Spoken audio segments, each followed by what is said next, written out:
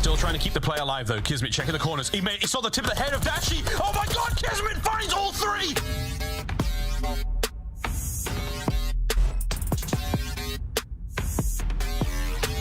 This lockdown for CDL Surge is looking so good. 20 points or so to go. And Florida nowhere near. My God, Brent. A kill to be found. Not a crumb, not a whisper. Nothing as Brent cuts them asunder, and it is all over. Seattle Surge bury the Mutineers in a 3-1 victory. Kismet on the bomb site. That's at least one player on B, so you know that's up. Here comes Shotzzy into the site. Kismet, he takes care of him. Shotzzy is done. Still trying to keep the play alive though. Kismet checking the corners. He saw the tip of the head of Dashy. Oh my god, Kismet finds all three! That's it, that's it. It's done. It's done. This bomb has been relocated, but Vance takes him off of it. Great opportunity for him as he'll look to try to find the timing. Nearly hits the beamer on the tip. Round the corner goes Cammy, stays alone. It's beautiful from Cammy. Capsidal answers with the other, and just like that, what turned out to be something special very well could have remained at his team. Oh, 4! Oh my goodness, an instant team wipe from the legend. You lose the first set of rotations on the first attempted break. Well, the second go around, OpTic win them all. Instant break, right back to building that lead. Absolutely magnificent stuff so far as OpTic still keeping things flowing. Shotzzy at 7-2. The Shotzzy's playing real sneaky. Envoy's never going to check this corner. There's the gunfight. 5 now in a row for Shotzzy. Rotation still looking good as your boy is getting his free running on. Should be an interesting change. Ooh, 6 now in a row as OpTic Texas looking to have control of the next as well. I've already been taking almost the exact same route. Pick a different corner and fire, get a kill, run to a different corner, get a kill, jump in a window, and now slide in and get the help from Prolute, the most annoying player in the game. And quite frankly, everywhere, and he's about to find 1, maybe 2 more. Brilliant stuff again. It's a 9 spree for Shotzzy here in map 1. Hardpoint timing accumulated by his teammates, and again, full awareness, and the 10 is there. This is absurd, man. Absurd. Come on! How many times have they called out? He shot every single player in the back multiple times. Snow is melted, and the summer heat is here. Welcome to our city.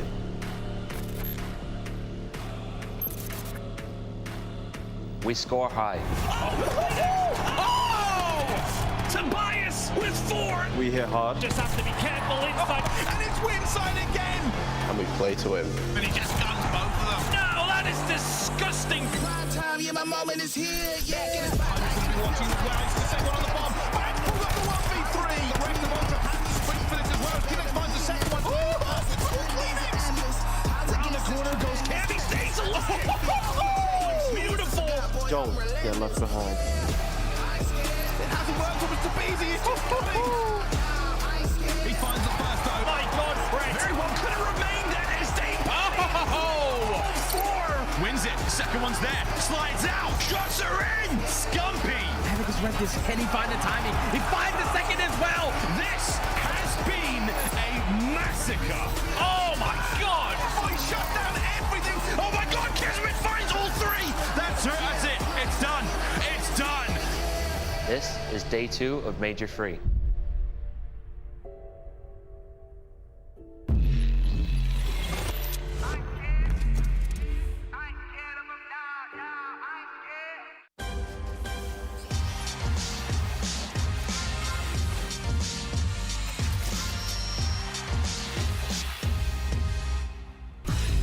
Ladies and gentlemen, good morning, good afternoon, good evening. Wherever you are on the road, you tune into the right place because you guys know what day it is, right? Friday. Yeah, it's Friday. Elimination Day, baby! It's Elimination Day, baby! It's day 2 out here in Toronto, and we're repping things at the Matt and Me Athletic Center, and Canada has been treating us pretty well lately. Wow. I'm loving the sights, I'm loving the scenes. Look at that I'm trophy. loving that right there as well. The mascot is banging. Nameless, this has been a great time. That trophy was a crown. That is fire. It has been a great time. We got some teams trying to get that trophy today, man. It's Elimination Day, dude. People are going to get sent home. It's going to be some spicy matches. You got that right. My name is Belly. I'm the host on the desk, breaking things down with the biggest brains on the desk, right? We got Jeremy. We got Ali. We got Nameless. Yesterday was pretty amazing for day 1. Steady. that was the best set of day one matches that we've had all year long. Every match was a banger from start to finish. Oh, yesterday was a complete surprise, man. We saw upsets. We saw teams turning it completely around. Like LA Thieves either getting 3-0'd or 3-0'ing. They win 2 search and destroys versus the best search and destroy team that we have in the CDL. So obviously yesterday was insane, and today I'm expecting nothing better. Right, Nameless, man, I was taking a look at the bracket this morning, and you know which one of the top teams are in the top side of the winners bracket? It's got to be Atlanta FaZe, man. They made some moves yesterday, got a big win over the home team. The crowd was here in full force getting hyped for Toronto Ultra. It wasn't enough. aTlanta FaZe looked great. aBeZy brings it back. So we'll get to see them play tomorrow, but today we got to see some of these heavy hitters that have fallen to the losers bracket try to rise above adversity. Right, and Ali, see, Elimination Day is my favorite part of the event, right? For the simple fact that there's more excuses. You win or you go home. No, I'm right there with you. It is definitely one of the most exciting because it's do or die, right, for most of these teams. And the fact that we have 3 teams that arguably were in the conversation of winning this event already sent down into elimination. We got OpTic Texas, we got New York Subliners, we got Toronto Ultra, the home team down here. It's going to be a hell of a day of matches. Let's actually take a look at it, okay? It's different when you put your eyes on it. Let's take a look at the bracket, and the loser side is pretty stacked. OpTic Texas is sitting down there at the bottom. We have the Major 1 champs facing off against the Major 2 champs, the Los Angeles Guerrillas. Oh my goodness. Nameless, which one of these matchups are going to be your favorite? I think Røkkr versus Breach is my favorite matchup. I mean, you got 2 teams that, you know, have been up and down throughout the season. Breach in Major 2 qualifiers. In Major 2, they're fantastic. You know, they have a chip on their shoulder. They feel like they should be in the winner's bracket, but going up against Røkkr, a team that was undefeated with a 15-3 map count, they fall to lose bracket. That is a tough round 1 elimination game. And I want to take a look at the top side of the bracket right now. Hey, yo, steady, man. You got Thieves, FaZe, Mutineers, and Surge. This is beautiful, man. I really didn't expect this. I definitely did not expect this. I thought OpTic Texas were going to be able to take care of Florida, but obviously Florida being the OpTic killers, they come out and get the job done there in the Game 5.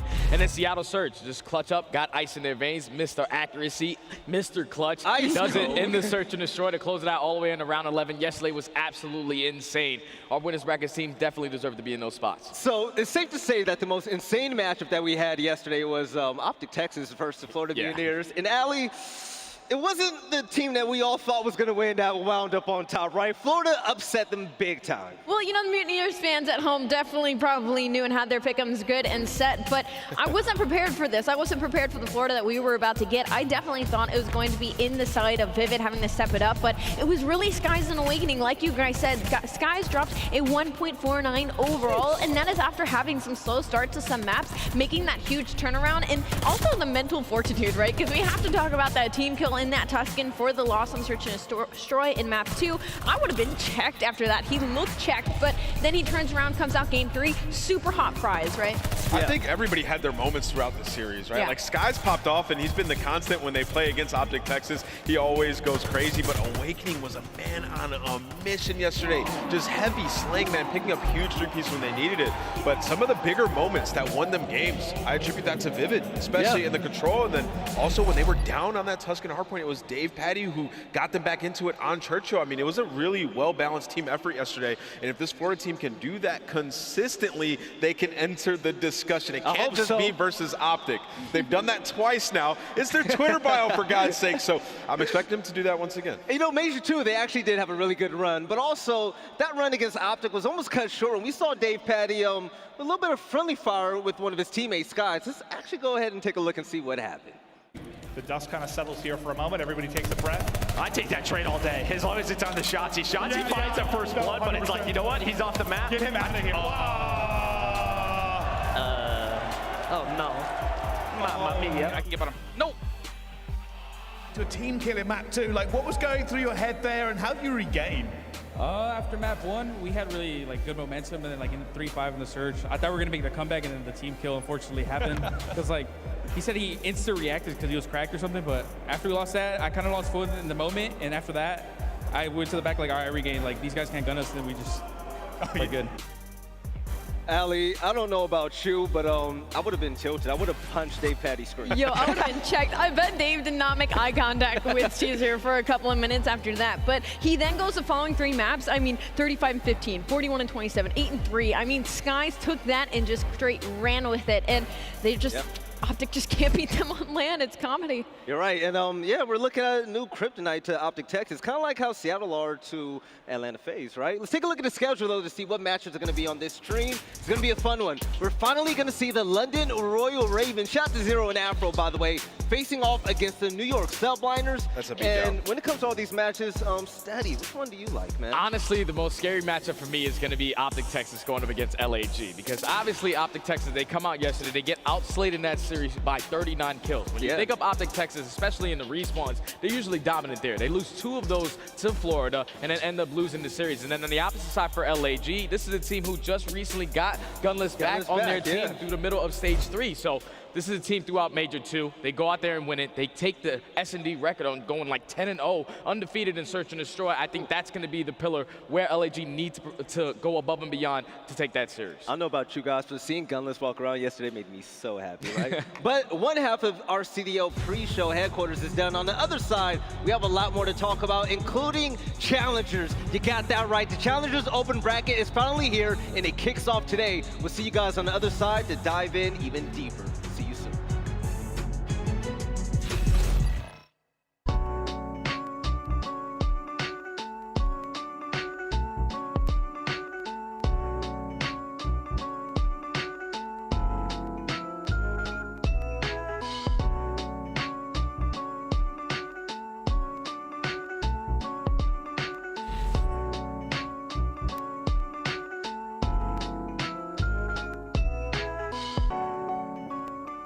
So won't you go ahead and tell me when you had enough? I'll give you one more shot when the camera's up. But this one you gon' have to duck.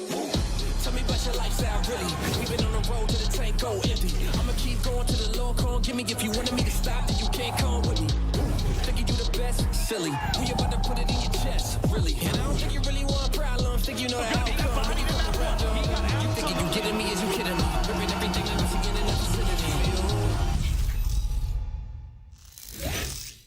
When you compete as long as I have, you learn a thing or two. You learn success isn't something you're given, it's something earned.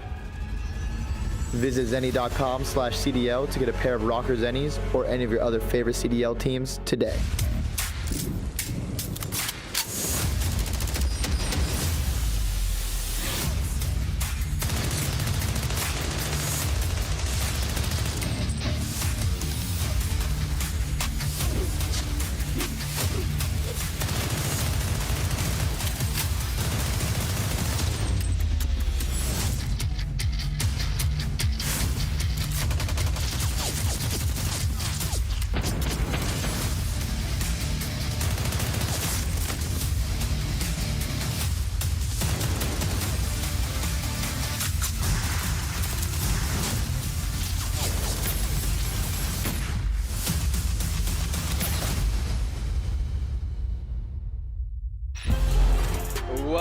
Welcome back. Oh, you yeah. know, we're here not just for the CDL main stage, right? But there's a separate part of this venue where we're hosting challengers, baby. Ali, it kicks off today. Listen, you can box them up across the station or you can box them up on the mats in the corner. But yeah, the Passion Pit is back, and I am just so happy to see the amount of challengers events we've had this year and the amount of impact they've had on the scene as well. Right, Nameless, man. It's almost as if it's culture to come out to Call of Duty and compete in these open events, right? You never know if that opportunity is going to strike gold for you. Absolutely, and you got to make waves now. If you want to get picked up to a CDL team, I mean, we know roster lock is going to be after stage 4 qualifiers, so if you want to make an impact here on the CDL, you have to fry in challengers. And we got some heavy hitters down there. Clayster's going to be playing in that. We obviously have Sensor. We have players who just won an event. We have Spark, who is our reigning defending MVP back in challengers. So it's not easy. It breeds fantastic talent. You can see everybody loading up right now, getting ready to go. It's just such a good vibe down there. That's a world champion on your screen, and Adam Assault out there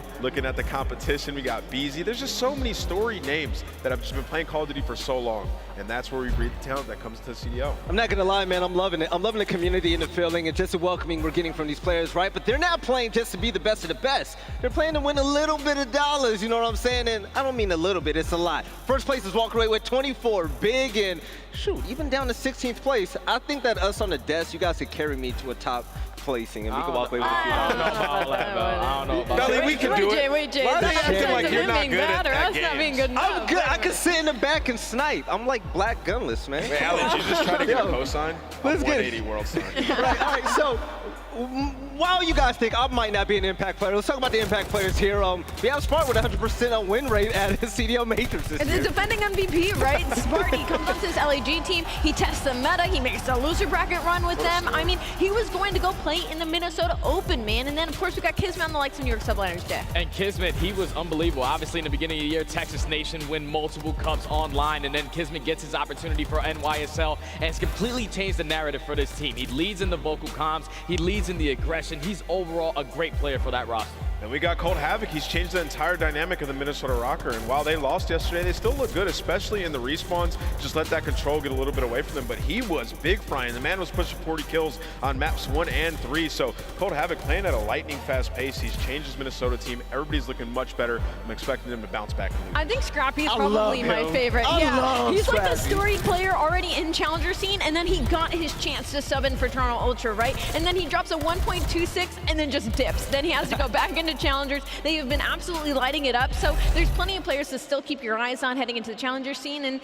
possibly get their chance in the rosters. For those of you at home, you know what you should keep your eyes on? This stream, because yes, we're giving you an opportunity to watch and earn. You can look like the pros and also play like them by getting some beautiful skins. That Maple Blossom weapon blueprint is actually, it's pretty hot. I love the colorway. Dude, that is fire. I love the emblems, everything, man. Go ahead and get yourself some new stuff in the Call of Duty store. Check it out, watch and earn. So if you're in chat, you might get yourself a free blueprint. And you know what?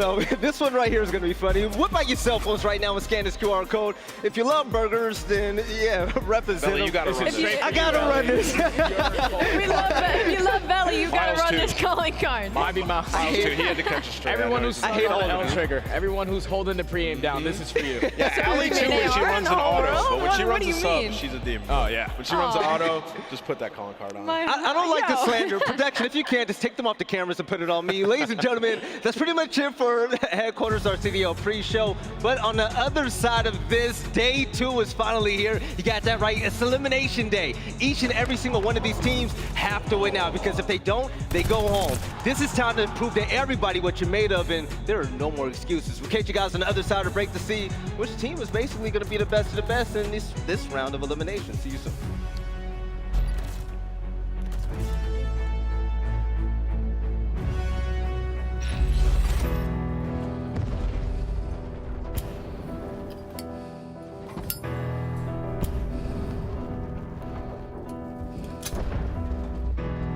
They kill me on Friday, bury me on Sunday, mourn for me Monday, well, then you gotta let me go,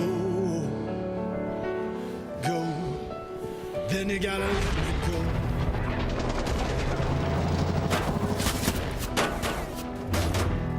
They kill me on Tuesday, bury me on Wednesday, mourn for me Thursday, then you gotta let me go, then you gotta let me go. Weapons hard, Bucket. Somebody say a prayer for me. They kill me on Friday, bury me on Sunday, then you gotta let me go. Ladies and gentlemen, today is the day. It's Friday, it's elimination day.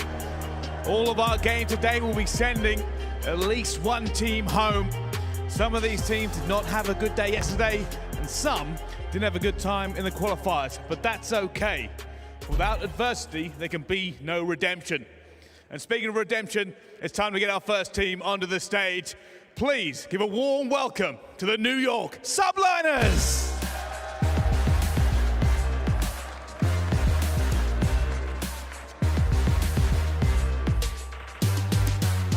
Crimsix, Hydra, Paulehx, and Kismet. I'm seeing the infamous pink Under Armour on the likes of Paco. I didn't see it yesterday, Jay. I see it today. I know this man is about to go rogue. 100%. That guy is going to answer early on into the series. Yesterday, he spawned into that control, gives a 40 bomb. Kind of started off slow, but with those pink arm sleeves, the guy's coming out hot. With a big loss yesterday, Bryce, they need the points, man. They need the dub. Let's bring out the London Royal Rape, so. That is very, very true. New York are ready to do battle So for the first time in Toronto this major, it's time to introduce the London Royal Ravens.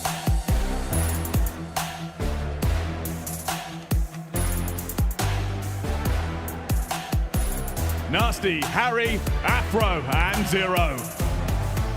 Take a look at the right side of your screen with the gameplay as big as Afro right there, man. That man Afro is on it. Watching him play in respawn game types is an absolute treat. He's in your face, he wants the action, and he almost always wins those 1Vs. But Zero is the main man on this roster for me. That AR play and that veteran IQ is second to none on this roster. I'm really looking forward to the London Royal Ravens to turn the ship around starting right now. They only have one more chance, Bryce. They certainly do, Valley. It all comes down to the game on the main stage. I love all the players, but we've got to send one home and one forward in the bracket. But I'm not with the action. Who will be guiding us through this game? Two of my good friends, Miles and Chance. He's not lying, we are good friends indeed. Welcome, friends. This is going to be a fantastic start to the day. Hello to a wonderful Friday here at the Toronto Major. Miles and Chance taking you through this one. And mate, the stakes couldn't be higher. Elimination matchup. I mean, honestly, this is like one of the most important matches of the year for both of these teams. You have the Ravens that are in a position where they're in third place in the CDL standings. It has been that way since the start of the Major, but they've barely been gaining points. And if they falter here, I mean, they might get passed by 4 or 5 different teams. On the flip side, for the Subliners, again, we talked about it at the Prom, they were fantastic. There were no CDL points gifted out. They are still 11th in the standings. They need to start making a climb because, again, they're also a team. If they falter here, it might turn into an insurmountable situation. So the pressure is absolutely on. And I mean, obviously right now, loser's bracket, not a fun place to be. Scary, very scary looking loser's bracket right now. Again, looking across the events of the week so far, it's been a treat. Maps and Mo's though on your screen. Berlin, Bocage, Gavutu, Tuscan, Berlin. A wonderful tapestry of carnage unfold before us. And generally speaking, obviously, just you could pick your poison at the different maps between these two teams. It is a massive advantage for New York and pretty much all of the hard points, so they're happy for the 1 and 4. There was an adjustment made last time these guys played. There was the Gavutu control. It does go to that round 5. It was nothing but defense, so I'd say that's New York just trusting their defense again to play in the same map. But that Bocage S&D also a little bit interesting. Last time it was a desert siege, went to around 11, and I think the Subliner said, hey, we don't want to roll those dice with Zero. We're going to try a different map, but I think Ravens not too unhappy to see the Bocage in the mix either. So if I'm thinking about this series, New York got to win the hard points, and well, I think Ravens trying to look down the barrel of a 2-3-5. We will see. Ladies and gentlemen, here we go into map number 1, our first of the day here at Major 3 on Friday. We welcome you. You watching at home on YouTube. For those of you here in the arena, let's get it, friends. Map number 1, Berlin. It's the New York Subliners, London Royal Ravens. Let's go. And Afro has to be that guy, or maybe one of them to step up for the team. And if there's any way you're going to win a hard point, hey, be that main slayer for the team and try to have a good opening break. You see, Hydra actually falls despite Afro not connecting with a bullet, but there the connection comes through. A little bit of scrappy. Crim, though, that final player in line in the hold for Ravens is strong. Yeah, Ravens start on the favorable side here on Berlin, and the opening time going their way. 30 seconds remaining here on first, and so far all good for the Ravens. They've got to contend now with a bit of a pinch developing from the Subliners. Kismet, Hydra, line up the kill feed. There we go, 0-1 point, getting the job done with the AR. Harry though lands 3. Brilliant stuff from him. That's 4 now in a row for Harry. Ravens maintain control. aBeZy will take it. Final 15 seconds going to go their way. A little bit of time to try to work on this rotation. And Afro, you see in the SMG players home. Keep control of the second story in this building and makes the hill time that much easier. No gunfights coming through, but checks his corners and now has the option, right? Play the stairs, play for the kills, or make your move on the point. But while he's trying to make his move, Kismet with the read, and New York now collecting a little bit of time. Finding a bit of time here on P2. Hydra, a man we've been talking about much again.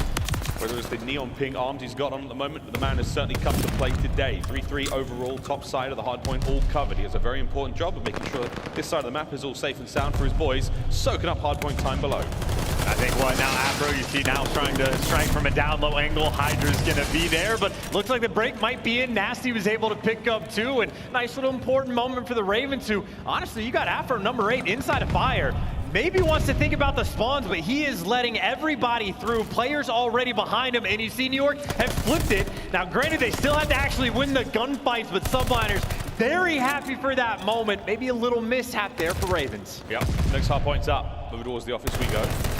Zero can't get a hold of Don and Ol, but that's the time stop now. Ravens still maintaining a somewhat of a decent lead. Can they find anything now? We've already got Hydra and the boys in on Nu. Hydra taking care of business over by Ol. Stopping the reinforcements now of the Ravens, getting across map, and a good job indeed. Kismet going to pick up exactly where he left off. Here's one, here's the potential for the second, and the third brings him down. But that's good kills either way. The Subliners slowing down the approach of the Ravens. I mean, honestly, I know it's early on, but again, we're talking about Subliners having advantage in the hard points. It's not just because of how good they have been, but also because Ravens have really struggled in the game mode, a little scrappy towards Nu, and you see Ravens actually in the back, but I mean, honestly, this hard point could have been worse if they just held those spawns for P3. They'd have an even bigger lead, but all is well that ends well. Still got a 20-point bump, easy gunfights for this scrap time, and funnily enough, London Royal Ravens, they're gonna have a sizable lead going into Nu. Running it up, indeed. Across the map they have to go now, though a long journey towards the next hard point, but Afro prying his way through train station. Massive stuff out of him. Barely touched upon it before. Big gameplay coming out of Afro. Exciting to see him go up against Hydra in this matchup already. One of the most dynamic POVs in the league. I mean, he's locked in as well. He's always got a good player cam, and well, you just get set up over towards Nu. Is this as good as it gets for the London Royal Ravens, winning these rotations as well? And I mean, hey, they've been outslaying their opponent as well. I mean, maybe saying an advantage in the hard points is a little too early, too soon. On the flip side, Crim 3 and 10, Ravens getting all of these kills. Yeah, finding the kills. London still maintaining control of the hard point. Now for the first time here at Major 3, let's go for a listen in with the London Royal Ravens.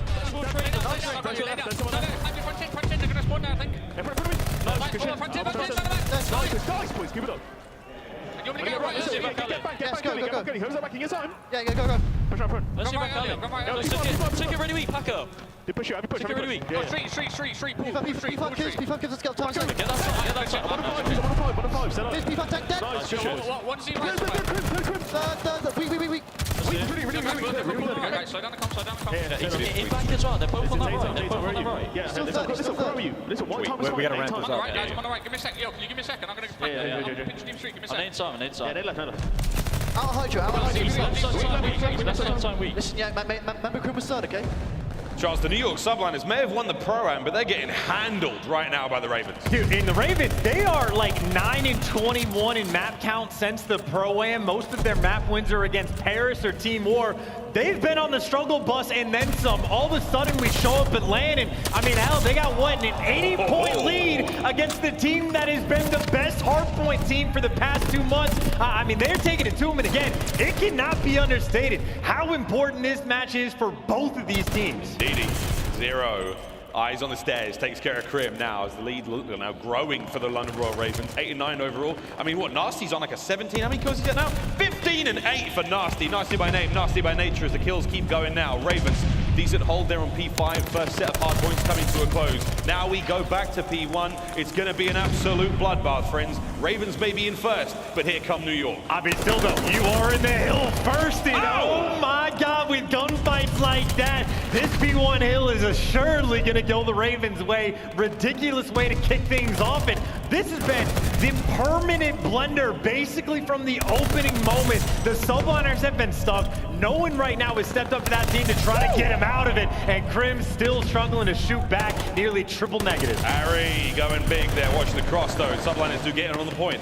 25 seconds remaining on this one. The contest comes to a close. Subliners now finally picking up time, and better late than never, because that scoreline is only getting bigger right now. Nasty trying to slow these players down. That's exactly what he's doing. 18 and 10. A nice 2. Rotation's already down. Ravens should have the next point. Well, it'll be New York at least attacking from up top early on. Kismet with a nice little intro kill. He's got Hydra on the other side, so Steps control is all theirs. Docs control the next thing in line, trying to hunt Zero down, and they got 2 players on the hunt. Kismet actually doing the smart thing, knows Hydra got it, so he actually starting to push up Doc, so maybe the teamwork flowing just a little bit, but there's one thing to have the teamwork, another to actually have the hill time.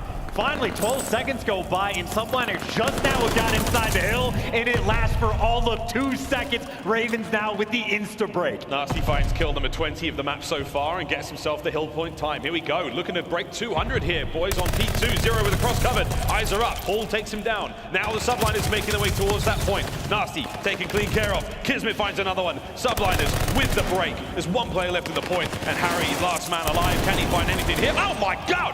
He just killed Crim. I mean, that is what the Crim POV potentially this entire match. I mean, again, 8 and 20 still struggling, but maybe you get the scrap time, a little bit of moments. You were down by 100, you chopped it, well, down to 80, but not even, right? Zero's being annoying towards scrap time, buying his teammates extra moments on this rotation.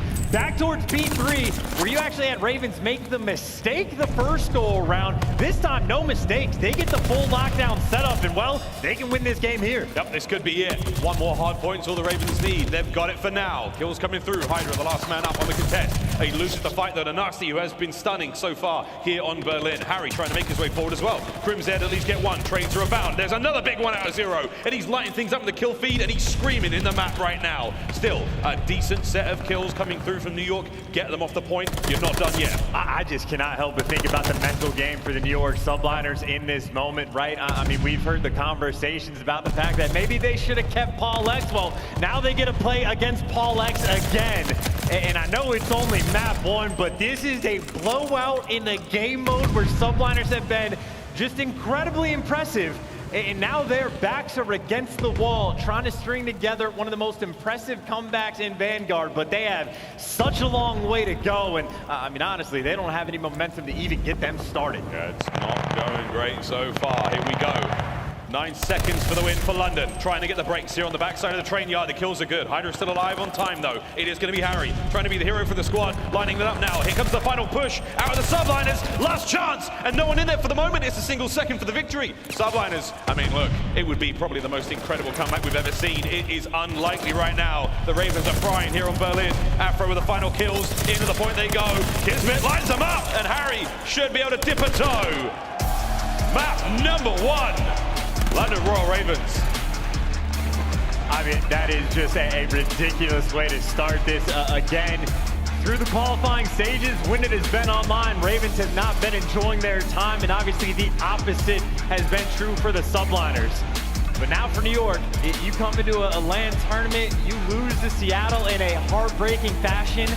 Now in losers bracket, to just get bodied in map 1.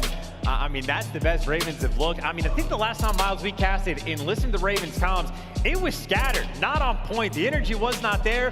What we heard in that game, well, that's about as good as it gets. Boys were dumb lit. They were absolutely spitting. And good looks out of the Ravens to start the series off. Look at these stats there. And again, I mean, look, we were giving nothing but love to Harry. Nasty as well, really popping off there. Afro, some sweet kills towards the end, but a very well-rounded effort there from nearly everyone on the Ravens. Beautiful stuff. On the other side of the board, though, Subliners, let's see if we can't find some special stuff for Crim, who has definitely woken up on the wrong side of the bed today. A slow map for the GOAT. We'll see if they can bounce back in the search and destroy. Let's check out the highlights. Hey, look, man, this is just immediately concerning for the team. Again, I think the path for the Ravens, and I would have said maybe a 30% chance at the series, and it would have had to have been from a 2-3-5. That's gotten blown wide open. Now you get options. Now when we're talking about going to Blockage, they might just have all the confidence in the world, especially if they are shooting like that. I mean, they got their flex player putting in work. Everybody across the board was on point. They get a comfort map for him, but as far as the map goes from Ravens, almost every single hill, as good as you could possibly want it. I think they dropped the ball on one rotation, which they immediately made up for, and then some. I mean, absolutely just disgusting stuff through and through. All 4 players on their team were positive. I think on the flip side, Subliners, I mean, they only had 2 players that were really shooting back the entire time. So that is a wild way for this series to start. Blockage coming up next. As you can see, the bookends, Berlin, either side of the series. We have to go to the search and destroy, and it seems like a very, very distant place to go, but hey, who knows? This could go the distance. Blockage coming up next, though. Search and destroy here in our elimination matchup in the major. The first one we've seen so far, and one of these teams is going to be going home. Before we do talk about those teams going home, and it will have to be one of them, friends, sorry, it is going to be an interesting look, though, at the game field keys to victory now for the New York Subliners. Obviously, winning Berlin might have been on that one, but you can scratch that bad boy off. Map 1's done. I mean, that would have been tippy top of the list, and I'd say there, you need more slang. Yeah, that was not evident in map number 1. I think Hydra and Paulehx, only 2 players close to being positive. Hydra, I don't even think was, but yeah, Kroom was certainly struggling, and honestly, he caught up to Kismet, who was not playing well. Both of those guys around -10, so the slang on land thus far has not been there. And I mean, yeah, London, we talked about it just in the comms. They have not really looked great as a team. The non-tradeds haven't been too clean across all game modes. They haven't really been there. So, I mean, maybe try to take advantage, but I mean, maybe that ship has sailed. Now you go into a search and destroy, where again, you know, we've mentioned for Ravens, it has not been clean across any game modes, but I think something that actually stood out to me was the fact that they have been winning 50% of their S&D rounds, at least throughout stage 3. That was tied for 5th in the league, so they're towards the top for round win percentage, but when it comes to actually winning games, 2 and 4 map count, Ravens have been sort of like the anti-ice team, right? Their round 11 record is abysmal, especially so on Berlin S&D, which is the map 5 should we get there. But again, I think a lot of that ice sort of conversation is all about that confidence and, well, maybe just something going on with the Subliners, trying to figure out issues with the set. Whatever the case may be, try to figure it out before map 2, because if you could just play it off with that for the map 1 performance, I mean, whatever it takes to get that confidence back. Hydra, he may be all smiles now, but famously, at nearly every single major he's been at, he's had some kind of mishap on stage, whether it's pouring game fuel. He's the king of that, where it's pouring game fuel all over his entire setup, which, I mean, come on, man, you're a professional. That can't be happening, but as we see a very, very slight delay, friends, before we get into the search and destroy on Røkkr, but for the Ravens, sitting very, very pretty after that opening hard point there, the blowout on Berlin. Last few moments there, coach to part wisdom, get some words in, as the lads listen on very intently there. And this is going to be an interesting one. Chancellor said confidence sky high for a team that has had a abysmal, frankly, run up to this major. And again, the difference maker in this series from the last one was played off of like what New York Subliners are expecting from the Ravens. They didn't want to run it back on Desert Siege. It was around 11 last time, and well, obviously the Subliners win it because of the ice situation, but maybe they thought they had better odds on Bocage, and I mean, it's they might not be wrong, because obviously Hydra on this map can be lights out. Same thing can be said for Kismet, so they trust themselves on the map, but I mean, I suppose the game fuel keys to victory for the London Royal Ravens. Trying to get that Kavutu control in the mixer, just the fact that they get it again. Obviously, they played it before. It was nothing but defenses, but you just strengthen up a little bit. Maybe a cheeky play over towards B. I know that's where Zero has honestly made his name on this map. If you can win the tick game, their defenses have still been clean, even against the Subliners, and that's all the way towards map 3. Back to that Bocage S&D for this team. I mean, they can be hyper aggressive, right? It is on offense, flying straight into Grandma's, breaking open every single door, trying to take every advantage and making things as chaotic as possible. So Subliners, I'm sure, are going to be prepared for it. But just the way they were shooting back in map 1, obviously, I have concerns. Look, I think at one point you said that Crim just wasn't. That's a bad start. However you look at it there for the New York Subliners. Plenty of COD still to play, though, here in the series. Bocage, search and destroy. We're loading in, pals. This is it. Map 2. The Ravens find themselves a win here. Tremendous. Subliners now an opportunity to bounce back. And this is going to be a spicy one. There is no doubt about it. The map records chance. That's a good look for the Ravens. I mean, again, this is why, like, we were even talking to Carson, the stats guy. I didn't actually see if it was like the 3rd key to victory or like whatever the case may be, but I know at least in the DMs he was very on point of like, it is very concerning to let that Bocage go through instead of the Desert Siege. So maybe it's a little bit of a dice roll, but London, again, certainly happy to take advantage. You see the stats right there.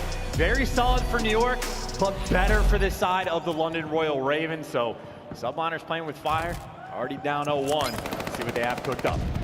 Slow and steady wins certain races. This one, though, I think may be over with the gunshot. Subliners, they will be on defense to start this one off. As the opening salvos of lethals and tacticals come to a close, Afro is going to hold on to his frag grenade and save it for a potentially rainy day here on Bocage. But for slowly now, we will creep inside Grandma's, checking every possible nook and cranny. Hydra's on the inside. Nasty Afro now teaching towards the bomb. Hydra's made a bit of noise there. Just enough to get a couple of shots rattling out over the map. Yeah, door open, closed. I have no idea, but the player's trying to play around it. Funnily enough, I mean, talk about the battle of corners. Even if Afro falls, his teammates obviously close for the trades. You pull that pin, that is loud if you're this close by. So Afro obviously knows what the deal is, and you have 2 players there for the challenge. First blood for the Ravens. Scary situation to be in now. Kismet knows they're inside. How will he approach this one?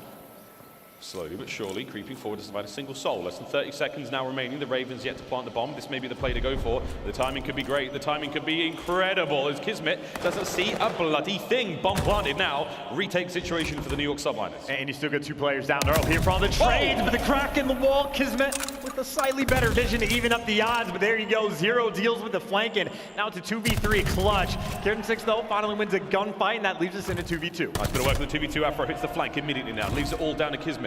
There's silence activated. Can't get it going through field side. Ravens take round 1.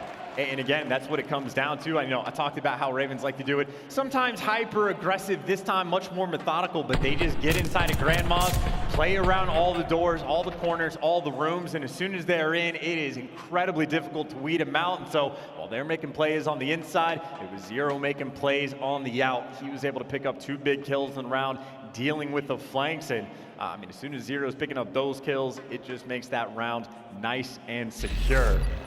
So we go over towards an offense, see what the Subliners have planned for the attack. See how they go. A little speedier this time. They've got themselves over towards that A plat, a little faster. Crim eyes on towards the back line. Afro, the tip of his cap, and it will not be tipped. It will just be spotted there by Crim. This is going to give space, though, for him to work forward. Crim still has everything to work with. The gunny is there. Patience pays off. Harry, the shoulder's there. His Twinkle Toes has just eaten a concussion grenade, so now he knows exactly where he is. Harry's going to have to back on up. This isn't going to get the bomb down any faster, but it does give the Subliners now an opportunity to make something happen. Well, the bomb is going to go down, or maybe not. Nasty's there in the window. The coverage was not there in time. I think Paulehx maybe didn't quite have the angle for it, so all of that work from Crim for the opening blood, well, you go back to just, point 0. Ready for Nasty up top, but again, he's tagged up, so he's trying to get out of dodge. And if you go for this plant over towards B, you're risking getting trapped in, and you see the guy that's doing the trapping. Well, for a moment, it was Zero. Crim last man up, 1v2 situation now. Nasty and Harry, the young'uns, see what they can do now. The bomb down for the Subliners. Got to go for the recovery. Less than 30 now to work with. Tags are in, and Crim, though, he held the line. Shots not enough there to get the job done as the Ravens take their 2nd round in a row. That's a big round, too. I mean, again, you get the first blood, but the trades are there instant. You don't let the bomb get planted, and just a small little moment of mishap for the Subliners. Didn't have that window covered, or maybe Hasty, or Harry or Nasty, whichever the case may be. Nice little duo name for him, but too quick through the window to get the kill and get out with their life. And after that, I mean, it seems to be rare for the rotations over to B to actually pan out unless you have the man advantage just because of how quickly you get trapped in. And, well, Ravens quick on the jump. 2-0 lead, and right now they just have all the momentum of the series. See how the Subliners adapt to this one. Of course, we've only seen 1 round on defense so far.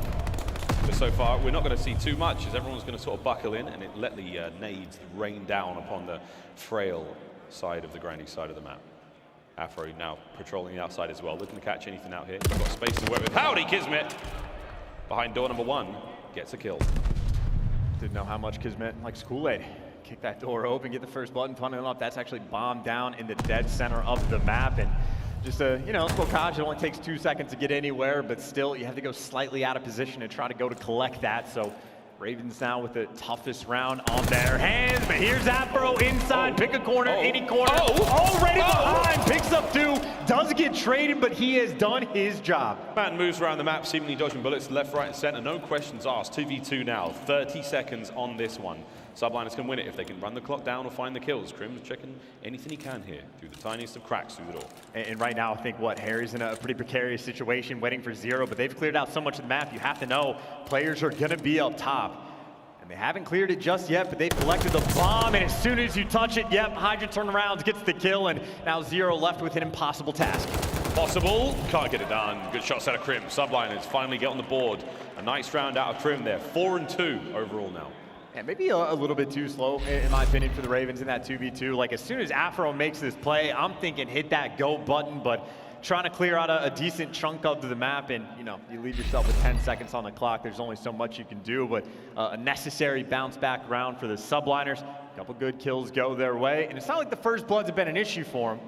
Obviously, Crim is able to get one on the last offense they've had. Just about that conversion. See what Subliners can do. Røkkr be like that, fast map. Turn its head incredibly quickly. It's quite small, one of the smaller maps we have here in Vanguard. Similar looks we've seen all season long now for the Ravens. Howdy! Oh, Afro's in there, but they've taken clean care of him. Brilliant first blood there from Hydra. I mean, heck, again, pick a corner, any corner, but if you just kick that thing in, at the very least, you're going to get the trade. So if you just win the first blood, even better. No one's planting the bomb yet, so no free kills for Nasty this time. And actually that bomb, it's not over to the B site yet. And again, I talked about it's not fun over towards B because you trap yourself in, but with the man advantage, it is a lot nicer. And as soon as Zero wraps out, well, you get it down for free. There we go, bomb planted at B now. Ravens man down on the retake, shots through mid-map, Hydra tagged, but actually not tagged, does get away with it. 2 players now pop dead silence, so the Subliners looking to get aggressive here while defending that bomb, and they're going to do just that. Zero and Harry, last man up, Hydra checks every corner, it's all down to Harry now as the final 30 seconds on the bomb. No chance The Subliners level the score 2-2. Perfect, as good as it gets. That is everything you want. Just a nice little strat to deal with Afro inside of Grandma's. Quick call in the rotation, and again, you have the man advantage. You certainly have more options. A little bit lucky on the timing for Zero to end up wrapping out, but I mean, hey, Call of Duty timing goes both ways. You live and die by it, but right now in a high intense match, for the moment, tied 2-2, but Subliners clearly have bounced back at least a little and have that breathing room after map 1. All we need is a little bit of air, and we'll see if we can't get this New York Subliners airship afloat. And there's some tags, and there are some coordinated made efforts. Those tags might have come through multiple walls. They didn't do a lot of damage, but interesting to see those hits come through either way. Afro knows this is a popular spot. We found him there a moment ago. We got blooded. Will anyone cross that line? That's actually wild. That was Zero standing on the Godheady in the back, wall banging through gate, I'm pretty sure, just to hit guys from 2 different walls all the way across. Dude, if things like that are starting to happen on both guys, that just makes it a little bit less comfortable. But the battle inside Grandma's, again, it is all about those corners. I think Afro actually knows he backed that player down, so he is now taking control of this area, and you get the bomb down. Raven's in a good spot. Kismet on the flank. Oh, Zero, good timing. Not enough on the gunny, though. Great job, Kismet with the first blood. Now, 35 seconds to wipe the Ravens out and defuse the bomb. That's the New York Subliners game plan. Taking care of 2 already as Kismet. He's got murder on his mind. Here he goes forward. Nasty, the last man up, and he's playing this one slow and steady. But there are too many Subliners, baby. They're all over the place. Now get the bomb defused, and they will take the lead. I mean, hey, I like the double flank coming through as well, just to get, you know, a lot of pressure on Zero, but it was just every single player winning their individual gunfight. Hydra had the exact same thing in his battle against Afro in bottom granny, so I mean, right now, Subliners, if you're winning all your individual gunfights, makes things a whole heck of a lot easier, and obviously for the retake strats over towards that A site, throw an extra man on the flank, pull an extra trick out of the bag, and they deliver. And now we are 5 rounds deep, so I mean, it has to be acknowledged right now, Harry sitting on a donut, 0-4. Granted, the damage output has been there, but you certainly want to see him get on the board. Yeah, he really was the hero of Berlin there for the Ravens, and now a little slow stuff here on Bocage, but you're far to be finished. It's 1st to 6 here in Search and Destroy. Nice opening kills there from Crim. He's finally got the guns going now. Nasty brought down again. It's a 2-piece there for Crimsix before being traded out now to Kismet. Oh, brought down from the air. Afro getting it going. Shots are on from Paul. Can he finish this one? No, Afro just about. Now a 1v2 for Zero. Make it a 1v1. Old teammates going at each other. Hey, they let Zero get to the God tank, and Hydra apparently had no idea, so all that work from Crim just almost instantly get tossed away, and Paulehx against a former teammate, albeit briefly, for the 1 versus 1. Bomb is down, and not a difficult situation to be in, to be honest, but the lack of information that Paul has is the biggest problem. And Zero's already used his Dead Silence to cross it over the map, and now the timing can be amazing. Paul can't land it. It's a little windy over that side of the map. Cool resolve there from Zero. A massive round for the Ravens, tied up. And that's just one of those spots, by the way. I think it's because of the trees where you don't actually get aim assist from the Paulehx side of things. So just really unfortunate positioning, and you know, no aim assist, always responsible for a lot of the windmills and Vanguard. But I mean, hey, you will take that, you know, if you are Zero, just to stop the bleeding, because that was many rounds in a row. That is a round where Crim opens up, not just with the first blood, but he picks up 2, and well, Afro delivers with a 2-piece, Zero delivers with the clutch, and not terrible work, and well, this time, Harry, not his fault for this one. Gets taken down by his teammate. Sorry, Harry, still no kills, mate, but that's going to be a 3v2 now. Subliners with the man advantage. They are swarming the B-bomb site. The double flank coming through in just a brief moment, but it could be Paul who could get the party started, but Nasty has made an interesting run over now towards that B-bomb site. No one really home at the moment in time. Will he be able to check this one out, or will Paul possibly have the dagger at the ready? As long as Paul is alive, though, this round is much easier for the Subliners. It's not just a man advantage, but as soon as you plant, Paul should be very quick just to try to trap you in and see what direction you're going. So you see him trying to put the pressure on the back wall. His teammate trying to clear out the rest, but Afro aggressive towards HUD, gets a freebie, alive for the moment, turns it into 2. And that is now a 2v1 as Paulehx, he's been chill for a while, but now he may be running around in circles. Does he get going to get spotted? He will. Now, Paul, what have you got? We've seen the sweet two-piece out of Afro. Can he do the same thing now? Just over 20 seconds to get both players and the defuse, and they are holding hands. You've got your Thunder Buddy, and there it is. The lightning lands. Ravens, another round. What a fun search and destroy this is. What a fun one. I mean, you say fun, I say kind of annoying. Just not in position for the trades. Like, you had the 3v2. Paulehx should be able to say, hey, they haven't crossed the back spawns. They just planted the bomb. They will be near gate, or they will be trapped on site, or like even maybe towards L, but you eliminate so many possibilities, and Crim's the first one to fall. Kismet just not in position for the trades. And it's not like Crim had him one-shot or anything, so that is honestly an easy two-piece for Afro. And that is a heck of a way just to win the instant 2v3 on a site that is not easy to clutch on. Just had another brilliant two-piece here. Afro put on a bit of a highlight reel here on Røkkr, but Subliners still immensely capable here in the matchup. Towards the A-bomb side we go. No one finds anything yet as the typical standoff, as the tension can be cut with a knife right here, as the scattered shots now penetrating the walls of Grannies. No one to be found whatsoever. That opening pick will set the tone. Now, speaking of opening picks, Crim has actually been on point on offense for the first bloods, and was playing over towards his God tank, but I think Ravens finally made the adjustment, right? He drops down to 12 HP with the nade, so he has to relocate. Meanwhile, Nasty, I mean, this window's wide open, so you have to have someone looking this direction if you ever want to plant for the moment, though. You see Subliners down low, they're just looking for a pick first. Afro sees a Crim. Crim gets him. Paul finds one as well. And now Nasty trying to bounce back. First blood immediately answered by. Nasty can't get it done. Nice shots out of Hydra. Less than 30 seconds now. Ample time to get the bomb down, but this is all going to be on zero. Trying to kill these members of the Subliners and get the defuse. It's got to be impossible. He's got eyes on at least two of them, though. We'll see if he can make the play, but hey, this is going to be tough. Oh, yeah, no, Crim does not care. And no time wasted flying in for the chow and there to take him down.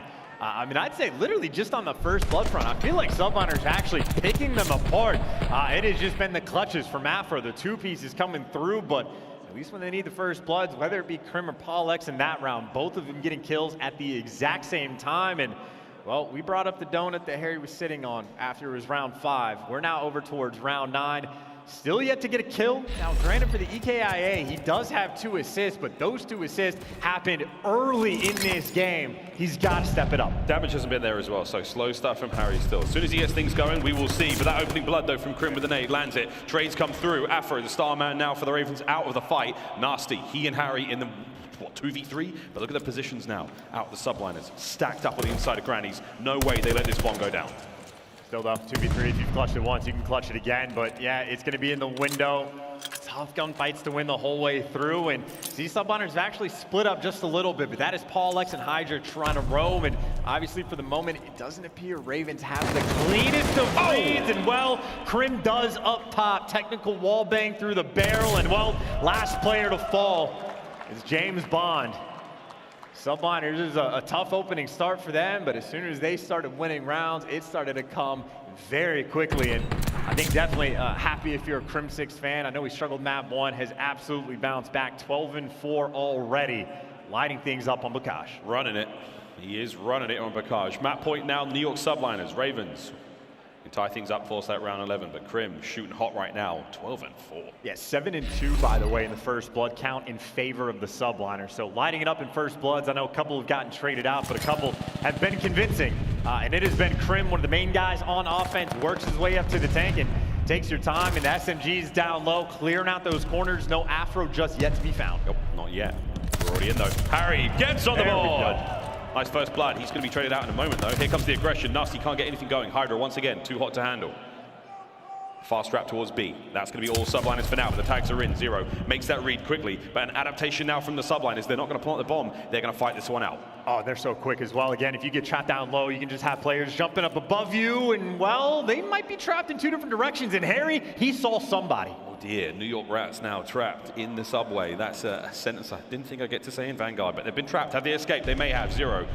There's a lot of trouble coming around that corner as the bomb gets planted towards B. Ravens now, the 3 remaining members will have to hit the retake. What a kill from Zero to get the proceeding started. That is tremendous. 3v2. And well, already gunfights maybe bottom barn. Well, Kismet wins down low, and again, you just pick your corner. Speaking of corners, there is Paul's, all for the 1v1. Here we go. 1v1, Afro v Paul, 30 seconds on the clock, and they're running around. Tags are there. Can Afro get it done? Paul with the damage. The nade goes out, and this could be it. You've got to get the kill, Afro. He's got to make the move now. Got to get things going speedy as you like. He's been that all map long. Has he checked the corners now? He's going to go round. Oh! Has he got the bomb? He's on it. He's defusing.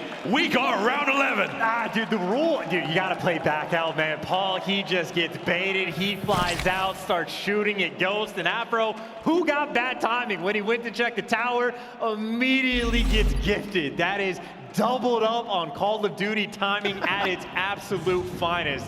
I mean, I guess we get to see the entire thing again. Afro goes close when he should have gone out wide, and as soon as he crosses Paul, that is unreal. Paul takes a shot as well, and again, look at the time. If you play that any slower, plays back L, as you said, like that's a typical spot you find players in for the clutch. Whoa, man alive, here we go. Final round in the Search and Destroy here in map 2. Ravens on the attack.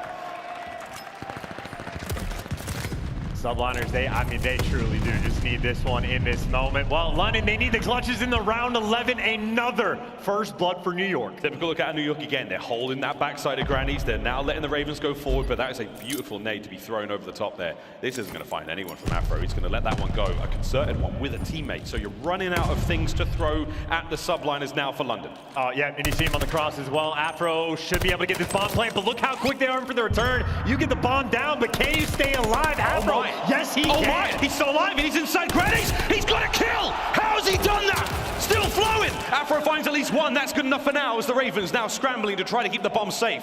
New York Subliners, 3 of them up. Crims pop dead silence, 30 seconds on it. Hydra, oh my word. Harry's got on the board, 0-0 as well now. And Paul now in the 1v2. There's not a lot of time left, but Paul could still get this done. Harry brought down, less than 20 to play with, 0. Gotta go big. Fly, run, Paul. You gotta get near the bomb. At least stay near for the defuse. You are running out of time, and you gotta get the kill. And Zero playing the corner. Didn't even get there in time. London take map 2 in a very dramatic round 11. That is an absolute stinger for the Subliners. At chance now, that's match point Ravens. We now push New York Subliners' mental game to the limit. And that is a breakdown as well. Subliners just had 8 out of 11 first bloods, including the final 2 rounds. Perfect with the nades, and then just 0 clutch ability after the fact. I mean, again, the strat was there. You saw it. Afro, they were 100% certain he was on bomb. You had an AR in the back tank. You had Kismet up close, but they still let him get out with his life, and he somehow turned that into a kill along the way. But I mean, not even for that moment, just Zero and Harry making the big plays. Harry might have only gotten 2 kills, but it was the final 2 rounds where he delivers for the team. And that is a wild round 11 to the Ravens. I mean, prayers to those guys able to convert that one. That is a massive win. That was a tough fought battle indeed. Gavutu control, potentially the final map in the series here. And I think what can we take away from Røkkr is it's really, really hard to kill Afro. No matter how weak he is, no matter what spot he's in, that boy finds a way. The Westman's finest set, putting on a show for us there. What, 2 great 2 pieces and that kill towards the end. Woo! Crazy stuff. Well, ladies and gentlemen, now we find ourselves in a very precarious position. The New York Subliners staring down the barrel of defeat here in Major 3. Will the Ravens be able to get it done here on Gavutu Control? We'll find out after this break.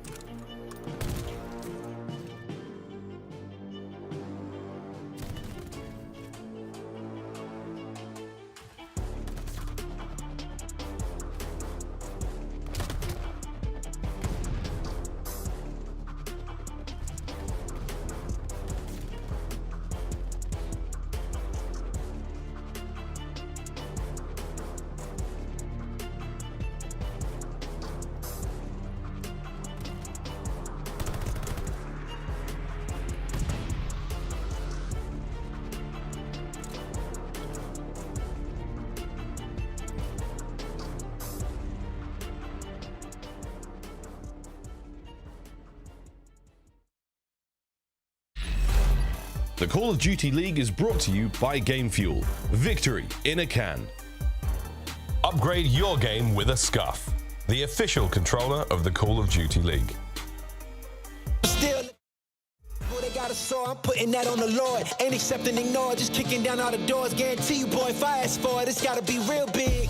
I gotta make it just for my kids and for their kids, just kids. That's wealth years and years. Promise my brother soon as he out to finish this bid, we finna do it bigger than anybody ever did. The odds is real big, jobs that's real big. Satan trying a little, my God is real big. Stayed up on the grind on the cards is real big. I gotta do it big, the only way that I can live.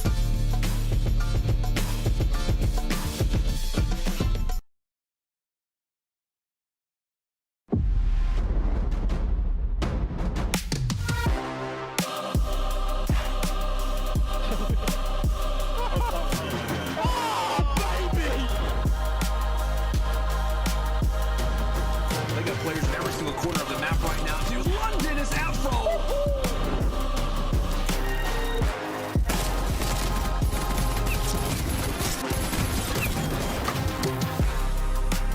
And oh my God, there are just a legion of players here. Peekaboo, I've been here the whole time. Well, ladies and gentlemen, here we go. Map number 3, the New York Subliners versus the London Royal Ravens. And this is it, friends. This is the elimination matchup. And right now, this is match point. Ravens, will they actually chance, after what has been, let's face it, a really bad stage, turn things around here in the major? I suppose, look, you know, series is not over, still plenty of Call of Duty to play, but I'll get a little bit ahead of myself and talk about for the fact that in the online stages, the Ravens earlier on were on point, but both times they come to the LAN events, and granted, they had a couple good reasons, but did not particularly perform.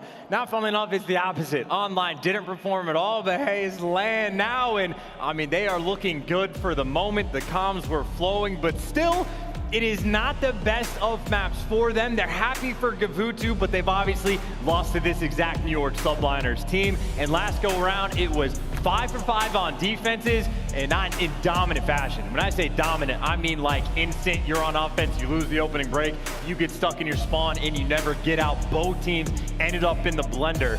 Right now, I want to see if either team has the strat to not even get out of the blender, but to cap A and maybe just get an extra tick over towards B. I'd say on one side, I'm looking at every single player, including Paulehx, despite the fact that he's the only one positive to step things up on this Gavutu, but I'm also looking at Zero. He has been the menace early in this year to actually get progress over towards B. I want to see if he can string something together. Chance doesn't fanboy too often, friends, but he certainly does it in case of Trey Zero here on Gavutu. So far, a decent start for both teams. We're contesting towards A. That's where the opening skirmishes have taken place, and so far both teams drawing an nearly equal amount of blood as the Subliners now start to take a bit of a lead here. Good shots again out of Crim, keeping things going. Zero tags there, but Kismet desperately trying to get in there, desperately trying to start the trap already. Yeah, well, no, it's exactly how it goes last time. The trap gets set up in the first 30 seconds of the round, and a team never able to fight out of it. Now, Ravens at least sending one player, maybe two, towards the direction of B, and maybe you want to go that way because Hydra's over here, over towards A, and great timing for Zero to actually get past him, but you do not have boat control. You are still fighting just for the opportunity to even set foot on A. I mean, it cannot be understated. I think it's how it went last time, and the fact that you just get blundered, have no progress even on the 8th point. Right now, Ravens, they gotta get something going. I mean, they've come so close now, twice to being trapped, but they've managed to escape it by the good graces of Zero's AR, but that could be it, friends. Now, Kismet, moves in a position. It may not matter, though. The clock's already ticking down, 20 seconds, and the Ravens haven't even sniffed a point yet, Chance. Yeah, no, not even close. You know, it is deja vu all over again. History repeats itself. You gotta learn from your mistakes. A lot of little taglines you can throw in the mix, but it is as bad as it gets. Not a single tick coming through. 5 seconds left on the clock, and one of the quicker Gavutu rounds you'll see. I think Ravens had foot on point for a second, maybe two, if that. That was brutal. Wow, a fast one. We're a minute 35 into the game, friends. Well, hey, you know, as we talked about it being 5 for 5 on defense, Ravens last go around, it wasn't quite that bad, but roughly did the exact same thing to the Subliners. But now Subliners in the very unique situation of if they capture a single tick on A, they'll have the lead. Bounce back in the series possible. They're going to need it now. This is the last chance for the New York Subliners here in the series to stay alive. Across the bridge they go in towards A. Not many guns up there for the Ravens, and they're already on point. They've already done a better job than the London squad have done so far, but here we go with the kills. Hydra is there, first under the feed, finds himself one more. Trades are abound. Harry from the back line. Good work all around as the A zone still slowly being captured now. And here comes that segment. Here comes the OBJ, and there it is. First segment in for New York. They got a single sig, let's go. And hey, honestly, I mean, most teams in the league are able to at least capture A on this map. And obviously, Hydra now causing problems. He's got 9 kills. We're talking about players needing to step up. And well, there's number 1 and number 2. It's looking like he might have it, or Nasty's there for the trades. But either way, 8 points secured.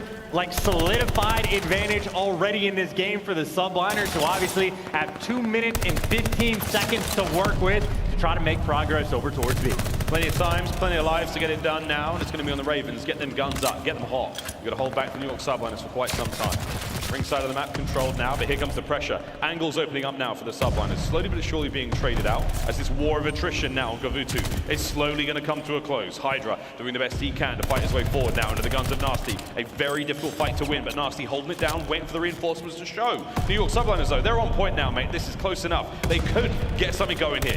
Well, I was going to say Hydra's on prime heady territory. That does not last very long, but either way, this is more or less the setup you want. Now, granted, you want reinforcements, but you have ring control. You get a player on the point just to stop the clock, so it is a setup, but obviously Paulehx is many places, but he's not inside the safety of the tank, so as soon as your guy on hill falls, things get that much more difficult. Kismet dancing, dicing with death right now. Afro may have his sights, but this is going to be a tough fight to win. That rock. It's the rock. The hard place right now was Kismet. Nice nade from Zero. As again, pressure here from the Subliners is unrelenting. Harry trying to slow him down. This is a great pinch. Able to get at least 1 out of this. That's good for now. Gives his teammates a bit of purchase through the middle of the map. Able to get themselves out of their spawn and into the fight. And I mean, hey, 11 lives left for Royal Ravens, so they got to slow this pace down and keep them off of the point, because I'd say if you're able to stop time for an extra 20 or 30 seconds, I mean, you could win it 2 ways. Either capture B or do it on lives, but obviously, a couple problems that need to get solved. Kismet's in the backline, which is great, but you got to get out of your spawn. Nasty spawns off the map or just spawns the wrong direction. Worst case scenario, and now Subliners have stopped the clock. 48 seconds on this. If they can get the capture done, the first segment's in. That's going to be Kismet doing the job. Hydra in the front line. Fight his way forward. Massive kills. Now the last remaining members of the London Royal Ravens as the lives are out, but the guns are not. They're fighting forward. Are they able to stop this cap? No! Kismet wins a big one. The second segment through as well, and this could be curtains for the Ravens. I mean, hey, and it's going to be on the tick game too, or maybe not. They do it in kills, and that is a wild set of events. I have to imagine it was off spawn that Nasty, I'm guessing, just looking the wrong direction. I guess moving in the kill cams, or I don't know why it happens, Miles, but sometimes it does, and you lose that extra life on Gavutu on defense. You spawn that far away from the hill to begin with, and I mean, Subliners have done the hard work. I mean, they're going to win this game, Miles. I'm very confident to say that there's a fat lady singing somewhere, because they already won a round on offense. They have been perfect on defense against the Ravens.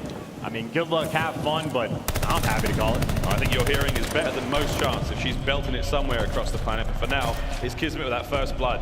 New York Subliners on defense. The first time round, they made this look exceptionally easy against the Ravens. Will they be able to do the same? No, the Ravens have got themselves onto B, and it's your boy, Zero. Hey, back to Old Faithful. This is like the only time Ravens have actually really had a great deal of success on this map, is Winnie is over here in the tank. If your nade's on point, if you can't clear him out, it's a massive problem. But you see Zero, his teammates are dying at A. He has dragged 3 players back to deal with them, but his teammates gave him nothing. All of that effort to completely lose map control, to not get a single tick, and to get stuck in your spawn. They might have got the B segment. I can't confirm it, nor deny it. Got Hydra now on a 5 spree, makes it a 6. Lordy, he's heating things up. Trap now getting set. Not quite complete though. You've still got a couple of players who managed to slip the way through, and this is going to be big from Paul. A few more. Oh, come on, Paul! That's a sweet 3. Somehow picks up all of those, and this could be it. The trap may be set. Dude, I'm already thinking about Tuscan Hardpoint. That's going to be your map 4, and we are certainly going to be seeing it in this series. As soon as they get stuck on their spawn once, Ravens have never been able to fight out of this, and I mean, sort of understandable why. Kismet posted up on a fantastic heading over towards Cliff, where he falls. Crim in a fantastic spot towards the middle of the map, and both him and Paul finding kills, and you're looking 18 directions, nowhere to go. 22 seconds left as Ravens just dying one by one. There we go. Well, she's starting to warm things up. She's singing here on GaVootoo. This should be it. The final 13 seconds, and this map should be closed out. Can anyone get towards the point? Zero desperately trying to run. Mud in his boots, blood in there as well. He's not having a fun time. Final few seconds to kill on Crim's good. Crim, a watchful eye. The kill's there, but the time is not. The New York Subliners bounce back in a big way. Series now 2-1. 6 minutes and 23 seconds on GaVootoo. There are rounds that almost last that long. That is, I mean, as good as you want it. There's a couple of, drop moments, breakdowns on the Bacage S&D, but they spawn into GaVootoo, I suppose, ready to play. And I mean, again, this is why when we're talking about Ravens up 2-0, I don't want to get too far ahead of myself with how the series is going to go, because now we go back to sort of step one, the hard point game. Obviously, the Berlin, New York Subliners did not have a great time. I'm honestly very curious as to what was going on with Kismet's setup, because, well, it was certainly better there. Hydra 23-11. Unreal performance. Again, even when Zero is dragging 3 players back his direction, Hydra is piecing up the rest of the Ravens. Man hates birds. A very fast GaVootoo control indeed. 6 minute 23. We'll remember that one for a while, or not, because it blew right by. But either way, the New York Subliners buy themselves a lifeline here in this series. As we look across the highlights, it's going to be all New York, baby. This was their map to win. Start to finish, no questions asked. I mean, genuinely just suffocating. Like, that's a 6 minute game. Like, I don't know, the number of things you can do in that little of time. Whatever the case may be, though, again, back over towards the Tuscan. I don't know, man. At this point, like, that's almost like an instant. I have so much more faith in the Subliners now. It really is just that level of dominance. But I suppose in his Vanguard, who knows what we are going to see. But as far as the highlights go, nothing really to show off. Just a pretty, like, blitzkrieg sort of situation on the one offensive round that the Subliners actually strung together. They pretty much had ring control the entire time, even on offense. And I mean, that is step one of a sort of like a 3-step game plan. So they made it work. High 3-0, towards Tuscan we go. Tuscan hardpoint up next. Berlin search and destroy, the other bookend of the series if we have to go the full distance. And right now, I don't know, man, anything can happen. All bets are off now as the Tuscan hardpoint loads in. Players getting ready to go on the other side. And Chance, how you feeling now? Of course, New York Subliners, a newfound sense of confidence, I think, in them after that win. But the first hardpoint, it wasn't very pretty. I mean, I'm like going back and forth, like not even confidence for either of these teams, just like nerves for them, right? Because again, you talk about the CDL points. It is not just this tournament where you need to have some sort of success. It's not just the Subliners who win the Pro-Am but want to deliver at a major. They're 11th in the standings. They are desperate for points. There's the potential if Ravens lose this series that like 4 teams possibly could overtake them in the CDL point standings. And obviously there would be 6 or 7 teams that would get very close. So it is desperation time for both of these guys, and well, at least when Subliners' backs were against the wall, they at least win that next map and keep their series / like tournament lives aligned. But there is so much pressure. I'd have to imagine the most important series of like both of their Vanguard lives. Without a shadow of a doubt. 2 players who we're looking forward to in this hardpoint, though, who have to bring the noise, is of course going to be Hydra and Zero. They're heroes for their respective teams, not including that map 1. And Zero, he didn't look too bad out there whatsoever. But not too much separating these players' chance either way. And again, a submachine gun player on the left-hand side in the form of Hydra, and Zero, a much slower assault rifle player. So comparable stats to a degree, but very, very different roles on the map. And I'd say what Hydra also delivered in the map 1 as well. I mean, him and Paulehx were at least even, or I think +1 or 2, whatever the case may be. So they were solid on map 1. It was Crim and Kismet that were struggling just a little bit. So look at those 2 to kick things up for the Tuscan. And I mean, I'd say not just Zero, but again, I think Harry may be the guy to Zero went. Well, Zero went on to zone in on just a little bit, I suppose, because he was lights out on the map 1, had a fantastic performance. And even on the Bacage where he was struggling, as soon as he started getting the kills, he was getting the most important ones on the map. So that'll be my guy to look at on the Ravens side. Well, here we go. Eyes are on. Map number 4 here in our first elimination matchup of the day, of the major. Ravens still find themselves at match point as the Subliners keep themselves alive after that very, very swift matchup on GaVootoo. Here we go in the Tuscan. Both teams sorely need the win. Ravens to move on to the tournament. Subliners to force that final map, that Berlin search and destroy. We'll see if we can get there.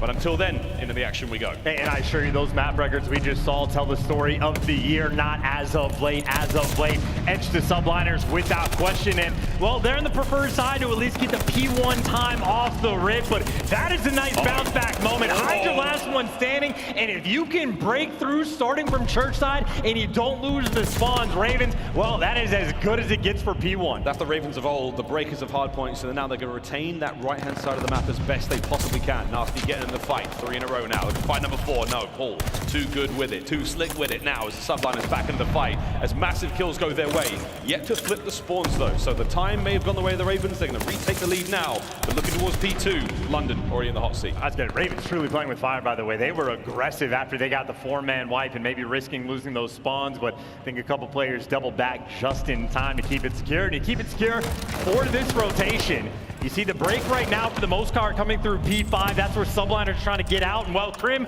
the man on the late flank, he is getting red. And a nice little corner from Zero, so it's now on his teammates who are falling one by one. Clean 4 down, perfect break. Now the question is, do you read those spawns? Yeah, again, that's a good look now from Zero, watching the back line. There's the first. Dips on out before the damage gets too bad. 2 spree now, trying to turn it into a 3. Paul, though, oh, he gets it back for the 1v1 on Bocage. And that's going to be a big fight towards the backside.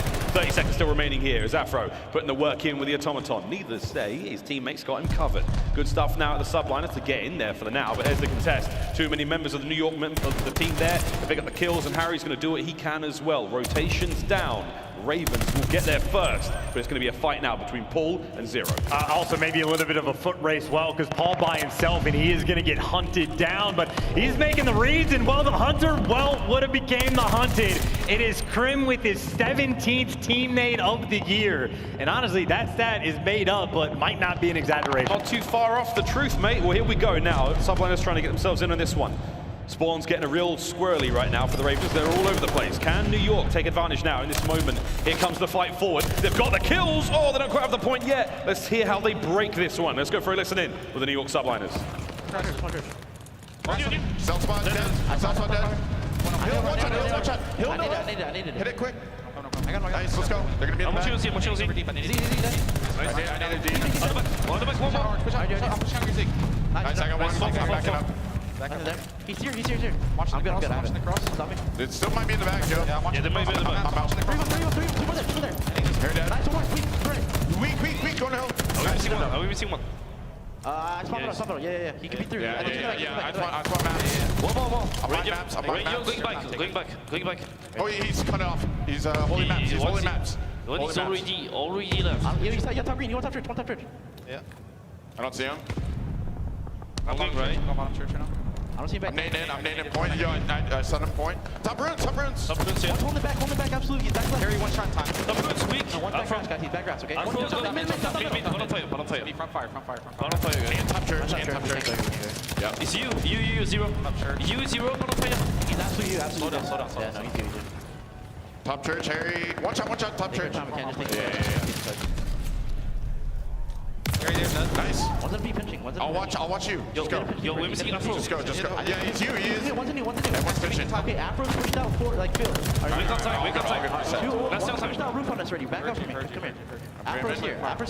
He's here. Weak. He got away. I stunned it. I did not stun him. He's on the ruins. He's fire alley. Fire alley. To your left. Fire alley. Watch out. Nice. That is the sound of a team not as calculated with the teamwork, not trying to set things up, really just trusting each other for the individual plays and individual wins that, at least for the moment, we're not going their way. But I suppose over towards P5, you get control of the hill, and well, you get the pressure out the front. Subliners trying to turn this game around. Trying. They're going to have to do a lot more than try here on P5. Here come the nades. Here come the lethals. Here comes the Ravens. Now through the front windows, trying to find something downstairs. They've got an opening now to work with. Can Nasty get the kills? No. It's all good for the Subliners. Locking it down. Paul finds 2. All good so far as the kills come their way. Ravens wiped off the map. I mean, hey, if you're going to be trying to trust in the individual kills and Paulehx, we trust. 18 for the moment. Trying to throw the team on the back, and certainly a hell of a P5 to turn things around, but that is a massive amount of time for the battle over towards Scrap. I know Subliners get here first, but we've seen it time and time again where a team fights for the P5 hill, really sets up the pinch from every single angle over towards P1, and I mean, the question for Subliners, how long can they hold on to this for? It's not looking like it's going to last. Well, they've got to drive on, take care of Paul at the very least. That's one opening now for the Ravens to work with. In through the mid-map we go. Kills now abound. Harry finds one, traded out immediately. Kismet holding the time now as P1 has popped. This could be a very dangerous one, but an important comeback moment now for the New York Subliners. Nades out now for Kiz once again. Ravens only hitting from one side of the map. The guns are up. They should be able to find the kills, but here come the trades. Hydra on the back line, trying to get one more. No, Afro absolutely skins him. Ravens with the break.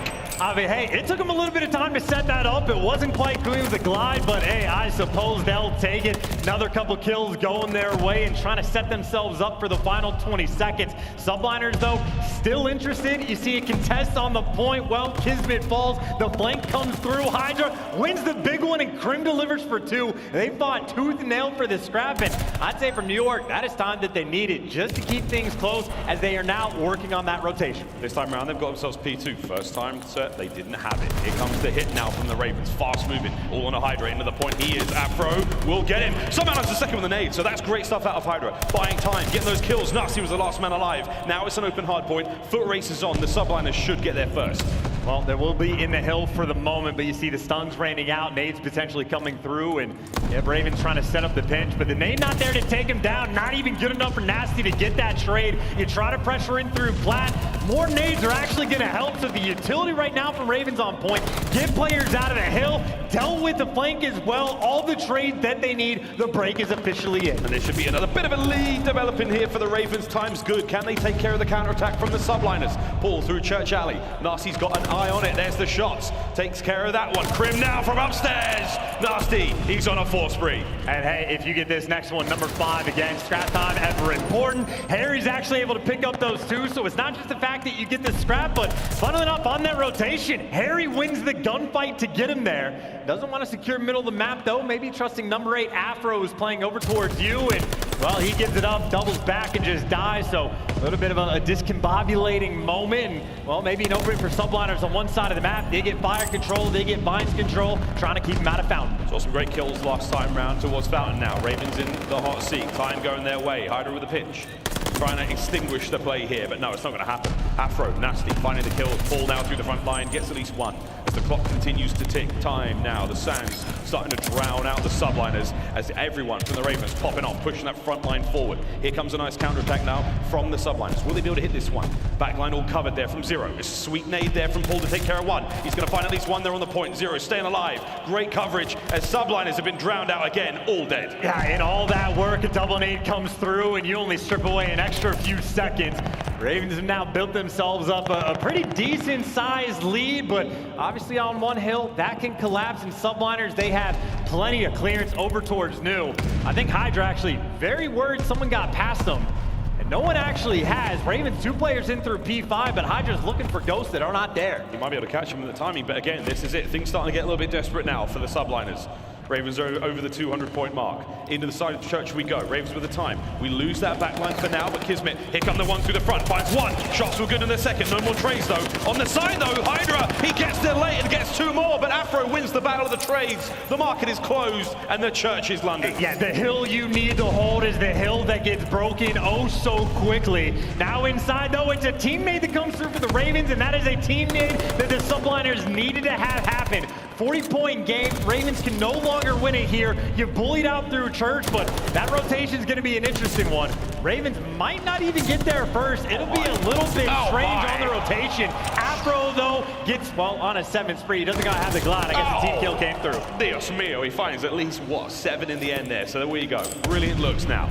Back over to P5. No one quite in the point just yet. Nasty downstairs. Nades are up, though, as this is going to be an absolutely crucial moment for the Subliners. And Nasty, he is ruining in the moment for them indeed. The kills keep coming through. The hard points in their hands. And this is it. It's nearly the absolute final moments now for New York. I mean, hey, New York didn't rotate, and now they're just getting punished. Afro, another one added to the list. Harry down low on the flank, and Ravens 5 seconds this game, and series is there. This is the first of potentially many tremendous upsets here at the Major.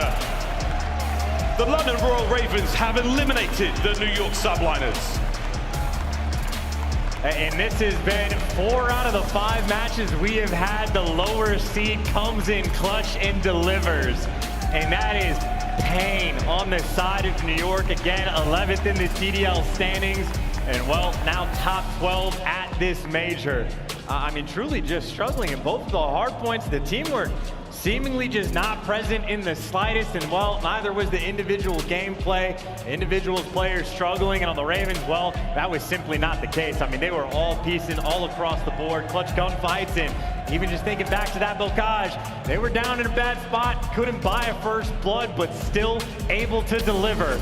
Ravens on land, maybe stage 3 is their time. And it's wild to think, I mean, both of these teams have swapped placements, exactly. I mean, the Subliners were looking great on the build-up here to the major. Teamwork was flowing, everything was fine, turned things around immediately. Now that we get to the land, they lose their first round matchup and the second. There we go, look at the stats, and hey man, Patty P, if you're listening, they called us madmen, but that is a tremendous victory for the Ravens. Kismet, 10 and 27 final moments there, 19 and 29 for Crim. It was a slow bit of work. Paul, the only player who really consistently put up numbers there for the Subliners. You have to give the credit to the Ravens, though. A hard-fought battle. They move on in the tournament. I mean, just a couple better rotations as well. Like, you know that Hills, like, the game could end on P5, which it obviously did. And still, Ravens had like 3 players nearby before Subliners even sniffed it, trying to make that break. I mean, obviously, the 10 and 27 stat line doesn't look good, but there's not a ton of damage even being done across the board. Paulehx really the only guy able to thrive, but I mean, even in the listen-in, it didn't sound like that teamwork was too clean, and I mean, Ravens certainly there to take full advantage. Almost the opposite way that I would have thought this series could have gone. Ravens getting it done in both of the HPs. Yeah, great stuff indeed. I mean, look, looking back at this one, the Gavutu control was certainly a very dirty blemish on what otherwise was a nice victory there for the Ravens here in the lower bracket, but either way, man, big kills. Paul looking fine from start to finish here in the matchup. A wonderful set of sprees. The final run there from Afro as well. We saw a little bit of everything here on Tuscan, but at the end of the day, the Ravens come out on top. Rotations on point, individual gunfights on point. I mean, everyone's certainly starting to look the way you'd expect them to. But with a team with that many CDL points sitting third in the standings, it's about time they started looking that way. I mean, dude, even in this moment, I mean, again, there's 12 seconds left on the hill, and there's at one point all 4 arrows on the Subliners still had their attention completely turned over towards the church. That just puts you in a blender trying to rotate over towards P5. It was just, you know, a struggling game through and through, a struggling series through and through. You had 8 out of 11 first bloods in the Bocage, and you still lose around 11. And again, that is around 11 where I think coming into the day, Ravens had like a 3-8 record overall. They even clutched up on map 2, so I'd say outside of the Gavutu, Ravens played about as well as you could ask them to. Well, there we go. We do say a unfortunate farewell to the New York Subliners here. An early exit for them here in the tournament of Major 3. For the Ravens, though, going to be absolutely loving it right now. But Brycey is on stage with West Midland's finest. He's got Afro. All right, thank you very much. Yes, joining me here on the main stage, it is going to be Afro. First of all, congratulations, but some really interesting things we've got to go through in that series. First of all, the S&D. Now, obviously, we could see it from our point of view, but from your point of view, that last round, what was going through your mind? How'd that play work? Well, it was a 3v4, so I thought the only way we're going to really win this round, have a good chance of winning it, was just get the bomb down. And somehow I got out of that. I don't know how I got out of that. That's just all, I don't know. I don't know who was shooting win. Someone was shooting win behind me. I don't know. And then somehow, honestly, I kind of got kind of lucky when Kismet, I think, checked the left instead of the right. That was a free kill there. And then obviously got bombed down for the guys barn, and sure to take the round, yeah. Yeah, trust me, even more impressive when you go back and watch it. I'm sure it's something you need to see. But so from that point, obviously the S&D, you're 2-0 up in the series. You go into Gavutu control, and what happened? Oh, we're just really, really bad at control. I'm going to be honest with you. Our control was just absolutely shocking. So yeah, there's not really much I go into that. We're just really bad at control right now. Oh, that's fair enough. That's fair enough. And I suppose speaking about the Ravens recently, you guys have had a bit of a rough patch. You've not had the smoothest of years coming forward. Even coming into this major, a lot of doubt towards your team. How's that been from your side? It's been very hard, to be honest with you, especially after that Boston series as well, when we should have finally got full sail. Yeah. From that, the energy was always low. But we came into this major, we just had nothing really to lose. So going into this major like that, it's good and bad, but I think it helps us today. Yeah, I think it certainly helped you a while. Is there any specific adjustments you guys made coming into this major, like things you focused on?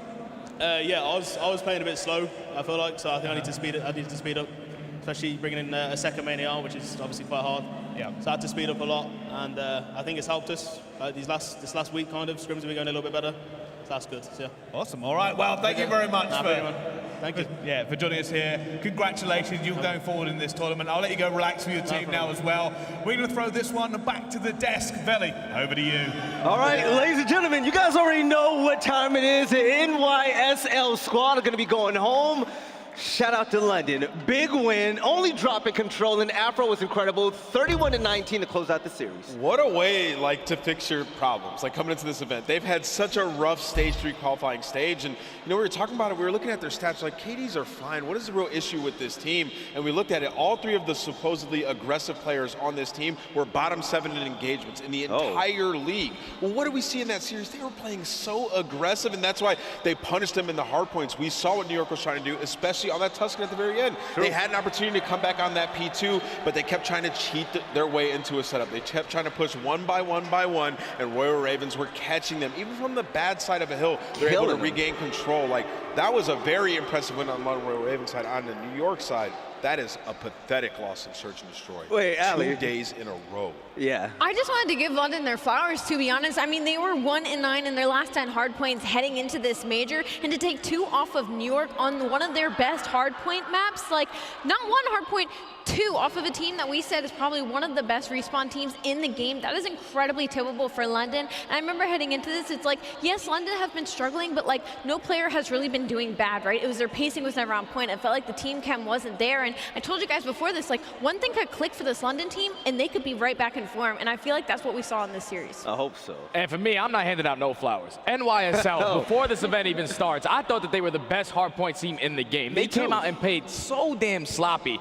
Individual gunfights, one after another, and you could just see the struggles in that map number 4. Kismet, their lead vocal guy, goes 10-27. When he's having a bad game, now you have to focus on winning some of these gunfights. He's probably not giving the communication to his team. They played so sloppy in the hard points. They need to go back and fix that. But for the Search and Destroy, they have multiple rounds where they find themselves in man advantages, and they're still losing these rounds. They're letting plays happen that should not happen. NYSL, disappointing performance. Don't get me started about that Search and Destroy. By the way, Steady, what was that stat line again for Kismet? He's 10-27, bro. That can't happen. That can't happen. We actually have a Scump playing a game about the last round in S&D and Nameless. It was sloppy. I mean, it was fantastic from the Royal Ravens side of things. Literally, this was the difference, right? When we're talking about how Royal Ravens got better, it's because Afro decided to be the playmaker right here. And he said in the interview, Kismet runs in after the kill, chases, just checks the wrong corner, and then, we get to the end of the round here, and we're like, okay, no way New York loses this round. Once again, another clutch round, right? But Royal Ravens are able to do it, man. They have a good setup. Zero's sitting in the back and picks up that kill, and it's basically over from here. All Zero has to do is play time. And Harry was part of the agency at this point as well. He got 2 kills in this Search and Destroy for the W, and they were both in the last 3 rounds as well. That cannot happen. Right, Steady, man. Anything else you want to say about this series? By the way, Nasty showing back up for this London Royal Ravens squad. They are significantly better when he's popping off like that. Yeah, I think it was Nasty and Afro just setting the tone, man. Their pacing in that game was amazing. Obviously, they were dominating in the hard points by just simply rotating. Like I said, NYSL were not doing the fundamentals correct, and London, they capitalized on it every single time. When you have Zero, who's Mr. Fundamental, he's always going to be rotating nice and early, and when he has his teammates as well winning their gunfights, Nasty and Afro really stepped up today. Right, ladies and gentlemen, for those of you at home, even in the audience, team packs are hot right now. Get them while you can. You can look like the pros and also play like them. The CDL team packs are on sale right now. You can get your operator skins, weapon camos, watches, emblems, all the drip you need in the lobbies to show off that you're the real deal, right? But Ali, coming up next is going to be a fun one. We're going to have the Major 1 champs and the Major 2 champs. Do you think that one's going to be as crazy as what we saw yesterday? Head-to-head, absolutely, it's going to be Val. Can't wait. All right, ladies and gentlemen, the first series of the day is over with, and also NYSL's run at Major 3 is also over with. Shout out to the Legend Royal Ravens for moving ahead, but coming up next, this is it. OpTic Texas, Los Angeles Guerrillas, the only 2 champions at the majors that we've had this year are going to face off. Loser goes home. No more excuses. All of that goes out the window. We'll catch you guys on the other side to continue on with CDL Major 3. See you soon.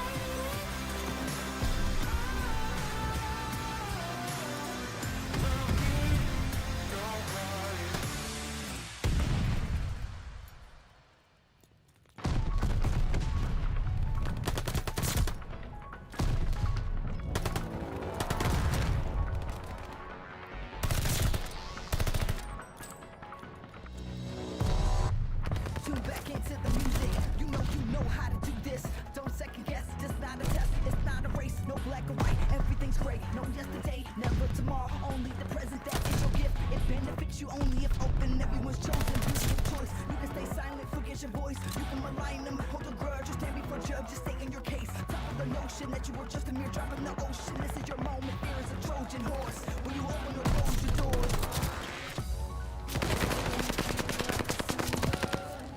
Just when you feel like you let it go, take a step back from the edge.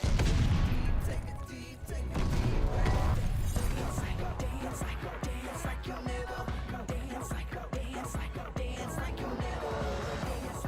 Dance like you'll never. Dance like you'll never ever gonna live again. Sometimes you don't like where you live. Sometimes you don't really like your kids. Sometimes you grow out of your friends. Sometimes it's your fault, just admit it. Finger point in the mirror. 3-point back, that's the tearjerker. You can wallow in sorrows, depressed of the past, afraid of the unknown tomorrow. Or you can just live in the now. We all trying to figure it out. The rhythm inside of your chest that's keeping you moving. That's the solution. The Call of Duty League is brought to you by Mountain Dew. The Call of Duty League is brought to you by Zenny. Armor your eyes with Block's gaming glasses starting at $24 by visiting zenny.com/CDL. All right, Toronto, welcome back to the CDL Major 3, and this has been incredible so far. We have a guest analyst on the desk. This is our boy Chance. We got Ali and Nameless at the end right there. Take it out of nose. You're smart people, right? Chance, you just commentated a very disappointing matchup. New York, they look cheeks. They weren't themselves, man. Dude, it literally looked like they weren't even like trying to have teamwork when they were playing. At least not in like the hard points. You can make the argument for it. It seemed a little bit sloppy, and that also now makes 4 out of the 5 series that we've had at this major have been upsets at the very least. The lower seeds pulling off the dub. So have fun with the pick'ems. Right. You know what, Chance? I want to hear your honest opinion about OpTic Texas, especially with their loss against Florida yesterday. Was there anything that you saw that you would like to see them improve with? I actually don't know if that's going to be the case. I think Florida just might have their number, like both Skies and Awakening had godlike series. So I don't know if on the teamwork front, OpTic have to switch anything up on the pick and bans. I still trust this team. I just think you have to hope that you don't have guys that drop 109 kills in a series. Right, and looking at this roster right now, there was a lot of talk about Prolute. He didn't have the type of game that he had yesterday that we've seen throughout the entirety of his role, but I feel like the man is going to have a good shot at a second chance today. But when it comes to the keys of victory, Ali, what you got?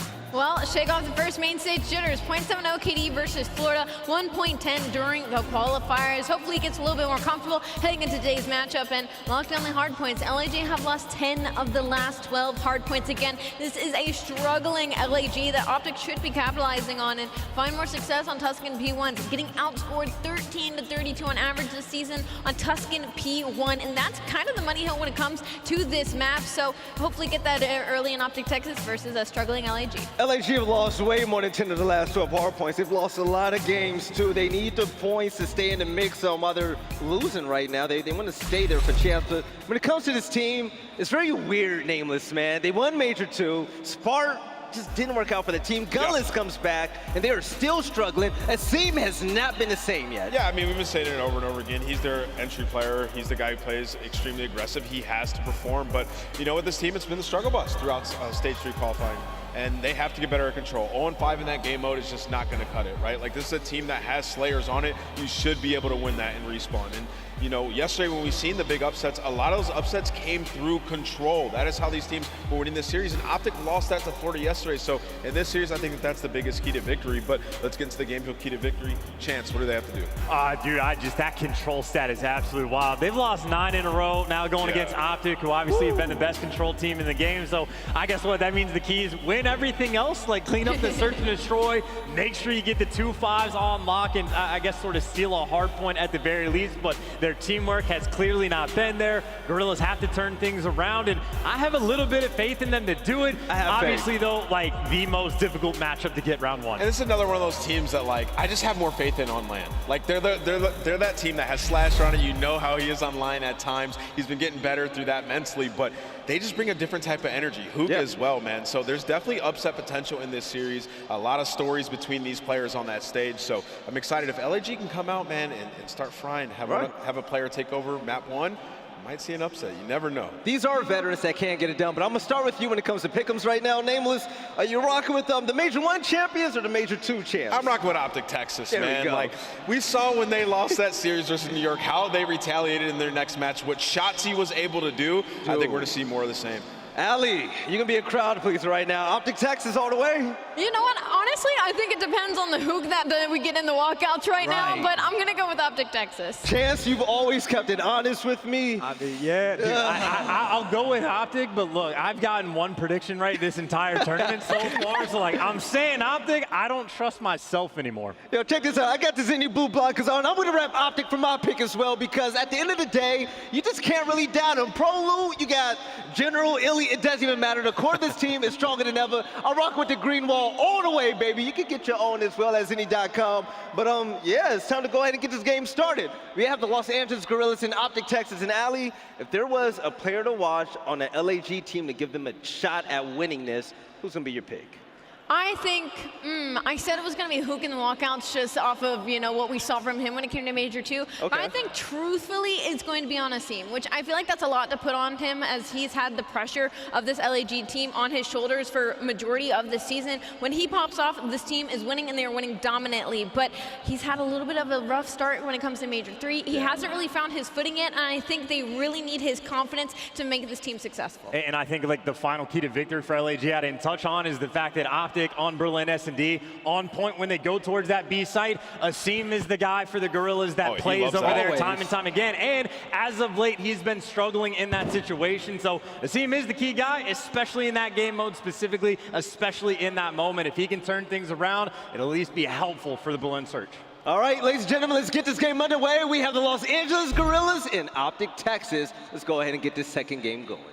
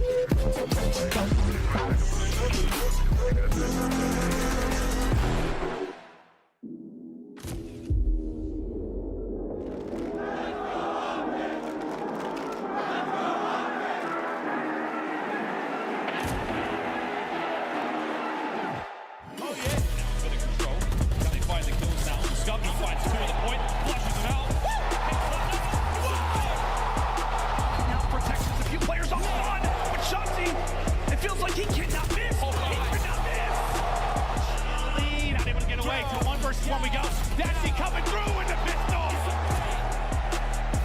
That's going to be nearly the first. Pulls out the pistol and gets it done. Afro.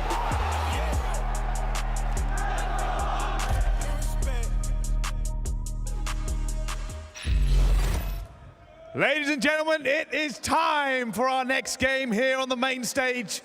And it is a battle of champions. Our Major 1 defending champions and our Major 2 defending champions will now throw down. The loser, though, will come top 12. An awful lot of pride on the line. A little bit of roster changes for both sides. But speaking of both sides, it is, of course, time to get them out. Our first team, the Major 1 champions here at the CDL, say a warm welcome to the green wall. It's OpTic Texas!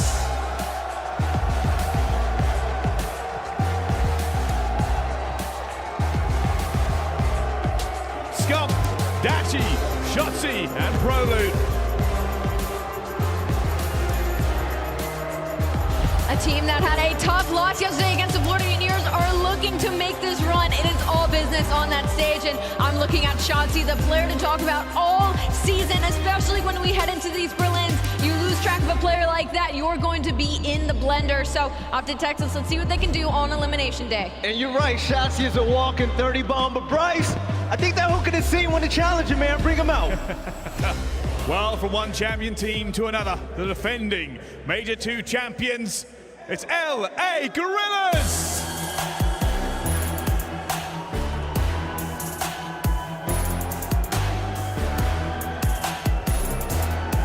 Gunless, Asim, Huke, and Slasher. a couple of world champions on that stage. You cannot count these guys out in this series. They're experienced, they're veterans. They just won Major 2. We know what they're capable of on land. I'm expecting them to make a run in this series. We'll see what they can do with Gunless back in the roster. He was lighting it up in Search and Destroy with that sniper. It's gonna be epic. Hey, yo, Bryce, who got that look in his eyes again, man? Let's go. Oh, Belly, it's certainly a throwdown of champions here on the main stage. They've both tasted victory, but one of them will now suffer the ultimate defeat. Let's find out how this game goes. Over to Merc and Maven. Thank you so much, Pricey. Yeah, here we go, Vanguard, right? It's been a wild year. Yeah. Now we have, Major 1 champs, Major 2 champs, battling out to not get top 12. Yeah, it's crazy to think about, but I mean, for both of these teams, you can look at what Guerrillas did at Major 2. Losers round 1, all the way to the grand final. They were able to win that. So, I mean, listen, it's just about that momentum getting going. For the OpTic side, I just think that map number 1 is so important for them. Bokash, can you get your SMGs going, play with some pace. And on the other side for LA Guerrillas, the Des talked about it. You're back at land. It's where guys like Gunless, Slasher, they're all more comfortable here. They just did it. Can they do it again? Yeah, I guess I just on one side, like, can Prolute rebound in a way? You know, he had the great qualifying matches, but this is the first time he's had this, right? Yeah. Like, it's different. Like, what was like your first time on a main stage with the crowd roaring at you? Like, it's just a different beast. It is. Yeah, no, 100%, right? I mean, when you're on this team, like we talked about yesterday. It's even more pressure, right? Yeah, I mean, they expect, you know, to win, and they were winning 4-1. It's just, that matchup against the Mutineers. I don't know what exactly it is, but it's 2 majors in a row. They hate them. Yeah, here looking at the maps and modes, you know, Bokash hardpoint right away. I think for both of these teams, because LAG, you haven't played on the stage, right? Getting comfortable, right? You can get the guns out. You know, who can Asim? We've touched on them, the impact players that they can be. They can take over. But then on the other side, you have Shotzzy and Scump. Yeah, I mean, I say this a lot. I think Asim is just like that MVP type player. Like, his importance, I guess, to a team. You just know when he is playing well, when he's playing hot, you see him on the stage, how fired up he is, how he's leading the troops. Can he get going? Because I guess since we saw him in the Pro-Am and then throughout the qualifier, I know they didn't struggle with the qualifier, but like, I don't know, he hasn't been performing great. And I think to be that firecracker, you gotta get rolling a bit. Yeah, like if you want to be the guy yelling, communicating, usually you have to be playing well. It's really hard to be like the person getting fired up if you're getting smoked. Let's go, guys! Let's go. Yeah, let's go, guys! I just got turned on. Like, it's much more difficult to do that. So we'll see if you can get it, you know, get locked in. We saw it at the Pro-Am, we cast it. It's just like, I don't know if it's a confidence thing, if he wasn't feeling well, but they just he looked off, especially. He did. He certainly did. We're going to take a look at our top performers as we get ready for the map 1. We're going to check out Dashy and Hook and what they've been able to do for these teams. And this isn't hardpoint. I mean, to be fair, though, there hasn't been a lot of success in the respawns really as of late for LAG. I know it's the control, it's really struggled. But well, I mean, the hardpoint too, I think it's like 2. It's not great. It's not great. It's either, not great. You know, their best game mode is Search and Destroy, but you know, for Dashy, we know what this guy does. It's like you look at the scoreboard, he's around even. You look up again, he's +5. The guy's always putting up numbers. He knows the spots that he has to play on the map. And for Hook, I mean, just a huge X factor. Like, we know what he can do. He's a world champion. He's played with the best of the best, and he's a guy who individually can take a game over. Do you think there's anything with LAG with just like I don't know, like you got that win and then the foot was off the gas a little bit? That can happen? I don't think so, because I think so many of those guys have been in a tough spot where they wanted to keep it going. Like, they found the success. And even for LAG, right? Like, just the organization to finally have that victory. I don't think it was that. I think it's just, as soon as you win a tournament, guess what? Everybody's like, all right, what did they just do? Yeah. What did they do? What worked for them? Especially in Search and Destroy. So that's a key here in this series. I didn't think it should be a thing, because I mean, that usually applies to I don't know, OpTic in their prime, or like a FaZe, like when you're winning a lot. It's usually when you're winning a lot. Yes, exactly. Yeah. It's not usually like you win one event, you're like, oh boys, job done. Let's go on vacation. I was just curious your thought on it, because it seems like they're struggling to get back to that. But yeah, I do think with a crowd like this here, and a player like Slasher, when you're going up against OpTic, you can feed off of that. Can they get fired up a bit? Because I guess how they won Major 2, their performance in the qualifier kind of means jack shit to me, Joe, if I'm honest with you. Yeah, no, I mean, it does, right? I guess the only thing is that, like, it's not like they played people that well in the qualifiers. Their only win is a Game 5 over Legion, right? Like, I guess after winning the major, if they're gonna lose, you're at least hoping there's some bright spots. And what ends up happening is they have to bring Gunless back because it was going just downhill. Well, I remember I did an interview with the Guerrillas side of stuff after the win, and they sort of asked me, like, where do you see this going? And I'm like, listen, it's tough to answer because do I think this team, you know, with Spark could succeed? Sure. Do I think we might see Gunless back in a week? Sure. Like, it could have gone either way. I'm not surprised to see it go this way. It's not a knock to Spark. It's just if there was any struggles whatsoever, Gunless was going to be back on the roster. It's just the way it is. Yeah, I mean, it's quite a player to have on the bench, right? Gunless, we know what he could do. And I think it's a big moment for him and his team to be in Toronto, to playing here. I think I saw his tweet this morning, like, I can't believe I'm playing in Toronto, like at a major for Call of Duty. Like, this is unbelievable. So we'll see if Big P could go off. Well, it's funny because you and I have been here a couple times. Came here with Jack a bunch to cast. Like, we did this stuff with Cineplex, and we came in and casted some events in Toronto. But you're not like this, right? No. Those were very. We were in a movie theater. Yeah, I could smell popcorn the whole time. It's a little bit different. Those are a lot of fun. But this is awesome to be here for a major. And Toronto fans, you guys have been absolutely brilliant. I've been struggling to walk down the street without somebody come up and want to get a picture, say hello. People are driving by, just hopping out of their cars, putting the caution lights on, taking pictures. I'm like, what is going on? I'm loving it. It's been amazing. You guys have been incredible. But I think there was just a bit of a lobby restart, so we're waiting for this one to get started for map 1. But we got a thrilling day. We've got 5 matches for you over the course of the day. We kick things off at 1:30 Eastern. We're going to be here all afternoon and evening. So if you're just tuning in, welcome. And it's the loser side of stuff. This is like the make or break. Is this going to be that match that starts a crazy run for you, or is this going to be the end of your story? It's just crazy that it's both of our major champions meeting here in losers round 1. And, you know, on one side for Guerrillas, it's like, man, we're back to the bottom of the barrel, right? And then on the other side for OpTic, it's like all of the issues, you know, you're hoping well for Illy, and, you know, if you watch the process, they've called it peaks and valleys, and that's how their year has been. It started off very, very high, winning Major 1. After that, it's down low, and you're trying to work your way back up. You know, obviously hoping that he can get back, but they still showed with Prolute throughout the qualifiers they can play with the best. We did not see that yesterday. It felt like their system, their communication was a little bit off. I'm hoping to see a better OpTic today. Yeah, you gotta think they sat down with their coach Rambo last night and talked through things, just seeing where those improvements can come. Can they find that consistency? Into the series we go. Map 1, ready to rock and roll. Bocosh, baby! Door wall banger! Oh, let's see if Scump can get going here early. As he's going to be wrapping all the way around deep. The action going around towards mid-map. It's Prolute's POV as he's able to find the kill, but 2 teammates dropping in that period.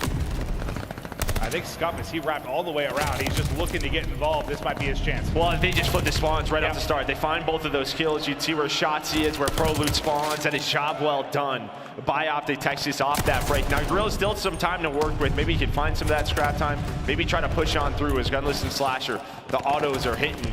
You know, we saw it yesterday from LA Thieves on Berlin. I'm just curious to see if other teams maybe adapt.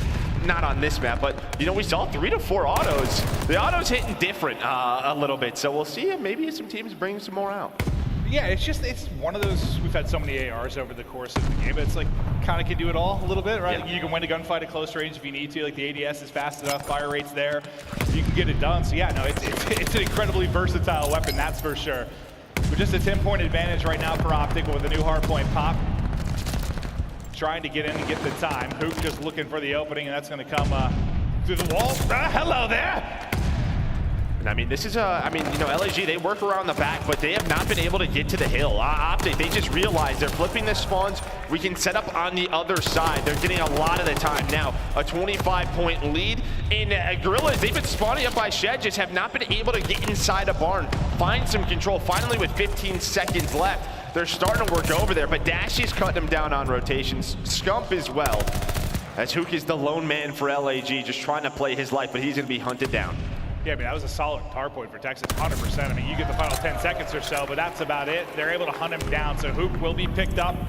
Early hard point control once again, going to go to OpTic Texas. Now to Scump's POV again, and behind two. Shot a little bit windy, a little bit. Hey, listen, 60-mile-an-hour northeast winds right now. Listen, this arena, calm down. Yeah, this arena is like a hockey rink, I think. So it's a little chilly. He's just got to get a bit warmed up. Hey, listen, at home, it happens to the best, okay? It happens. That's just one of those things you see 2 targets, and you're thinking, like, snap to the second one. You're going to finish the first. Yeah. Get the hand warmers out. We'll see him trying to take down 2. He's able to do that. Lovely bit of work with the MP40 and the auto and handed. Slasher now on 6 in a row as he's working towards streaks at 10 and 5. We'll see if he can find him. He should have a freebie here. He may have 2. He does. They line up as Austin Litigo 8 in a row. This is just a man who loves these matchups. Playing against the best, this feels like when he is at his best. But Shotzzy on the hill, able to find a couple of kills. And I know all of OpTic fans want to see this man hit the level they know that he can play at. We saw it at times yesterday, but then it felt like, you know, he was getting caught out a bit. They still have that 12-point lead. And, you know, you saw the slang from Scump and Shotzzy. It's not really there quite yet, but Prolute on a force free. And this is the guy, I think, if he can get going early, which I thought he had a gunfight win, but it's Hook just bunny hopping around the corner. It's able to decimate him. But if he can get going early, yes, that would be massive for him. And on the other side, I think my eyes are on a Simp. 2 guys I think are going to be crucial in this series. Well, I think the message is, right, I mean, after that game, you know, lost last night, it's just you know, play your game. Just make sure you're comfortable. You're the sub in this team. It's similar to with what we talked about with General at the Pro-Am Classic. You find your kills. We trust you. Do what you feel is best. That might have been a thing yesterday where he's just, trying to do too much, trying to fill certain spots and just take a deep breath, take it easy, young guy, and go out and make your plays. A Simp, all right. Just off the top rope. I'll tell you who's warmed up. It's Dashy, 14 and 7. Yeah. He's on 3 in a row. Again, it's like you just look up and this man is double positive at any moment throughout the game. Shotzzy now able to find down Hook, and they have kept this lead. LAG behind Slasher. It felt like they were just clawing their way on back, but in those big moments on rotation, OpTic are finding all the kills. And you saw kind of your hardpoint leaders between these 2 teams going into it. Dashy with what, the 1.24. He has been so good in hardpoint. And we'll get back to his POV to show more of it. But the 3 streak will end there. It's a Simp that's able to cut him down. It's the OpTic chance starting the arena. The lead's starting to build and Shotzzy's starting to gun it. There's 3 clean and crispy. And what I think he was 6 and 10, I believe, maybe 6 and 12, and he has turned it around. Up to 14 kills now for Shotzzy as the lead up to 60 points in an almost flawless P5 here for OpTic, as they're going to have a very solid lead as we go into our next rotation. So what do you need to clean up now if you're on the Guerrillas side of it? You know, you're playing them tough for a while. Things starting to slip away. Well, I think just the rotation gunfights. We saw it one time at P3. That is the one they were able to win. That's when they clawed their way back into it. That was behind Slasher's spree. Besides that, it's always been OpTic first at the hill. Let's see if they can win some of those big fights. I thought maybe 2 for a Simp as they stack up in front of him for a second. Trying desperately to hunt it down. Not going to happen. Scump able to get tucked away and turn and burn. Now to Hook. Just kind of watching the cross. He's got eyes on one inside, looking for a wall bang through the window, but that won't be there. The Chow's going to come out. It seems looking over him, and they'll continue to try and fight back in this. Now that 60-point deficit is starting to cut down within 40. Yeah, but a key moment here. 15 seconds left on this hill. 3-0 down for Guerrillas. You can see Scump flying on through towards Barn. Him and Prolute trying to get aggressive, trying to flip the spawns for next. A Siem's going to win a big one-on-one to slow that down. And a chance here for LAG. Try to reduce this lead here at P2. Well, this is one of those moments. I mean, you talked about kind of the gunfights and rotation. You don't allow them to get in behind and flip. You might be set up inside, but you go 2 for 2.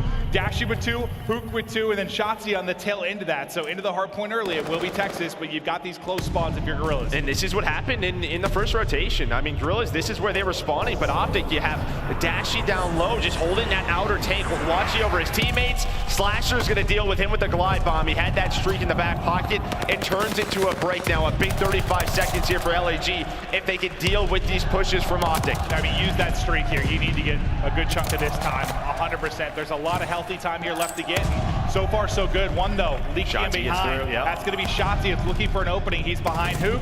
That's going to be a freebie. Nobody in the hard point for now. I think if you can split this time or just keep them out of it a bit behind the streak, you feel good if you're OpTic. Yeah, just those 10 seconds, they're able to deal with that as they knew where the spawns were coming in. They got the player off the hill. Now it's on the rotation once again, and then it's 3 kills on rotation that OpTic are able to win. Dashy does get taken down, but it's fine. The new hill pops, and they have so much map control. Look at where they're at. You have Shotzzy pushed all the way up Ravine. Scump, he's going to get taken down very weak, but he's dealing with the push, and Shotzzy's just roaming. Shotzzy is going to flank this push. Is this going to turn into a big play? He's able to find 2, but watch this spawns. LAG, they were able to find the other 3 kills, but Shotzzy on a 5 spree with the auto. Number 6, can he find number 7? He has Slasher all the way in the back tank. He's got one close. The movement is there. Shotzzy outside the map, inside the map, turning him inside out. Is that 7 in a row? And my God, you need eyes in the back of your head when you're playing against Shotzzy. This guy just went outside of the map and did a U-turn to buy time to allow himself to reposition as he goes on a big spree. 27 and 19, finds the streaks. But LAG, they do find some of this scrap time. Still only down 50. Yeah, it's like you're still in striking distance, right? But you got to strike soon. If you're going to start to make a comeback in this, Røkkr there, able to take one with him. Inside the hard point, they are getting the time for now. Slasher kind of outside, locking it down, but the tank, he's able to at least lock down one. Let's see if this nade can hit or at least keep at bay. The rest of the push coming from their side. Now look at who's working the flank now for them. It's going to be Røkkr that's trying to find the opening. But very similar to what we saw Shotzzy do on the other side of it. There's one guy that's trailing deeper. He's going to get caught. That's 4 straight kills for OpTic Texas, and they'll get into the point. OpTic just trying to get enough leverage here to put this one away. Let's go to a listen in with OpTic Texas.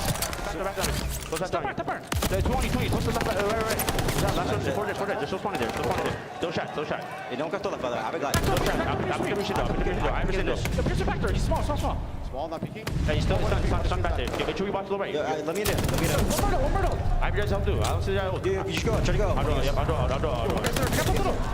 Yeah, dude. Can they spawn in the back? You got one guy's in the back. One guy's in the back. Dude, I think they're spawn back. Guys. Yeah, one stop house. Where do you spawn you? We're looking to spawn. We're spawning. Yeah, I'm gonna guard right away. Yeah. I'm holding on. What a time this is. On top. Last guy. Go. Nice. You should get Last two inside out. I'm holding on. Yeah, I'm trying to watch the water. I need a tap. I'm blind. One minute. One cross launcher. At one time. 200 points eclipsed now. The streaks have been used. Guerrillas in trouble as OpTic looking to close this one out. To Scump we go. A free one in front.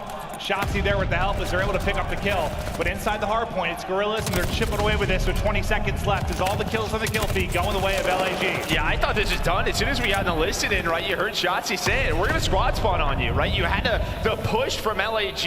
Prolute, though, was able to stay alive. Then you had the glide bomb called in. That was all dead for the Guerrillas, but they held on. They fought right back still. That 40-point deficit has not gone away, but there is a chance here. You have a P1 into a P2. No streak to work with for OpTic, and Guerrillas fight their way back in.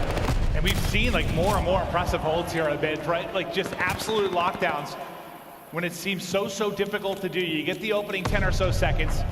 You bring this back within 30. Nobody in the hard point for now, though. Røkkr just trying to watch on the cross. He's going to get flanked and dropped. Same can be said for Scump on the other side of it. Prolute showing up big though in this map.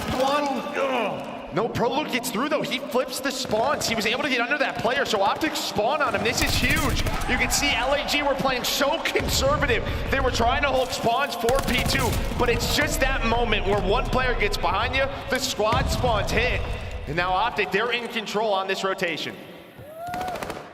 Will the control be enough to close this out as Dashy continues to heat up? He's on 31. Prolute right there with him. Shotzzy up to 33 in this map. But Scump, he's looking to eat. He's able to find a one-on-one there that he can take. And now look at the map control they've got. They are set up inside. Scump is just playing deep for this push. He's going to have multiple to deal with. Can he go huge? That first one, he's there for. Ooh, a nice centering onto the second, but Slasher hits a nade as well. So one player is off the hill. You have a Slasher working all the way through the back. Here comes the push though through the front. Guerrillas trying to get aggressive. 22 seconds on the game clock right now. This could go to time as Guerrillas have to earn so much here at P2. Still down 40. I feel like I've said that since the start of the game. And well, OpTic know this. They just can play around the game clock. Yeah, and that's where this gets so hard to do. Not only do you need to be perfect with the comeback, you've got to be in the point if you're going to get this done. Shotzzy just slipping and sliding around. 7 seconds left to go on the play clock. They're staying out of the point. OpTic playing it well. They hold on to that 40-point advantage and shut down map 1.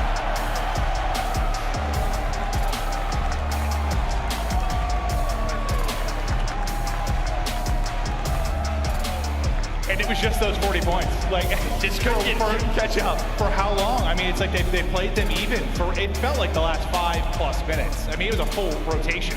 We're here to talk about 40-point difference. I think the lowest they got was about 30, somewhere in there. Yeah, 30 or so. And I mean, listen, Guerrillas slayed with them. You had Slasher was positive, Hook was positive. Right, yeah, 32 from him. I mean, aBeZy has so much. I mean, Gunless struggles a little bit, but you'd still see there in the damage on the other side.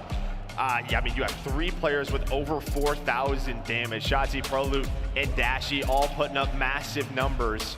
But for OpTic, it was just so many key rotations that they were able to win. Even there at the end, from P1 to P2, you could see the way LAG was just playing the 50-yard line. They weren't giving up barn control. They were playing for it. And I think Prolute just gets under 1 player towards the back barn, and immediately the squad spawns hit. Spawn OpTic P2 side, and well, the plan for LAG just goes away. I mean, it's been that way in other titles too. I know the spawn system and hardpoint will change over time, but like, it's just a difference of inches sometimes, right? Like, the squad spawns? It's crazy. Like, oh yeah, it's crazy. Let me tell you. That's one way I'd put it for sure. Yeah! Yeah, lit. We're taking a look at some of the highlights. This is when Slasher popped off to get his streak. He had some brilliant moments early, but from here is where OpTic start to build on this lead and then just kind of never look back. And when it got close, when it got scary, when you thought maybe Guerrillas were going to make a run, somebody stepped up to make a play. Yeah, there was just always a moment or two where, you know, OpTic made the better play. And multiple times here over towards P2, LAG, they had the spawns that they wanted, the closer spawns, but OpTic did a really good job adjusting their setup. Playing from barn, lower outside tank, you always had Dashy. And then, I mean, listen, it always helps when you have, you know, a 7 spree from Shotzzy. You know, you have another big spree out of Dashy, just locking down the map. I mean, those individual plays are going to happen. And I think it's like, you see, there were 2 moments where you saw like how, I think those like flank routes, it's like an instinct, a timing thing, like you get a feel for it. Like you saw Shotzzy get in behind like the entire team. And then we saw Hook, very similar situation on the other side with a chance, but it's like the timing was just off, so the 4th player was a little bit deeper. He hits 1 and he drops. Like he's there a second later, maybe he gets 2 or 3 freebies. It's just, I don't know how to describe it to that. It's like an instinct, just a feel for the game. No, 100%. And I mean, even with the timings of those flanks, I mean, you time it wrong and the spawns go away, right? So true. The timing has to be there. But now we're going to a bit Berlin Search and Destroy. And I'm actually excited for this because we watched OpTic yesterday play this one, but it was kind of this 2-2 split defensively where Shotzzy and Scump continuously got caught out, right? And then on the other side for LAG, I think this is one of the maps that cemented them as Major 2 champions, right? They just felt like every time they were on Berlin, they weren't losing it. I mean, well, they weren't losing many Search and Destroys at that tournament, but this one stuck out in my mind. No, I think aBeZy is crucial here because he's playing on an island a lot by himself, and he's got to have some big moments. But yeah, I mean, what we watched last night and the last time we cast OpTic against Mutineers, like they just got destroyed. Yeah. Like they really just got annihilated. Like they didn't have a chance in a lot of rounds. Like they were over very, very quickly. Excited to see what they can work on because that's kind of one good thing sometimes. Like you get spit on and then you go back and you work on it, right? Yeah. Some people it can be a good thing for sure. Yeah, certainly can be true. My phrasing is just horrible today. But no, I'm excited for this because, yeah, I think that one of these 2 teams is going to make a run. Search is obviously going to be a big part of it. It is. And that's been the story for these 2 teams throughout the course of the year. I feel like in a game like this where, I mean, even last year when you had the best of the best going up, I mean, a lot of the times individually it's about can a superstar get hot, right? And I think I look at a lot of the majors last year between, you know, Ultra and Atlanta FaZe. It felt like the team that was winning a lot of the Search and Destroys was winning that tournament. Well, you mentioned aBeZy, you know, he's playing in front of the home crowd, right? His family in attendance, which is awesome to see. Love that. Let's go. Absolutely love that. It's got to be amazing to be able to play in front of your family, you know, friends here as well, and see what he can do. But yeah, the pressure is on. You lose that map 1, they're going to have to bring it back. It needs to happen here in the Search. Now we got to let you know we love aBeZy. So I mean, great job, family. Yeah, we do. He's you know, he's just, I've been doing this a long time. I've been casting COD, what, 8 years, something like that. I don't even know how long it's been. You've been playing for, casting for Lord knows how long. We've just been around this thing a long time. And like, I don't know, you attach yourselves to some players because they're just, I mean, they're all good. He's just a good dude. I don't know. Every time you have a conversation with him, he's just a stand-up guy. Like he just said, he says what he means. Just a class act. And that's not to like downplay any other players. He's always stood out to me. Just a guy you want to root for. He is. Yeah, 100%. And we'll see if they can turn it around here. We know, yeah, like you said, he likes to play on an island on this map on Berlin Search Destroy. On the other side, we just had Shotzzy on cam. This is a map where we've seen him go off, but yesterday he really struggled. Yeah, and that, you know, it's so different depending on what team you're going to play, what strategy we've thrown at you. When you watch Berlin, I mean, there's a lot of different play styles. That's why it's serious, especially something like Berlin. Like when it comes to the sites, like it's been pretty split for certain teams. It's been fun to watch where it's not just like somebody hitting the same site over and over and over again, which can become the repetition. But I just wonder, I guess, what the conversation was for OpTic last night, just trying to talk through like what they need to fix, and if it's like an overall thing or just like a Mutineers matchup thing. I think, listen, for what I could take from yesterday was that like there was a couple of things just that weren't working, and I think the mid-round sort of mid-game conversations where maybe that's where iLLeY is sort of that guy, like, hey, let's do this instead. I want to see them make some adjustments a little bit quicker if things aren't going their way. Okay, well, let's see if they can work on that. We get ready for the map 2 now. OpTic up 1-0 in this best of 5. This is a losers bracket match. Teams battling for their tournament lives. And you can see, I mean, Prolute struggled a bit yesterday. We'll see if he can bring it back today. But it'll be offense up first now for Guerrillas. And they're going to get going. And Gunless, well, you mentioned his snipe and the capabilities, and that's a big snipe to hit, because Shotzzy out of the round early is exactly what you want if you're Guerrillas. I was getting a drink of water. What happened? Just got him on Gunless the cross. had a snipe on the cross, yeah, and Shotzzy is out of it. Well, then on the flank, and he hits another one. You're trying to get aggressive, but yeah, Gunless is able to make this into a 1v3 for Scump. When you saw that go in, you're like, I'm not going to beat That's one of those things where like you're making a statement early too. Like you just put the fear of God in him right off the break. You hit a couple of snipes. That is something you've got to be conscious of. But Scump might get some nice timing here. On the cross, just sneaking on in. Gonna find Gunless. Snaps on to the second. He's had some insane clutches this year. A chance in a 1 versus 3 now. Down to a 1v1. aBeZy, Scump, 20 on the clock. I think he saw him. Did he see him? He knows right where he is. Scump gets it done again. The 1v3 clutch makes it look easy. The ace on top of that as well from the king. Scump with a huge clutch, and we know the momentum. You see that face there? He's angry. He's a predator on the hunt. I like that. And we've seen some clutches on Berlin, and then from those clutches, it just feels like the game is over. We'll see if LAG can bounce back. Yeah, I was talking about Gunless putting the fear of God in with the snipe. yeah. Okay, never mind. This is the king's terrain. He just takes over what a round. And that's just one you can't let slip if you're Guerrillas. I mean, that's just...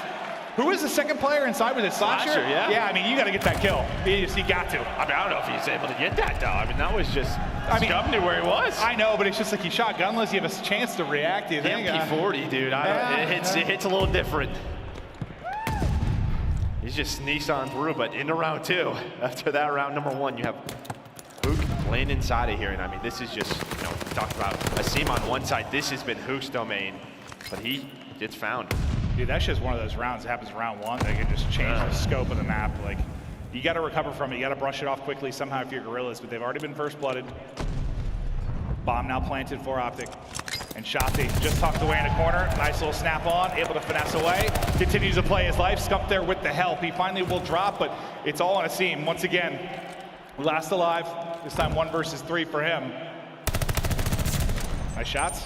Takes down Scump into a 1v2 with 23 to go. Yeah, it's just so much time, and now they planted for the hallway, right? So you're just going to peek this. You're watching the defuse if you're Dashy. It's just a peek.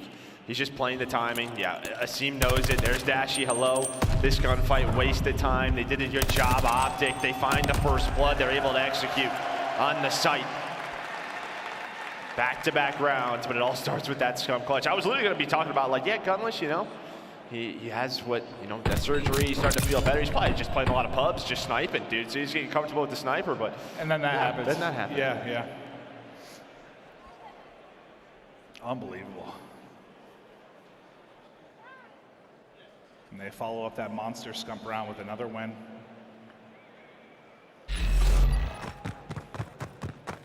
Now let's see if Guerrillas can execute this time. Well, if they get up in numbers, they get a plant. Can they execute in the post plant? two players kind of right down the middle. It was Prolute and Scump getting an aggressive slasher. He's going to get caught, but the attack is at A, but Scump's already through the middle. He does get spotted. Now just going to play his life, but he's being hunted down right now. I was watching Slasher on the minimap. I was like, it looks like these two are going to bump into each other. And they did. And well, I mean, Scump's able to get back to his team, and then Shotzzy finds a pick on who. They are just picking them apart. Finding the timings through the middle of the map defensively. And well, it's down to gunless, and right after that clutch, this is what I mean. Just 3 quick rounds in a row. And I just, you know, as much as we're gassing, you know, Seam and what he can do for the team and mental state and comms, like, I guess we do know that people like Slasher and Gunless can have short fuses at times. Oh, they tilt. Yes, they tilt. Yes. They can, 100%. You could be the most positive person in the world, and nothing is going to get them out of that. I guess I just think that is, if you're going to tilt, that round is one of the ones that you will, probably. Oh, yeah. Yeah. He just sneaks right under him, right? Just the timings with that clutch, but goes his way. Now can you untilt? Or OpTic Texas. Go up the 4. Now it's another first blood, and it's Scump again. He's 7-1. The man could do no wrong.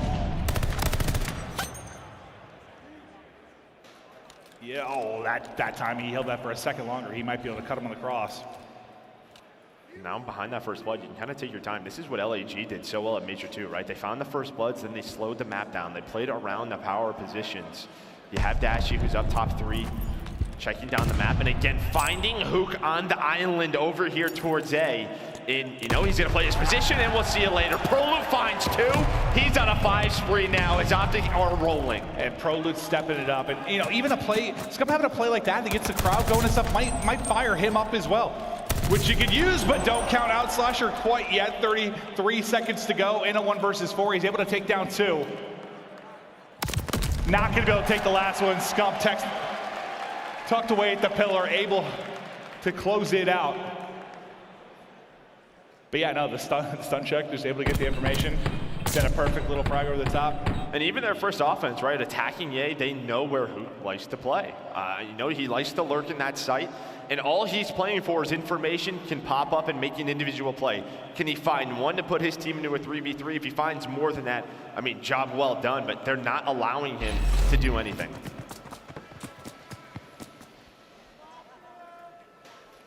You just need a round, and you need a round badly.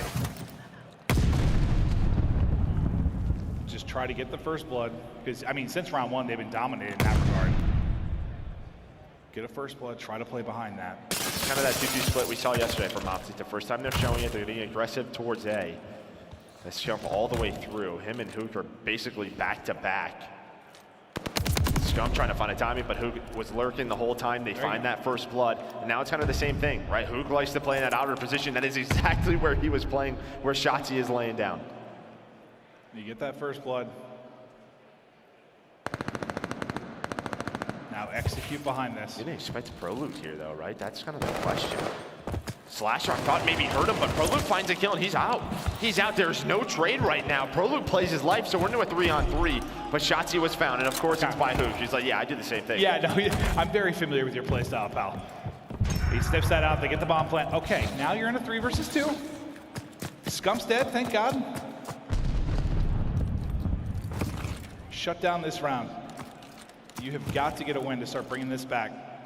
Oh, some tough timing. Dashy working the flank. I don't know if he's going to expect Slasher wrapping all the way through towards that staircase. Prolute starting to push up from the defensive side. The shots are in, and well, he's able to win the first, but Slasher, he did flake Dashy.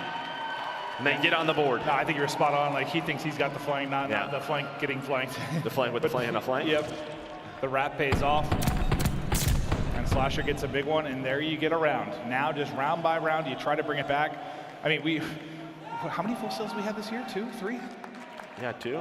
It's like, we're lucky if we have one every couple of years. Yeah, no. 1 a year maybe? Doesn't happen. Yeah, we've had a couple in like 2 months.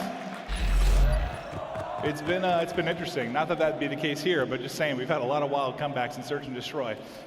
Well, I think just on defense, they got to stop getting blooded, right? The nades that have been coming in, Seam going to that spot. Oh, he got hit by a nade. Yeah. Down to 20 HP. And well, he gets caught. So first blood bomb immediately going down I love what we're seeing from OpTic. A lot of different looks, very fast towards A, finding who through the middle of the map, or now this time executing over towards B. They're gonna have to deal with the players on the flank though. It's gonna be Slasher and Hook trying to find those players. And you're already in trouble just time-wise. Like, you have so many things to clear, and there's 30 seconds on the clock. And it just got harder. Slasher's going to drop. Hook, though, able to take down one. Gunless as well. You put this into a 2v2. Time a ticking, though. 20 seconds left. One got close to the bomb, and Hook just trying to hit these shots. Able to tag him up, but can't quite finish it. Yeah, he finds that kill. It's doable. Now, not so much, right? Okay. I lied. All right, he's gonna hit on the bomb. It comes down to this Scump.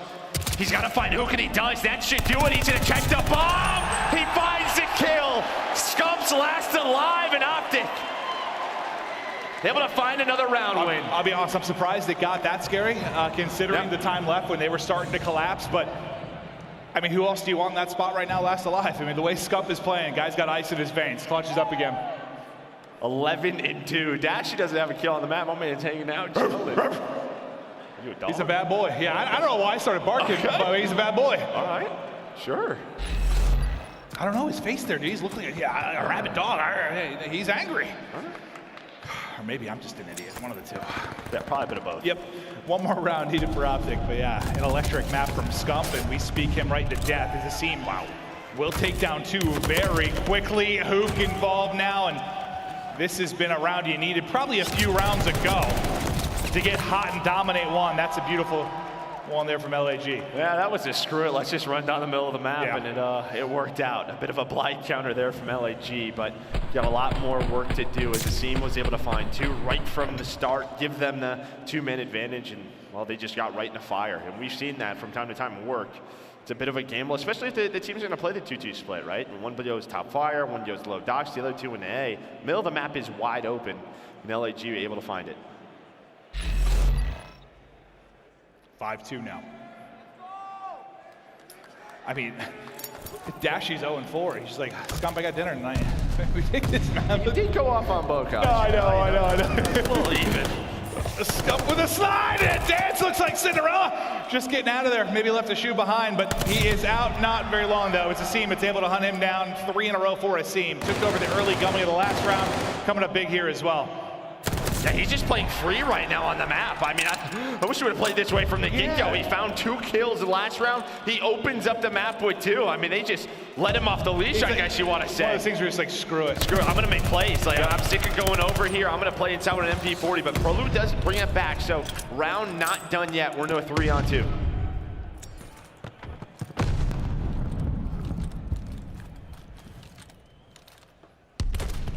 Shotzzy not likely going to have any action based on the flying V. Prolute's about to run into, just can't quite get over it, can't get out, but he gets one at least, so give Shotzzy a chance. Now to a 1 versus 1. Shotzzy, Asim on a heater these last 2 rounds. He's just inching his way forward. The challenge going to come out, and Shotzzy, he'll close out the map. I am so confused. You're like, oh, we're challenging this. I mean, they just ran at him. I mean, they had the bomb down. There was only, what, 15 seconds left. They just flew through A. And yeah, they just gave him one-on-ones. Just mistakes from LAG, and OpTic take advantage of it. You have that round. You have the Scump clutch. Dashy is 0-5 at a W. Put him on the Nicky D list. He did it. What a monster map that is from Scump. I mean, it just, talk about whatever you want, but that round 1 is everything. Yeah, that round 1 dictates everything. You look at that round and the one we just watched, it's a 4-4 game. If those two are just cleaned up from LAG, that's the difference in these clutch scenarios. But OpTic, they're going to take that all day. 11 from Scump. You love seeing Prolute with 9 in double digits, the most damage on the map. OpTic looking good. Yeah, I think that's back-to-back maps where Prolute has been solid.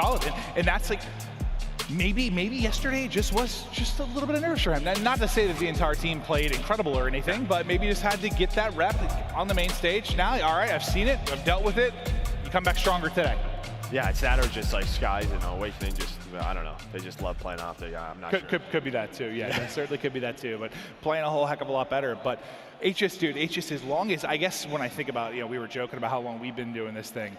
Scump's like right there, right? Like this guy, he's a dinosaur at this point. And like to see, there's people every year, they're like, oh, is he gonna retire? Oh, he should retire. Oh, blah, blah, blah. Oh, they didn't say he should. Everyone's just worried he's gonna do it, yeah. But then like he just comes in and has performances like this where you're reminded that he is one of the all-time greats. Well, I think he's talked about it, is right. As long as he feels like and his team feels like he's not bringing them down, which he absolutely is not. He's had to adjust his play style. He was a superstar. I played with him, right? I mean, he was that guy, but now he knows his role, what he has to do, and it's fun to watch, especially in Search and Destroy. What an unbelievable moment there.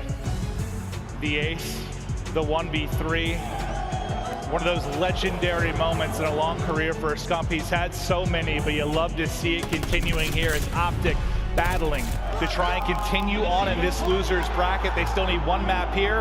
They have a long road ahead of them. We got the map 3 coming up after this quick break.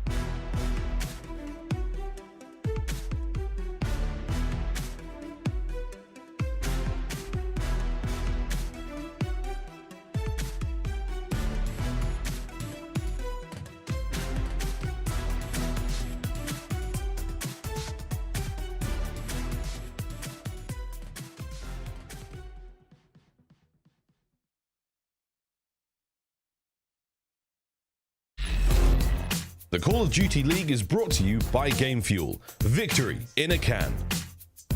Upgrade your game with a Scuff, the official controller of the Call of Duty League.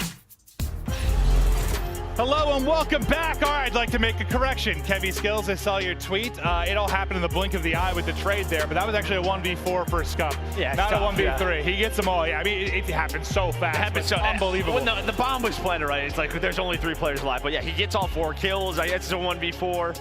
I mean, it was ridiculous. Well, we're going to take a look at the Scump play of the game, and it's going to be that moment, a sensational one here from Scump. And it's just right here, right? Gunless is kind of watching this with the timing, and he just sneaks on in. And you're talking about this, but Slasher doesn't expect it. He's got the advantage in the 1v1 all day. And then, I don't know, Asim is worried maybe he just hops on the bomb plant. Scump's watching across. He reads it perfectly. And there is the clutch in round 1, and the momentum from there. It was just all OpTic.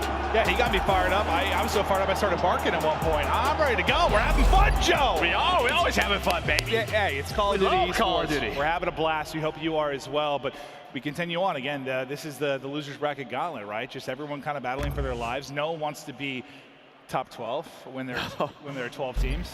True. That's a fact. Yeah, no, you like. That would be tough. Yeah. Like to finish a little bit better. So. I don't want to be top 12 if there's 16 or 20. No, I'm good. You're a winner, Joe. Yeah, well, for a little bit. We take a look at the map records now for Berlin Control. 0-2 for Guerrillas, 6-2 for OpTic Texas. Well, we're going to close it out here. The Guerrillas, I believe that what we had was they've lost the last 9 controls they've played. They were 0-5 in Major 3 qualifiers. They've played every map. They didn't win once. So we'll see. They're going to need a miracle to get it going here in this match and win a control maybe. Do you believe in miracles, Joe? I mean, I guess it were after Major 2, yeah, I do. It's going to have to be another one. Well, you just got to keep your foot on the neck, go for the jugular here, and try to close it out if you're OpTic Texas. Don't let them get fired up. You know, if they win a control, like that could kind of flip things. Like, oh, boys, we can win a control, we can do anything. The only thing I will say is, like, the end of that game, it did feel like Asim was, I don't know, just kind of playing with a little swagger? Yeah, playing with a little swagger. Although the last round, I don't know what that was, but a couple before that where he found 2 opening kills, won his team the round. But OpTic do work towards A.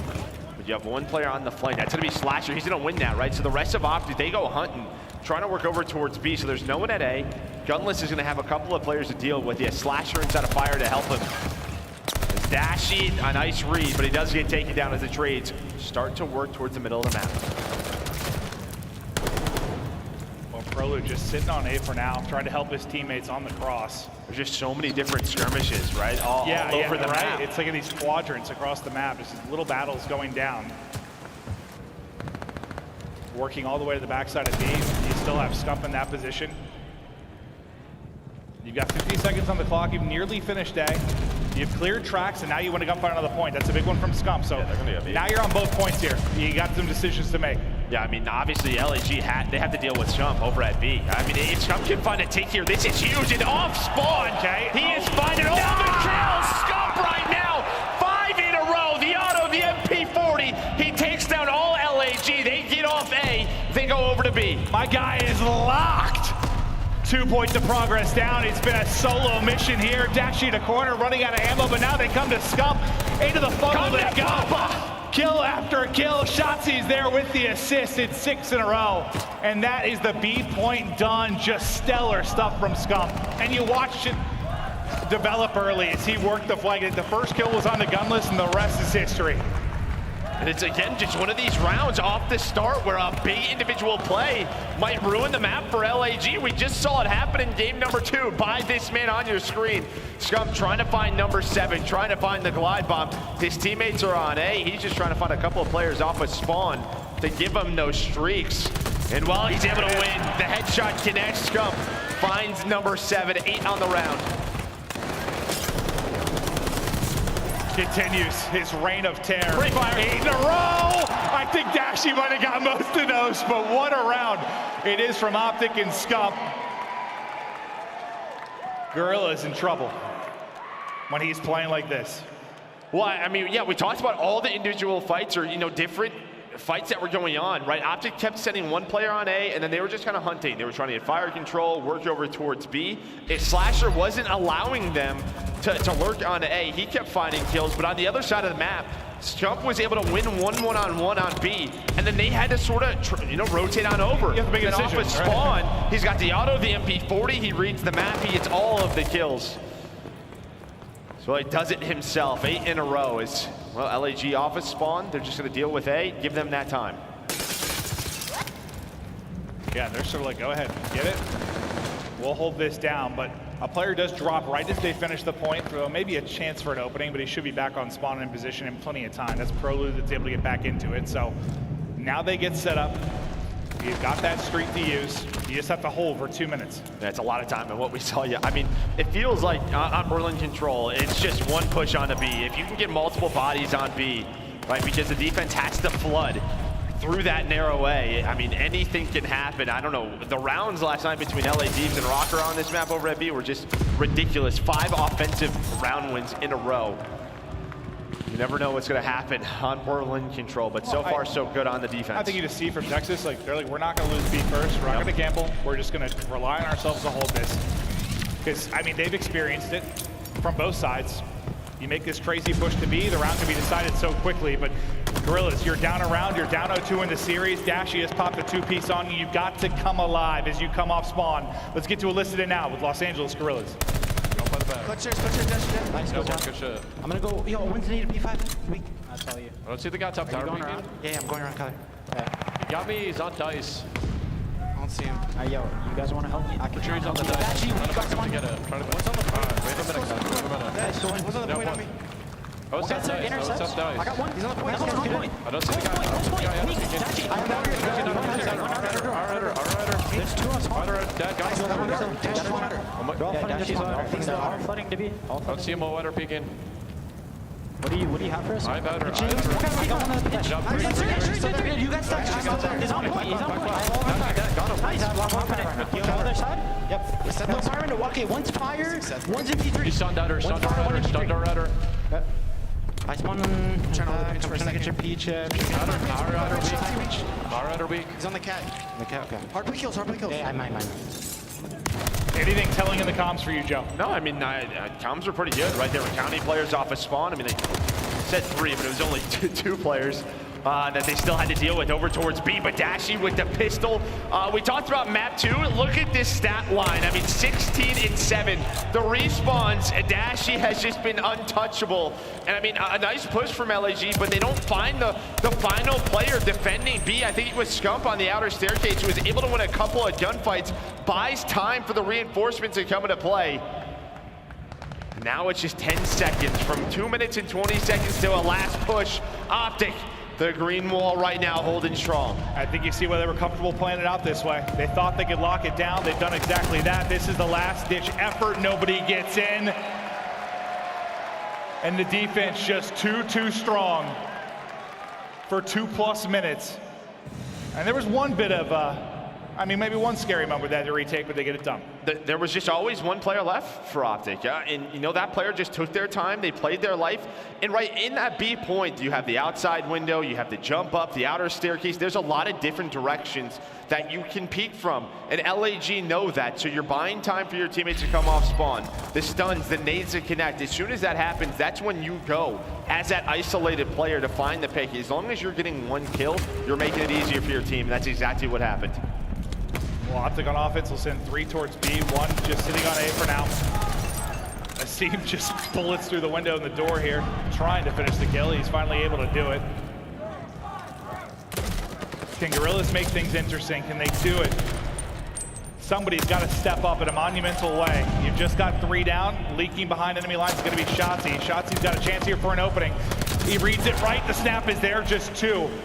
He's got to deal with, but he makes a disruption enough to get the front gates open. I thought Prolute had a second there. Yeah, huge gunfight win by Slasher, you're right, he does. Because if Slasher loses that, Prolute and Scump are both on that B point, locking it down with the autos, and that's just kind of the funnel into B, where it usually does not go well for the shots defensive look pretty teams. good too. I don't know if Slasher got a headshot or what. Probably, it looked all A right. little flinch maybe yeah. 1 shot through the wall, you never know. Yeah. But 51 on the clock. Trying to finish A now. They are going to send something at this. You've got a Seam and Hook surging on forward. Scump ready and waiting. Just tries to slide across, but he's only able to take down one. Tries to hit the tactical and drop shot it, but not quite up to the task. Hook in that mid-tank, just finding kill after kill. Now if you're OpTic, just get that extra minute and see if you can get the break. So far you're holding for Guerrillas. I mean, lives-wise, yeah, about even. They're not even worried about the extra minute, right? Because you're stopping the clock. Right, you have the players that are going to spawn docks. So they're just thinking, and what we saw in round one, they'll slowly get A. It's like when you know, we used to watch, you know, it Raid, right, last year. Where one player would just stay ringside, the rest would try to work towards that lower pool side. It's the same thing here, where OpTic, they know they're going to get A sooner or later. Can they allow a play to develop towards B? They finish off A, they have the life advantage, glide bomb called in, does not connect. But off of that, Dashy's able to find one as the push is coming on through, but Shotzzy inside of fire does get taken down. Yeah, I mean, he just keeps trying to push through fire and open up the flank. It's just like, one of these times it's going to work, and he's going to find multiple kills. Still, look at the lives. I mean, LAG has to slow the map down, and they're getting picked apart. Now Dashy's on 7, 27 and 9. Well, all right, as he gassed that, he just gets... Well, and there's that flank. It's open. Right through the wall. Is it open? Might be the chance. Yep. All right, there's an opening kill, but nobody really on the front side. So if anything, he's just going to turn heads for a moment, wait for the reinforcements, now get here. Scump wins one. He's hit down to 4 HP on the other side of it. 35 to go. 9-6 in the lives department.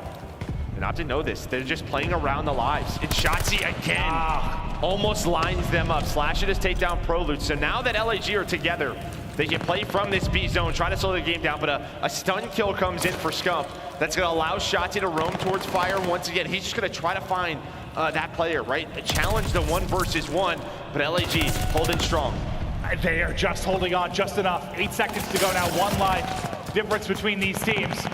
Somebody gonna have to get onto the point if they're gonna get this done. No respawns remaining on either side. The final moment ticks away, and it's a round for LAG. They survive a very scary moment to see a 4th round, but they hold on. Yeah, they were just hoping if Shotzzy like is a second earlier, right, in some of these moments, or finds those kills, because that's kind of it. They saw the lives were dwindling, right? You have LAG set up over towards that site, just playing their life, but as soon as they found one, that lets Shotzzy know, okay, like I have a 1 versus 1 in the base, right? Defensively, if he could find a timing, that's going to drain that life count down, give them the advantage, but it doesn't work out. No, it's felt like there were 4 or 5 times where he just is able to make the play he wants to make, and they win the game. All right, we're having this round again, right? Screw it. Give them all the time. Give him 220, and we'll try to hold. But this time, they're sending a fast pinch around. Look at Hook. Look at Hook. Already he wrapped all the way around quickly. And while he fires some shots past some ears, but not able to get it, but he'll hop right onto the point. They've already finished off A. You have that 220 to work with again, but you just have Hook as a threat here, at least on the other side of it. Oh my God, I thought he had it, but of course it's Scump. I mean, just some tough shots to hit with the MP40, but Scump just snaps onto him with that auto. So, okay, yeah, you know, there were some plays developing, but everything now slows down into this setup as OpTic just going to try to lock down B, win this series 3-0. Yeah, I just thought this time around, maybe if you're LAG, you had a chance to not just be like this clean kind of reset 4-man push, like you were able to make it messy a little bit earlier, but doesn't end up being the case. They're just buying time. You have Dashy and Prolute all the way back tracks. Watch it inside the hallways. Shotzzy just right on the other side of this door. I mean, this is already 30 seconds off the clock. LAG have not worked up the middle of the map. There we go, and well, Shotzzy, the patience pays off. Yeah, Hook like counts to 40 before he goes, and still Shotzzy just ready and playing hide and go seek, and he lost. Yeah. 28-11 out of Dashy, make it 29. Just over a minute to hold now, and that live separation starting to grow. It's up to 4. Not sure that's going to matter much with a minute left. They have not even gotten inside of the train yard. I mean, this is going to be the first time behind Gunners and Slasher, and there's going to be 3 dead. All right. Prolute, the next man up. Nice all 4 off a spawn. Now you're going to have Hook trying to work towards fire. I think he's going to get caught by Shotzzy. Of course he is. Just the timing is a little bit off for him, trying to, you know, make those plays, lurking. They finally work the middle of the map, get close to B. Yeah, this might be your only chance, though. You've got to take advantage. It's not happening. You got to win 2 waves, and Dashy back off spawn adds on to his total tally now at 31 and 12. Gunless will drop. That is all 4 cleared off the map. Everyone back to spawn and will hop up with the first guy up, which was the Seam. 25 to go. No opening there. Another streak coming in. See if he can line it up, but he does. It's a teammate drop, but also Slasher sit back to spawn. Their defense has been so good here on B. It only takes 1 push, though. 1 push. It'll be the final one for LAG for their tournament hopes to try to send this to a round 5. A Seam and Slasher are in, but it's Shotzzy on the flank. Trying to time it, and he's just going to wait. He's going to wait for his teammates off at spawn, and that should do it. A Seam, he gets taken down. Dashy and Prolute with a couple of more, and OpTic with a big 3-0 victory.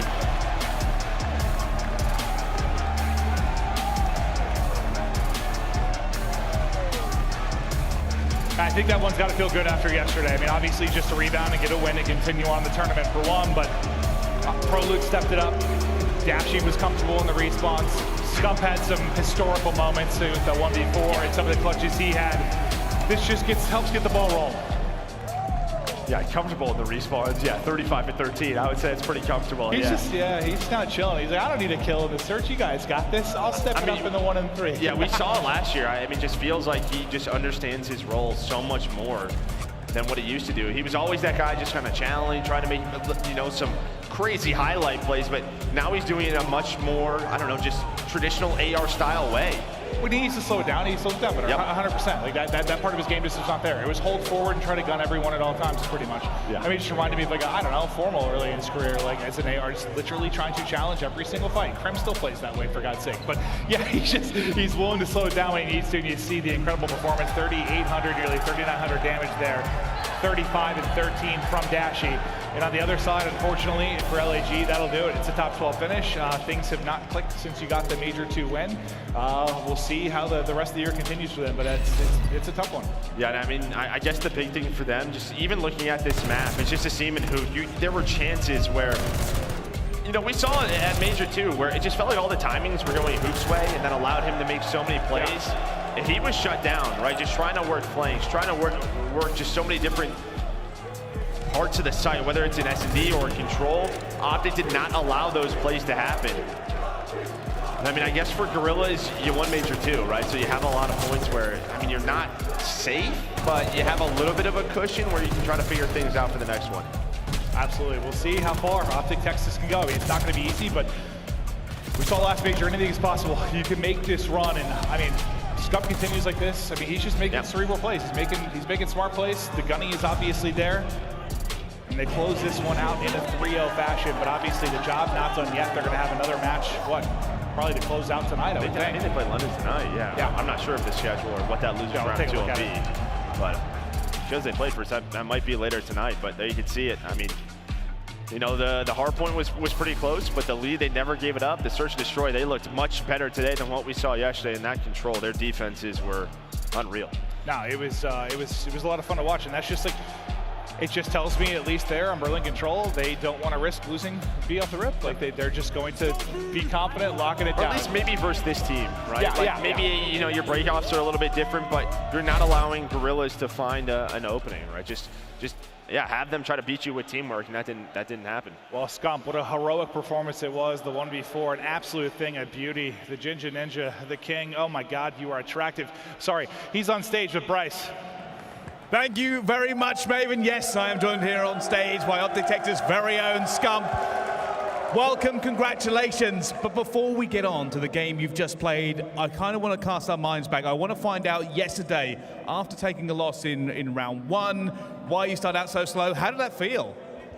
Not great. I mean, just came out slow against Florida. We got a good lead against them, so actually we can't say that. We came out with like a 90-point lead, and then we made a few fundamental mistakes that we usually don't make.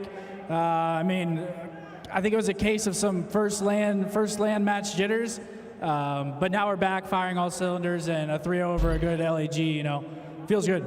Yeah, definitely a big win for you guys moving forward into this one.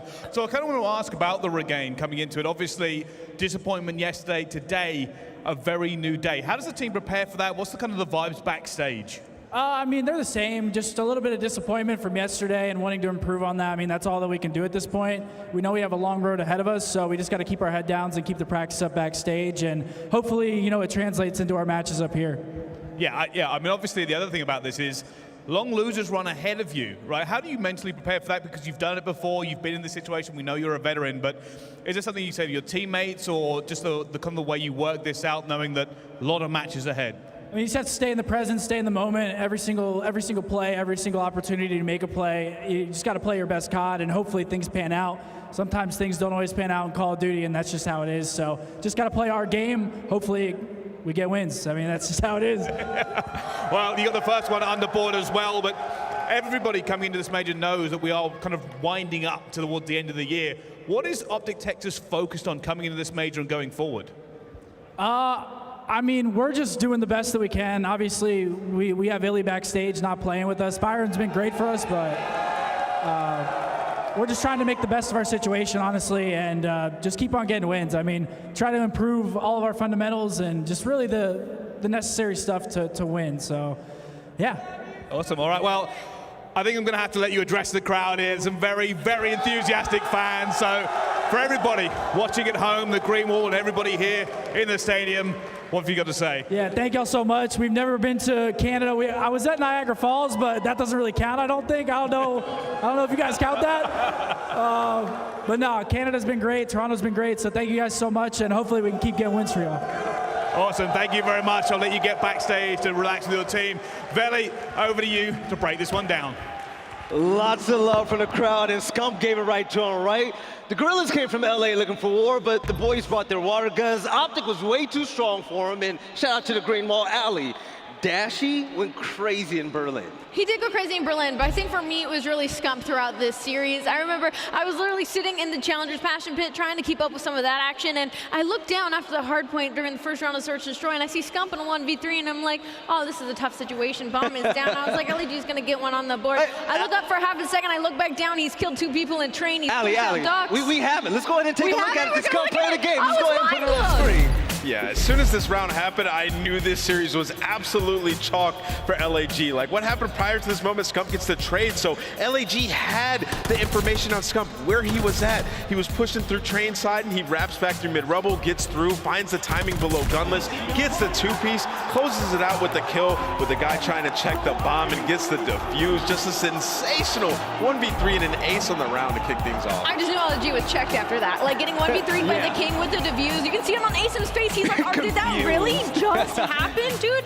I mean, and then after that, it was just Scump the rest of the series, right? A 1.15 overall. He starts with that opening 8-3 in that Berlin, and it was just all she wrote from there.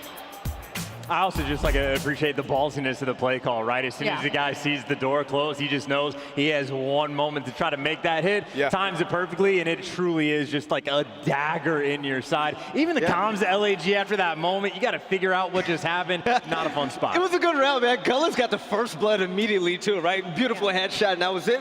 But for Gunless and the rest of the squad, they're going home. LAG are officially out of the tournament.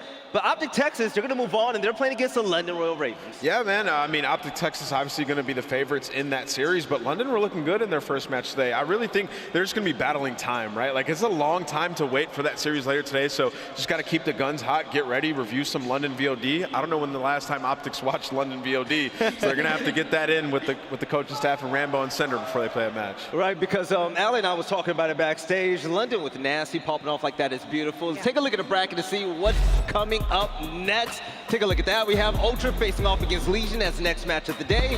And then Minnesota Røkkr and Boston Breach. Ali, that match right there, to me, that's the headliner for today. No, I'm right there with you. This is probably the toughest matchup for both these teams. I think they match up incredibly well. And we saw Minnesota Røkkr yesterday, but we don't know what Boston Breach we're going to get today. So it should be an incredible matchup for sure. Now, for all you people with naked skins at home, whatever account you play on, right? Go ahead and put something on it. You can watch and earn your own, calling cards, weapon blueprint, whatever it might be. This all looks good, Chance. Oh, looks great. Can't wait to throw it on my stuff at home, show it off in rank play, whatever the case may be. Always extra little goodies you can get into the bag. Always. And also, pull out your cell phones, and this QR code will not just give you the I love burgers, I love bellies. Yo, chill. My bad, Bell. Yo, I'm not asking Nameless a question for the rest of the day. Ladies and gentlemen, that's pretty much it for the second series of the day. But coming up next is going to be a really good one. We have Paris Legion facing off against Toronto Ultra. Right, exactly, baby. It's going to be a good one. Out here in Toronto, we're having such a good time here at Major 3. From the audience to the viewers at home, you guys were amazing. Thank you for tuning in so far. But coming up next, it's going to be yet another one, okay? One more team is going to be going home. Toronto, Paris, we'll find out soon, and we'll catch you on the other side of this break.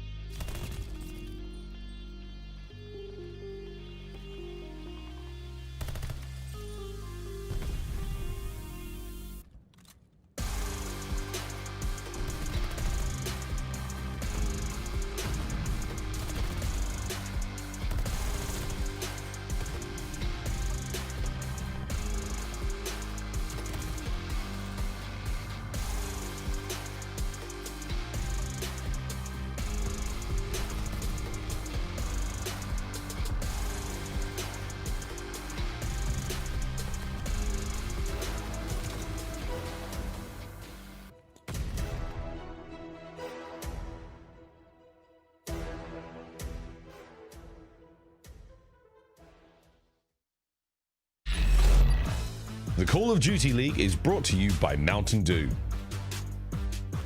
The Call of Duty League is brought to you by Zenny. Armor your eyes with Block's gaming glasses starting at $24 by visiting zenny.com/CDL.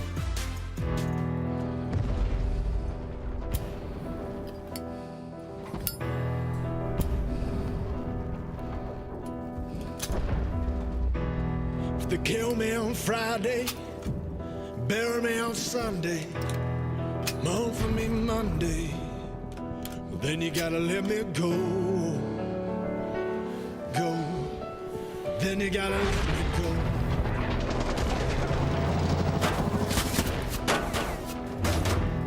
They kill me on Tuesday, bury me on Wednesday, mourn for me Thursday, then you gotta let me go.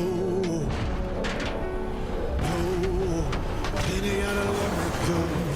Weapons hard, vaqueros. Somebody say a prayer for me. They kill me on Friday, Sunday, then you gotta let me go. All right, you beautiful people out here in Toronto. It's about time for the Ultra to take the stage, and I gotta ask you right now, are y'all ready? Go ahead and make some noise. All right, they need more noise. Yeah. That's what happened yesterday, right? And what happened? Toronto lost, so they're going to have to get louder today. And that didn't happen in Minnesota and Texas, right? Mm-hmm. All right, but welcome back to the desk. My name is Belly. We got Merc, we got Ali, and also Nameless. But by the way, that trailer for Modern Warfare was kind of hot. That song was fire. That was a cold trailer, man. Bury me on Monday. I was vibing. And also, a real quick update from Challengers.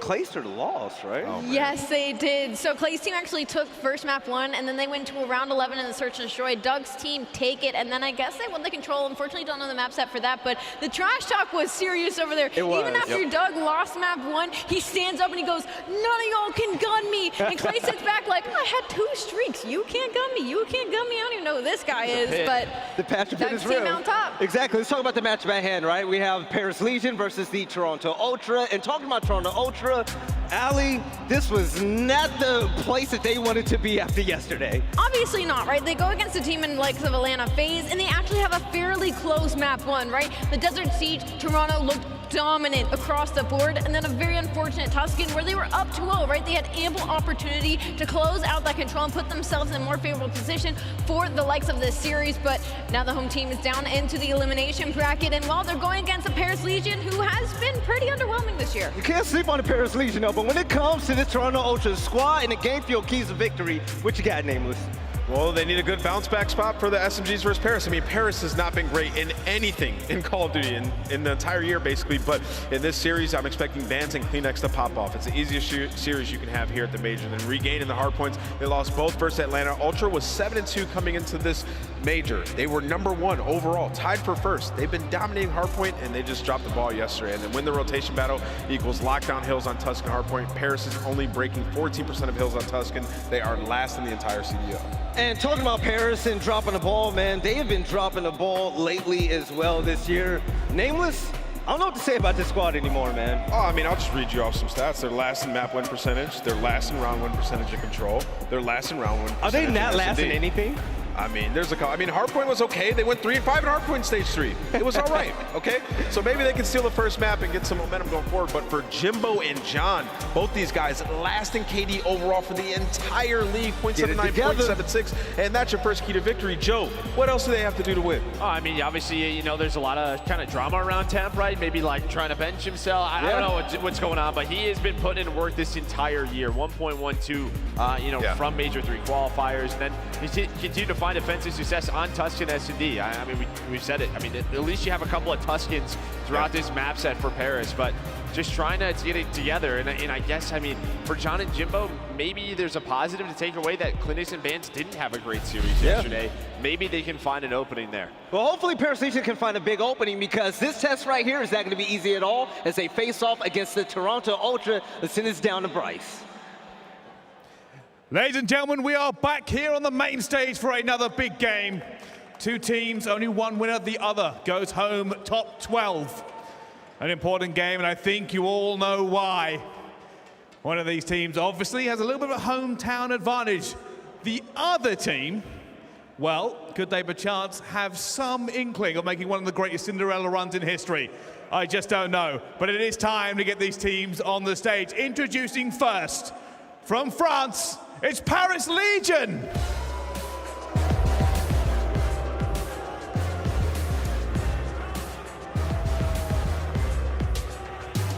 Temp, John, Jimbo, and Gravity. It's like this team just can't win it all. Last place in everything and then booed by the crowd. But I'm gonna let you know right now, when it comes to upset potential, I am not sleeping on this team, and there's a big reason why. Take a look at Temp on the right side. This man has been lights out for this roster, and he is their shining star. If Temp can get on the roll and the SMGs can roll up behind him, behind his AR presence, I really think Paris Legion have a legit shot against Toronto Ultra. But Bryce, I'm ready for this walkout. I'm ready for the hometown team, man. Bring them on out.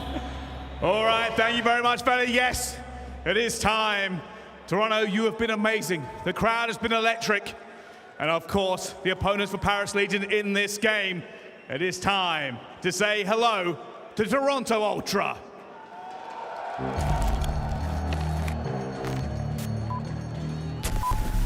Haters talking to me, tell them pipe down.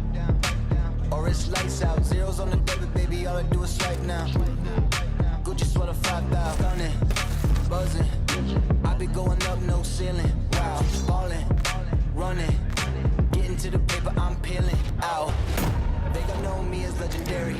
You in the stands, I ain't need no commentary. They gon' know me as legendary. You in the stands, I ain't need no commentary. Ain't no option, ain't no secondary. I just throw it out like a Hail Mary.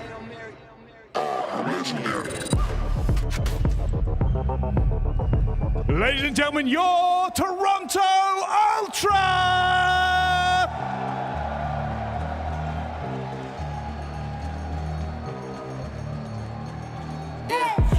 Haters talking to me, tell them pipe down. Or it's lights out, zeros on the debit, baby, all I do is swipe now. Gucci sweater 5,000, gunning, buzzing. I be going up, no ceiling. Ballin', running, getting to the paper, I'm peeling out. They gon' know me as legendary. You in the stands, I ain't need no commentary. If you the competition, you gon' get buried. I don't cheat on the game, we get married. They gon' know me as legendary. Bats, Kleenex, Cammy, and Insight.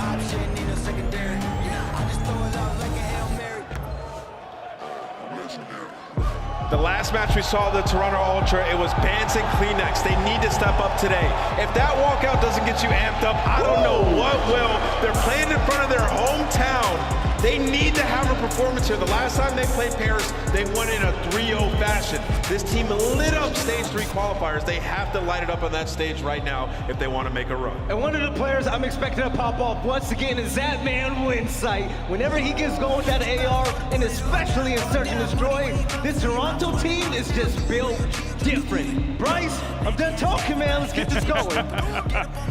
I couldn't agree with you more, Belly. It is time to get this game underway. Of course, a Cinderella story or the hometown heroes. Only one way to find out. Over to Lando and Study. Thank you so much, Bryce. Yes, but I tell you what, nothing gives me goosebumps like watching a hometown crowd root on their boys. You saw Insight in the front. He's getting hype, and they have got to be ready to roll versus this Paris Legion squad, buddy. This is an elimination game. I mean, no points are awarded for the team that goes home. $0 in your pocket. A lot on the line. There's a lot on the line for both of these teams. Obviously, Toronto looking for the bounce back from that series yesterday versus Atlanta FaZe. And then for Paris Legion, they need something, man. Yeah. Only 2 wins on this entire season. But the good thing for them is one of them is actually versus the Toronto Ultra all the way into Game 5. So who knows what can happen. Yeah, absolutely. That's what we've learned so far here at the Toronto Major is that anything is possible. I'll tell you what, man, the maps and modes are pretty easy to remember. Bocage, then we've got triple Tuscans, and then a Desert Siege in game number 5. Jay, you see the maps and modes. You also see the map bans. What are your thoughts, all things considered, on this? Well, you take a look at these maps and modes, especially on the Paris Legion side. They only have 1 map out of the entire 5 that they have a positive record on, and it's going to be that Tuscan Search and Destroy. So they have to make sure that they're able to secure that. But based off of this map number 1 on the Bocage hardpoint, this is where Paris Legion needs to show me something. Like I said, throughout all of Stage 3, they do not get a single win. Their map count was literally 5 and 15. Hasn't been good. But this is a map where the last time that these two teams matched up, it was Paris Legion able to walk away with it. Yeah, it was indeed. And one thing as well, I mean, I feel like every time that we've casted over Paris Legion or watched them lately, they've been playing some Bocage. So while the record doesn't look amazing, they at least have the reps. That is without a doubt. They're prepared. I think they knew coming into this series what we were going to start off with, and we'll see if they can give Toronto Ultra their best. But Toronto, let's make some noise for the home team. Love to hear it. We love to hear it. Ultra, tell you what, man, if they were to make a run through the elimination bracket, they're going to need all the help that they can get. A gauntlet indeed, but for them, it starts with Paris. We'll see if they can get it done. Bocage, here we go. Starting things off at P1, trades either way. And the biggest thing to look at in this series is definitely what the Des touched on. The keys to victory for both of these squads has to be the SMG presence on both sides. You have John and Jimbo basically dead last throughout stage 3, and then Cleanex advance. Basically 0.8s yesterday versus Atlanta FaZe. You need them to have a great performance here. Yeah, you absolutely do. And one thing as well the Paris are going to have to look out for is not just the SMGs on the other side, but it's going to be the ARs. They also had a phenomenal performance in that game versus Atlanta FaZe. And Jay, that series started off on Bocage. Toronto absolutely took it to them, and the guy who was doing it primarily was Insight. Goes on like a 9 or 10 spree without a doubt. Put some fear in the back of the minds of FaZe, but a solid start for Toronto. Not a ton of seconds on the board, but they've got that spawn for next set up. Yeah, that was the biggest thing Toronto were focused on, not really giving up a lot of time to Paris Legion, but also keeping the spawns for this P2. But Gravity finding that 2-piece, John with the third, only one player left on the side of the back side for Toronto Ultra before the spawns do come in. So now Paris Legion with 45. Can hold this down from the front. John gonna be the cutoff man from middle. Mack just cutting down every single player, trying to attack from water. But eventually Gravity, he's gonna pick up right where he left off. Gravity on this map as well. A 1.2, the standout player for Paris Legion. Yeah, that's the primary reason I feel like, Jay, while they keep playing this map is because it only continues to heat up. Mr. Tom Gravity, 9 and 2 to start. A lot of it was because of that double nade, and a very interesting spot because they don't have spawns the entire time, Paris, but they are able to hold from that front side. John locking things down with the M19. I think it's the first time that we've been able to see it here in Toronto. But you can without a doubt expect to see it a decent amount of time here in Grandma's. Kills go back and forth, but it's a great victory for Insight toward the back lines. And it looks as if Toronto once more have got the spawn. We'll see if they can hold it though. You see Gravity, he's still in that 5 spree.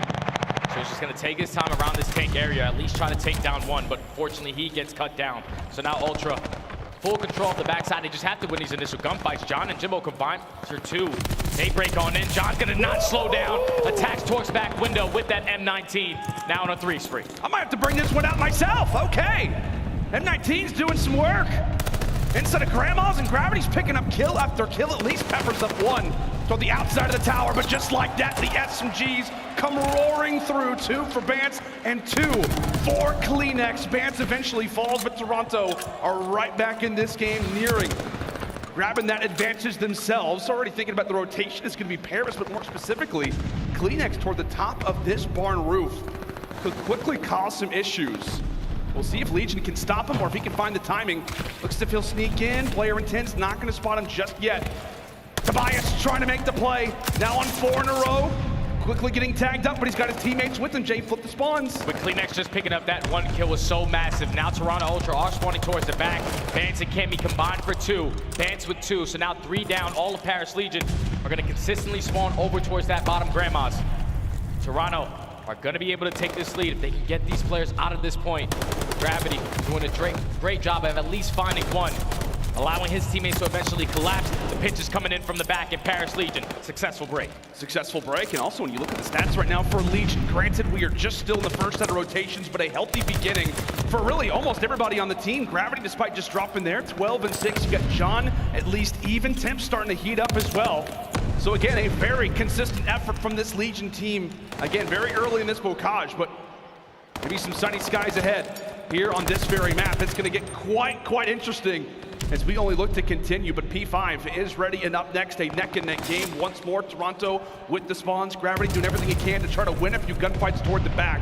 He gets halted, and now that hill lays vacant. And that's Ultra once again with about 5 to 10 seconds remaining on that P4. They were able to just push out, be aggressive, win every single gunfight now to flip these spawns. Just have 1 player You have to focus on the player that's going to be sitting in towards top tower, which is Jimbo. Doing a great job of just staying alive, doing so well that Toronto Ultra is still going to spawn in towards the back. All of Paris Legion fully set up for this trap. Insight's gonna do all he can. The nade comes through. Perfect timing and coordination there out of Toronto to get Gravity out of the best position possible toward the back. They cut him down, and now they've got an opportunity. They've got a lane, but John is holding it. Now sitting on 3 in a row. Jay, you do not want to allow for John to go off. Granted, has not had some great stats, but we have seen those pop-off moments from him. We know John's history. MVP at Call of Duty World Champs. The guy is very talented, just for some reason in his Paris Legion roster hasn't really been putting up the best stats. But so far answering the call in this map, number 1, Paris Legion. Now it comes down to the rotation at P1. Last time both of these teams got to this hard point, Ultra and Paris, it was like 11 seconds for a 60-second hill. Neither one of these squads are going to try to get a majority of time here. The main focus is going to be those spawns. But Paris Legion at least find that 2-piece, make it 3. Now they can get some time. We'll see if Paris can honestly finally crack the code. As Toronto once more trying to play for that P2. They will have that spawn for the current moment. And as we said, their last, really 4 of their last 5 opening hard points have been on this very map. Only 1 W to speak from, despite how closely they have been playing in the slang role. As I talk about it, I mean, trying to crack the code, and Toronto just fire through with 4 of their own. Insight and Kleenex erupt for a few, and Jay, take a look at Kleenex's numbers, 22 and 18 in engagement machine right now. Kleenex is not slowing down on a 4-speed before he does get shut down. But look at those spawns for Paris Legion. That's gonna be John slipping his way through that water side. Now flips those spawns for Paris to get fully set up. Trades going back and forth into bottom barn, but John and Jimbo combined for 2. Now they know that the pressure is going to be in towards bottom barn and Paris Legion. They did a great job of it in the first rotation. With Ultra having those back spawns, they can only average about 15 points. But this time, Paris Legion with the spawns, holding it down. And this is a scary time. This is a scary time if you're Toronto. You do not want to allow for Paris to get any unnecessary points. As they do look to break on in. Thankfully, a nice nade helps them out, but on the other end, it's Gravity who comes through with 1 of his own. In the meantime, throughout that feed, it's the SMGs who continue to cause some issues for that Legion front. Gravity trying to win a close one toward top barn. 10 seconds left over at that field, and Toronto contests for as long as they needed to. Jimbo with a big double now prepares them over at Grandma's. And based off of a few positions, Jay, it looks as if they've also won that rotation, possibly. A big gunfight to win, but Timp looks as if he's gonna walk away with the trades. Paris go big, and now they've got the preferred positioning. And now that's 4 dead. Toronto Ultra just need to slow this down. Stop going 1 by 1 with staggered pushes, because Paris Legion are capitalizing on it. Gravity, like I said, 1.2 on this map, 24 and 14 right now on a 5 spree. He can pick up this glide bomb. That's gonna cause problems for Toronto Ultra. Paris Legion right now just playing so damn well. They are indeed. A great little moment right now for Paris. The spawns being held, and Gravity trying to see if he can grab that glide bomb. 1 away, pulls out the 40, slides back and forth, eventually cut down. But nonetheless, a solid beginning for Paris. Let's step aside and see how the comms are sounding with Legion. No, hold the 15, going out. One shot, Kleenex. Front toes, 1 shot. Okay, top Yeah, shot. you want top bar. Yes, all day. All right, top bar. All day. All Top bar. Okay, everyone deep breath. Let's just take our time here. I'm helping you. Nice, good shit. I'm helping you stack. Let's go. Top bar, 1 shot. Make sure we get it. I stunned him. He's 1 shot. Kleenex. T1. And big door coming. And T1. Big door and T1. Big 1 kill here. Big door and T1 just contest. Let's play contest. Okay, I'm going contest. I need a single inside. Nice. Just contest, Brian. I'll chop. Okay, I'm big. We're just playing big. Hold on, he has a free kill. Nice. I cornered inside, 1 shot. All there. Oh, fuck. Let me. Yeah, T1. Okay, 1 more out single. Single bats. Single. Nice, good shit. They're still there. Still spawning there. I'm needing over again. Foot. Alright, he's only single side. I stunned him. Single. Challenge. I have left. He's 1 shot for you. Wait, 1 shot? Bans? 1 shot single bans. Yeah, I'm right out there.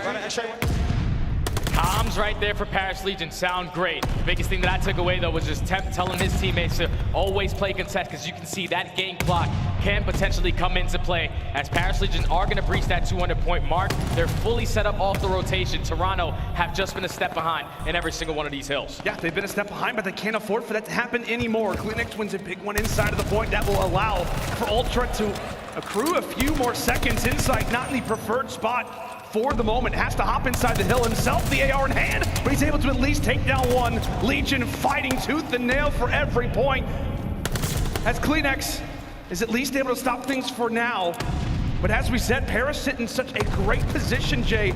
We know in Bocage, you can play the time. You can really hop outside of the hard point and make the opponent start to sweat.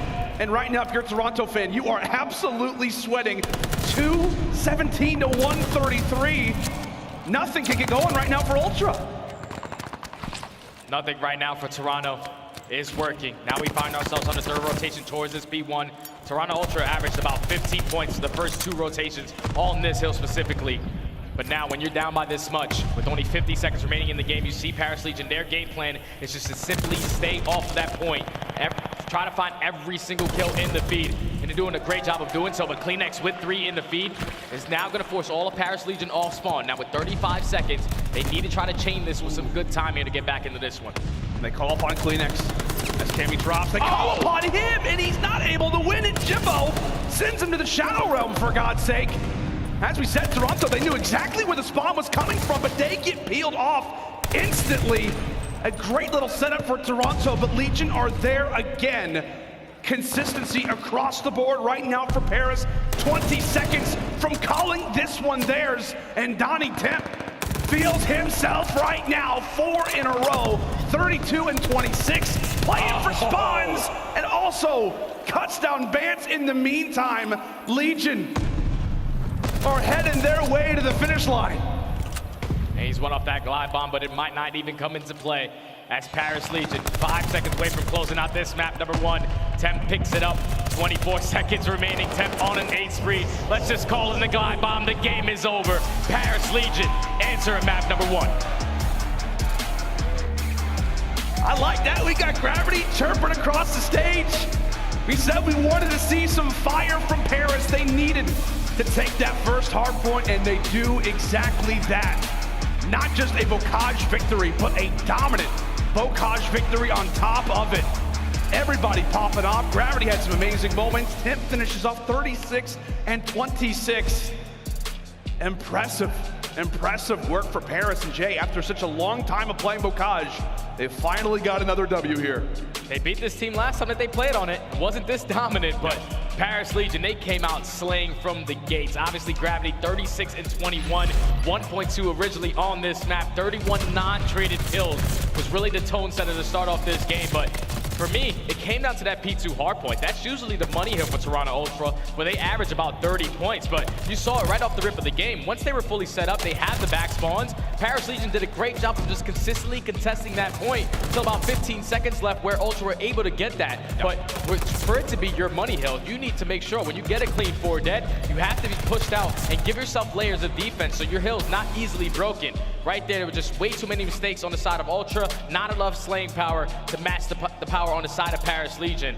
And now we going into a search and destroy where, if you're Paris Legion, before I said, this is their only positive map throughout this entire maps and modes. And so far, when they're up 1-0, confidence is on their side. Yeah, it absolutely is. And that's the thing that we know, right? When it comes down to land, Paris do perform better. I don't know exactly how many W's it's been. I think it's only one online victory, but the other ones have come from this land environment. Paris not being in that facility, when they're all able to be in the same room together, be sitting on that main stage, it's gonna hit a little bit different, man. It's gonna hit a little bit different. Paris, an excellent start off in this series, and I gotta say, that quickly puts some panic in the Toronto camp. 100%, man. Like, especially when you played that map so close versus Atlanta FaZe. Yeah. You let it slip by the last, like, 2 to 3 hard points at the end of that map number 1. But then in that one, it was just a complete smack show. Like, no one came, no one was positive on that side for Toronto Ultra. Right. They just need to completely forget that map and go into the search and destroy, doing what they do best, and that's winning a majority of their attacking rounds. Yeah, and we'll go and take a look at our search and destroy top performers throughout the season, both for the Toronto Ultra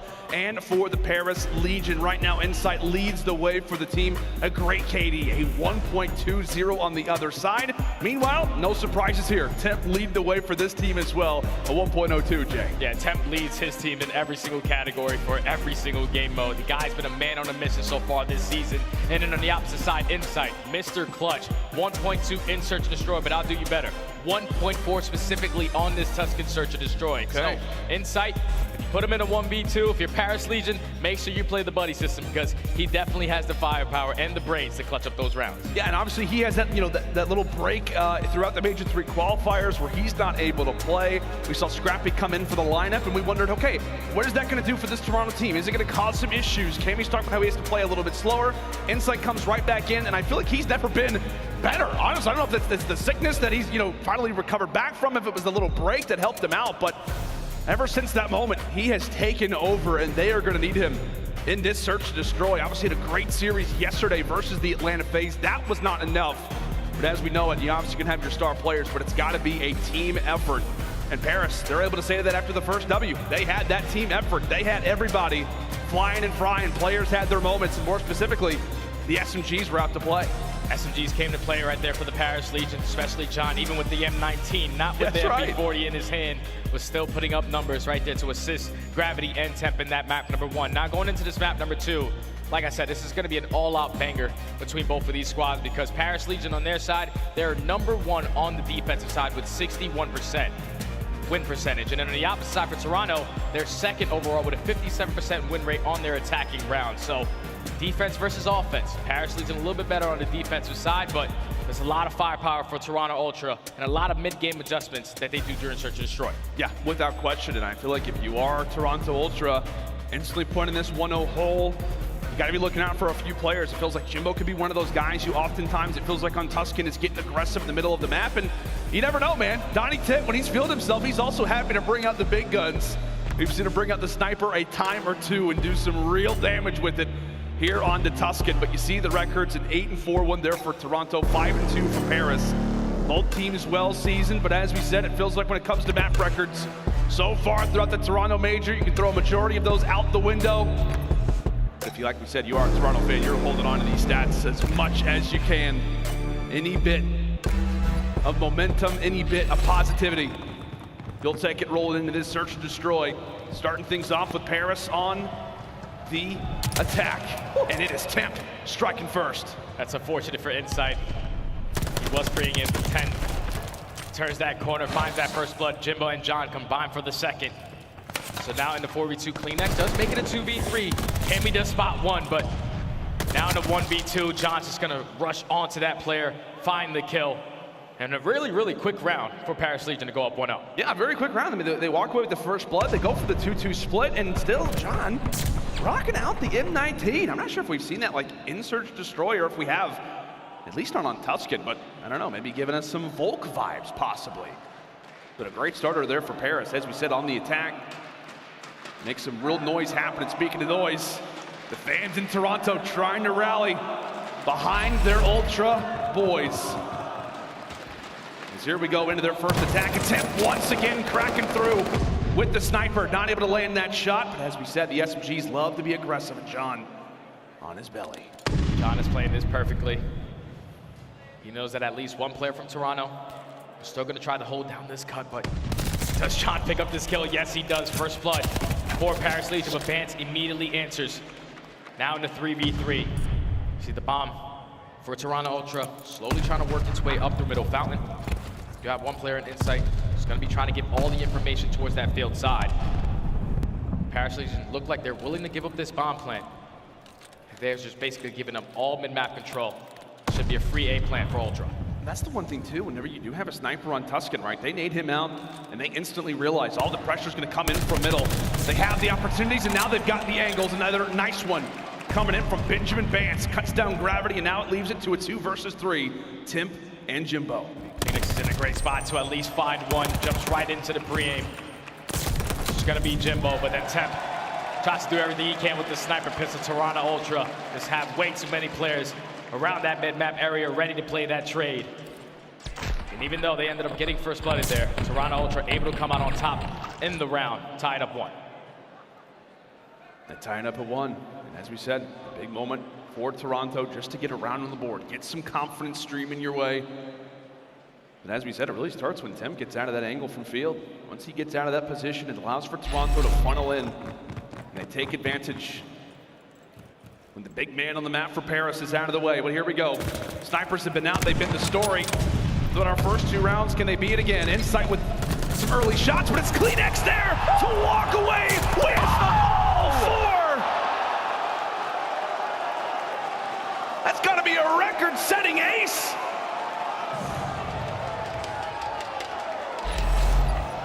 Watch it again! Watch it again! 2, 3, and 4. Oh my goodness!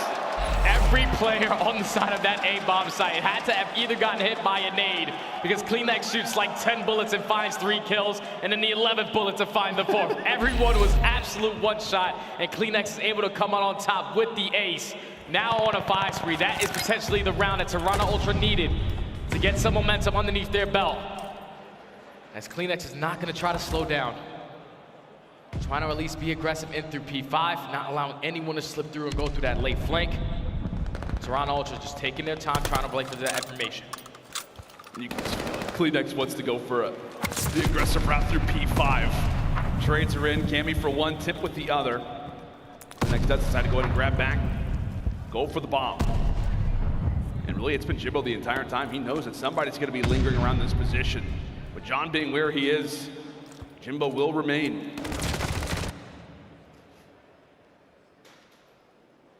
Now it's all on Jimbo. At least in a great spot to hold down this P5, but the bomb is slowly approaching through mid-fountain. You have Insight watching his first cut. Forces John to reposition himself. Now with 25 seconds left, this can be a difficult round to win because you still have to worry about John on your flank. Gotta worry about John, Tim. Really the eyes and ears right now for Paris. Oh, and John gets cut away. As soon as he falls, Jimbo realizes now's the time to push through P5. He's been so patient. Oh, but it doesn't pay off. He doesn't get the kill, and now it's on to Temp. Finds one on to Insight, brings it to a 2 versus 2. A very confusing moment there for Paris, but they do reply. Cammy falls, and now it's all on to Cleanex. Glide bomb earned, and can he do it again? Pistol out, and Jimbo, well, it didn't get the kill to start. He gets the most important one toward the stretch. Takes down Cleanex. Despite the glide bomb being earned, Paris get another one on the board and tie us up at 2. Paris Legion, once again, even though they got first blooded, they evenly, with that nade, even up the numbers and force it to a 3v3. And then once they find that pick in towards P5, in the 3v2, you do not slow down. They find the trade onto Insight, but then Jimbo at least repositioned himself in towards top fire to time that flank beautifully to turn it into a 1v1. Then clutches up for the team. But if you're Cleanex, you close out on that 7th spree, you pick up that glide bomb. It could be so useful to the later half of this game. Paris will look at another attack. One thing to keep in mind as well, really interesting stat, Paris did not plant the bomb 1 time in the Major 3 qualifier. So if you are Toronto, that is something really to think about in regards to that B objective. Are they really going to try to go for the plant? Are they going to make you have to play for that? But in the meantime, strategies are going to come down to this glide bomb. It's Cammy with 2 and Cleanex with the other. Picture perfect work out of the streak, and now it is Tom Gravity, white flag out in the back of the base. Yeah, 1v4 for Tom Gravity. See Ultra, they're not going to try to give him easy one-on-one gunfights. He's basically trapped in the back of their spawn. That was such a beautiful play from Ultra. Here to Paris Legion. Definitely a little difficult because no one straps on cold-blooded.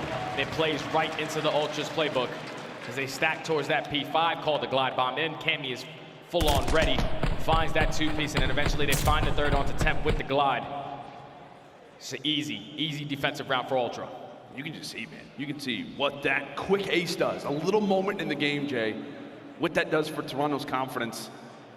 And obviously earning that streak, of course, is going to help you out a decent amount. But Toronto fire back with a few rounds of their own. Now up in this search and destroy. We'll see if they can capitalize on it.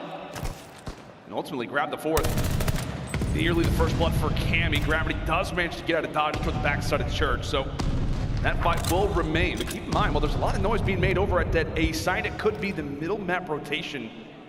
That Ultra has got it cooked up. John on one side and Cammy on the other. Potentially also a sniper battle between Temp and Insight. towards that field side, but John's gonna get the call out. One player's gonna be sitting in this corner. He finds the first blood. Now Ultra in a 3v4. Have to focus on the positioning of John as he does push up through the middle alley. His teammates trying to at least put themselves in better position to at least trade the kill, but Vance and Cleanex combined for 2. Now in a 3v2, left up to Gravity and Jimbo. Gravity does not spot the player going bottom. We'll look to cut him off. In reality, it's Toronto who just goes back toward that A site, realizes things are clear. The one player who's going to be here instantly is Jimbo. How fast can he arrive? At least spots one. Getting some information for he and Gravity. And what is going to be a very, very tall task. Job done for the first. Vance quickly drops. And Jimbo does as well. All on to Tom Gravity. A 1 versus 2. Catches 1. And now it's mono, e-mono, Cleanex versus Gravity. Not a ton of time to work with. And Cleanex has already flanked the entirety of this map. As with 15 seconds left, Gravity's not going to turn right, and Cleanex with the reposition is taking over in this game number 2. Has more kills than his entire team combined at 11-2. Goes massive right there for Ultra to go up 4-2. 11-2? 11-2, man. He's taking over this game. Okay. All right. Mr. Cleanex, the tissue is an issue right now on Tuscan. Nothing to sneeze at if you're Paris, but my goodness, they definitely need some life. They need somebody to go off, something to go their way. Back on the attack, the sniper, I think, was out for a moment. Temp looking for the angle as Gravity drops. Another first blood for the Ultra side. Oh, and Temp just misses the shot again. Would have been great to find the equalizer in that moment. Look at Cleanex. Look how aggressive he is through that field side. Already going to be the player to give the information to his team that no one is going to be attacking towards A. That's why you have 2 players from Ultra stacking towards that B bomb. But now Cleanex not going to slow down on another 3 spree. Has read this play beautifully. Be able to come behind 2, takes the first couple of shots onto Temp, finds that first kill, goes for the challenge onto Jimbo, finds the second. Cleanex taking over this game. Now it's all left up to John, and that's just another round dominated by Cleanex over there towards that P5. Toronto Ultra at game point. At game point, and like you said, he's not just finding kills, but he's also getting information for the team. Cleanex now at 13-2. A dominant performance from that man. We know him to be an impactful player. We know the difference maker that he can be, even going back to the very first event of the season. He was the guy that gave Toronto that early chip. When it came down to the kickoff, can he do it again on the 5 spree as he rifles through P5. Jimbo with the first blood. The blinds are open, and Cleanex can see quite nicely. An instant 3 versus 2, Toronto with numbers in Paris. Left up to Temp and Jimbo now. And he might earn 2 guy bombs in 1 search and destroy if he can pick up the 7 kill. Unfortunately, he can't, but Cammy is there for the trade. Now in the 1v2. Bomb is going to be planted for the Ultra boys at this B bomb. All on Jimbo. Just going to try to take his time, thinking the bomb is going to go down at A, but now it's to waste an extra 10 seconds. Rotating over towards that B site. As Ultra are going to be fully set up, they have mid-map control, they have the back cut off. Just cannot allow an ninja defuse to happen. Jimbo's going to attack the back. He's going to attack the back, and Toronto will be there to cut him down. A much-needed return after the Bocage loss. And Toronto comes screaming back off of what was a legendary game out of Cleanex. 14-3 to bring Toronto back in this series. Jay, we said that they needed an answer. They needed to come back with a search and destroy victory, and they do that and then some. Their search and destroy so far this weekend has been clean. Yesterday in that series versus Atlanta FaZe in a 6-1 on that Desert Siege. They come out here and only lose 2 rounds to Paris Legion on their best search and destroy.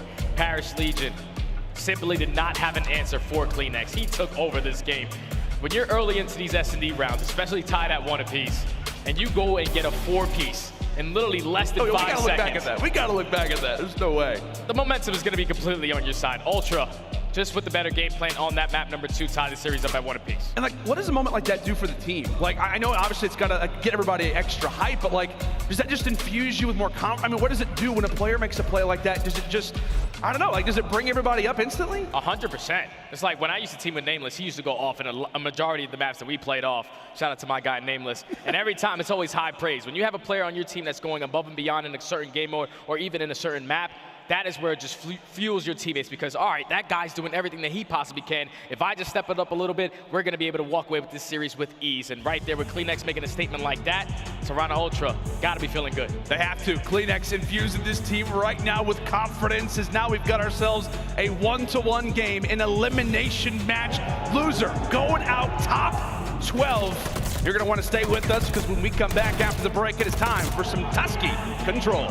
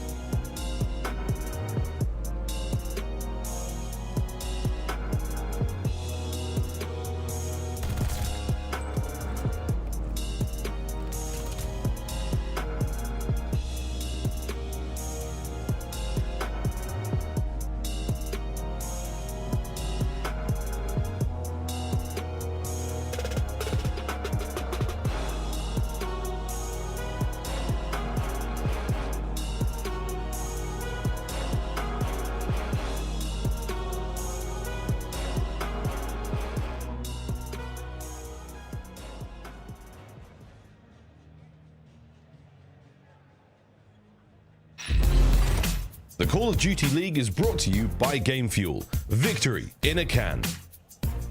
Upgrade your game with a Scuff, the official controller of the Call of Duty League.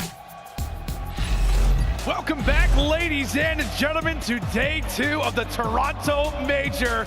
And take a look at the sea of purple that we've got right now in the venue. A truly incredible crowd, hype that their boys in Toronto just walked away with that Search and Destroy. And they're especially hyped after our Scuff play of the game coming through from Cleanex. Jay, this was unreal. Yeah, you've seen Insight lining up that nade, so both of those players that are sitting behind that 3 seconds. glitch, Oh my God. they were both one shot. He shoots 2 bullets to find a 2-piece, another 2 bullets to find the third, and then 1 bullet to close out the final kill onto Temp. And you can just hear the hype from Cleanex. When you have yourself around like that, there's nothing but momentum on your side. Now the series is tied at 1 apiece. We're going into a Tuscan control where we watched Toronto Ultra play this map versus Atlanta FaZe, and they were up 2-0. If you ask me, I think it was a choke. You have a glide bomb when you're up 2-0. On the defensive side, you just basically allow Atlanta FaZe to go onto that B point uncontested. And then we saw what happened after that. They just ended up losing that map, couldn't bounce back on that map number 4. But for both of these squads, this is not going to be an easy one. No, it's definitely not. And that's the thing, too, that we've talked about with Toronto. What? The Search and Destroy has been great. The hard point, that's what really has been the major topic of conversation. The improvements in that mode. The overwhelming issue, though, still remains in the controls. I forget the exact record throughout Major 3 qualifiers, but ever since Berlin has been introduced, they've not won anything but Berlin. Gvutsu or Tuscan, they've not been winning it. And this has been their only game mode, rather their only map that they've been able to take. The problem being is that we've got a Tuscan. And I don't know, man, it's a hard one to call because, like you said, you don't really know what you're going to get out of the Paris Legion side. At the same time, for Toronto, I think you're happy that they were up 2-0 versus Atlanta, but a W has got to be a W. I mean, you can't take away anything from that one except for the fact that they had it and they lost it. We'll see if they can right the wrongs here versus Paris Legion, a big game, and the swing game mode now set up. As we said, elimination games throughout the day. And who will grab it this time around when it comes to control? Toronto v Paris. Legion start things off on attack. And the biggest thing that stands out for me with both of these squads on this map is that Toronto are a lot better on the defensive side than they are on the offense. 73% win rate for them compared to Paris Legion at 53%. But look at the aggression from Paris Legion. All 4 dead. You have Jimbo slipping his way onto this B point. If he can complete this search segment, that is job well done. As he's going to be able to find another 2-piece as well. All of Toronto Ultra putting their focus onto Jimbo. They take him down, but now it's Gravity's turn. Before he does get cut down, that A point is going to be captured. Toronto Ultra already have 1 at B. Job gets a little bit easier. Yeah, man, that totally caught Toronto off guard. I mean, we have Codcaster, for God's sake, and it caught me off guard. Didn't even realize Jimbo was just doing some damage, doing some work over at that B zone. I remember, Jay, we had like a cast out long ago where Paris was playing Gvutsu. They came out and Jimbo started off like 7-0. Paris would go on to win that Gvutsu dominantly. So if that is anything, any indicator, Legion have got some momentum, maybe some hype, some drive coming into this control. But since then, they have somewhat been halted. That A zone did get captured in the meantime. So 1:45 on the clock. A few players at the back of the base right now for Legion. Looking to peel back the layers, if you will, as one has managed to sneak his way on through. Nice shots for Insight in the meantime. And Temp, who was pushed up at that B zone as well, gets wiped away. Insight, unfortunately, does get taken down from this P5 area. You have 2 players here. Actually, all of Paris Legion ready to attack this from the front. John opens up that first. Gravity with the second, but as long as Toronto Ultra are continuously trading these kills, they're putting themselves in the best position to close it out on this defense. Insight, Cleanex combined for another 2, and that's going to be all 4 dead. Now Paris Legion off spawn. Back to the drawing board, if you will, for Paris. See what they look to do, what they elect to try and accomplish. Is it going to be that P5 push time and time again, or will they elect to make something happen over at the field? A nice little nade from John. Will help open things up. This is a crucial gunfight. John versus Vance. Benjamin holding true, that 40. He's able to hold it down. Meanwhile, it's Gravity trying to put some pressure over in that back tank in AR's paradise, especially for the attacking team. If you can get there, problem being is that they've constantly got that door shut right in their face. Back to the spawn they go once more, Legion. This is going to be the last push for Paris Legion because look how much map control Toronto Ultra were able to get after getting all 4 of those kills. A lot of pressure in towards P5. They have everything cut off through the middle of the map. Now with Cleanex picking up that kill, he's going to also pitch P5 through the bottom, or at least play for these players dropping down towards bottom fountain. But with 15 seconds left, Toronto Ultra have put himself in a great spot to clutch up on this defensive round. Just has to leave, find a trade. Here comes Cleanex on the flank, on a 3 spree, potentially going for the 4th. He finds it with the pistol, not gonna go for the challenge. Actually, he does. You can just tell the man is feeling himself. Toronto Ultra clutch up on the defense, but if you're Paris Legion, at least you got that 1 tick of progression at B. Yeah, it's definitely not the worst thing in the world, right? When you don't walk away with the round, you at least get that 1 tick, and clutch plays coming in from Jimbo, the rookie, putting up an excellent display. Started things off 5-0 in the opening round of Tuscan Control. As we said, these teams have matched up. This is their 3rd encounter here in Vanguard. And both times it has been Toronto not just winning Control, but 3-0ing the side of Paris. So look to get their first round in this game and really in this title versus this very team in Toronto. But a great start here in the opening attack from the Ultra boys. The boys in purple continue to put some pressure. The crowd behind them, thunderous applause throughout the arena as Cleanex, it feels like he just has that glide bomb in store for us. Hunting, searching, looking for where that next player can be, whom he can try and devour. Player lined up, it's gonna be Jimbo, slides right into his frame, but he wins it anyway. Cleanex nearly for the 8th. Eventually drop at that A zone is all but theirs. And Cleanex does pick up that glide bomb, so that can be massive for Toronto Ultra. As we go deeper into this game, 8 points still not going to be completed. Oh my Until now, but Insight with some great shots. John takes him down from top church. Now he's trying to set up this pinch from top plat. Takes down Gravity as well. They're trying to at least chain these couple of kills together. They can potentially use this glide bomb to close out this offensive round. But with Paris Legion taking full control of top church, it's going to slow down that pressure. Insight's in such a very valuable spot. He gets wiped away and you just see instantly what it does. However, Cleanex, still some presence. I don't know what it is. That 40 is firing a little bit differently today in this series versus Paris. As we said, struggled versus the Atlanta FaZe. The SMGs overall for Toronto were by no means spectacular, but Cleanex trying to keep up that same pace that he had in the search destroyed, now into the control. Good work for Jimbo, however, cutting down one of the lanes that Toronto are constantly going to be siphoned in toward. And the rookie now sits on 3. We'll see if he can add on to this spree. He's going to find that kill onto Inside as well. Great shots from Jimbo, but the pressure is going to be here for Toronto Ultra. Temp and Gravity combined for 2. Now it's only Bance left on this side of the map for the Ultra boys. If your job is to simply stay alive, he gets taken down, and Jimbo also on a 5 spree. Does get shut down by Cammy, so with a minute left, Ultra up by 1 life, make it 2. That's gonna be 3 down in defeat. Temp has to try to go massive from this top church. He at least cuts down Cleanex, so that is a sweat off the brow type of situation if you're Paris, but the pressure still here. Jimbo cannot afford to give away his life, especially when all the players are lined up inside a radio. Giving those call-outs right now to the team. Jimbo, time and time again, finds himself in such valuable positions, but it's Insight there to drop him. Cammy with the great cover fire. Knows that somebody has just ran towards the plat. Cammy, guns forward, also will fall. And they run right into the jaws of that Paris Legion defense. One last good look at this, if you are Ultra. Such big gunfight wins coming in from Paris Legion. 3 down in the feed. Now with 20 seconds left, if you're Ultra, you just have to full-on sprint straight to that point. Bance does find that opening kill onto Jimbo towards that roof side. Just don't know if they're gonna re-temp in this corner. Temp finds the first. Gravity with a little bit of assistance to find the second. And with that 3 kills, Toronto Ultra are gonna fall short on this attacking round. And Paris Legion do a great job of just holding the line on the defensive side. Still keeps them in the lead by 1 tick. Still keeps him in the lead, and as we said, man, just some great plays throughout that round from Jimbo. I mean, as we said, he starts off great, getting that first tick on B in the opening attack for Legion, and it just felt like in so many situations, he and Temp were just winning the gunfights. The ones where Toronto just couldn't afford to lose in, right? When you're on the attack, you're looking for to stream a few kills together. And they get halted each and every single time. Back-to-back defense, a little different from our Berlin control that we had yesterday, buddy. What, 5 attacks? Attacking victories? A little bit different to kick off this Tusky, but here we go. Second opportunity now for Paris.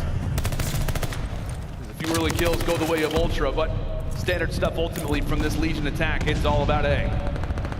Gonna be able to complete this first segment. Ultra right now keeping min-map control. Trying to potentially line this pinch up, but Temp cuts down 2.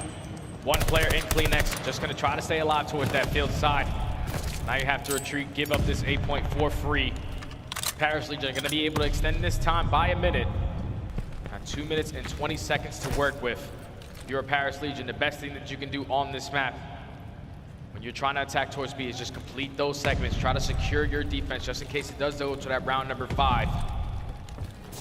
Toronto Ultra, full control of P5, full control of top fire. They're gonna force all of Paris Legion to overextend the field.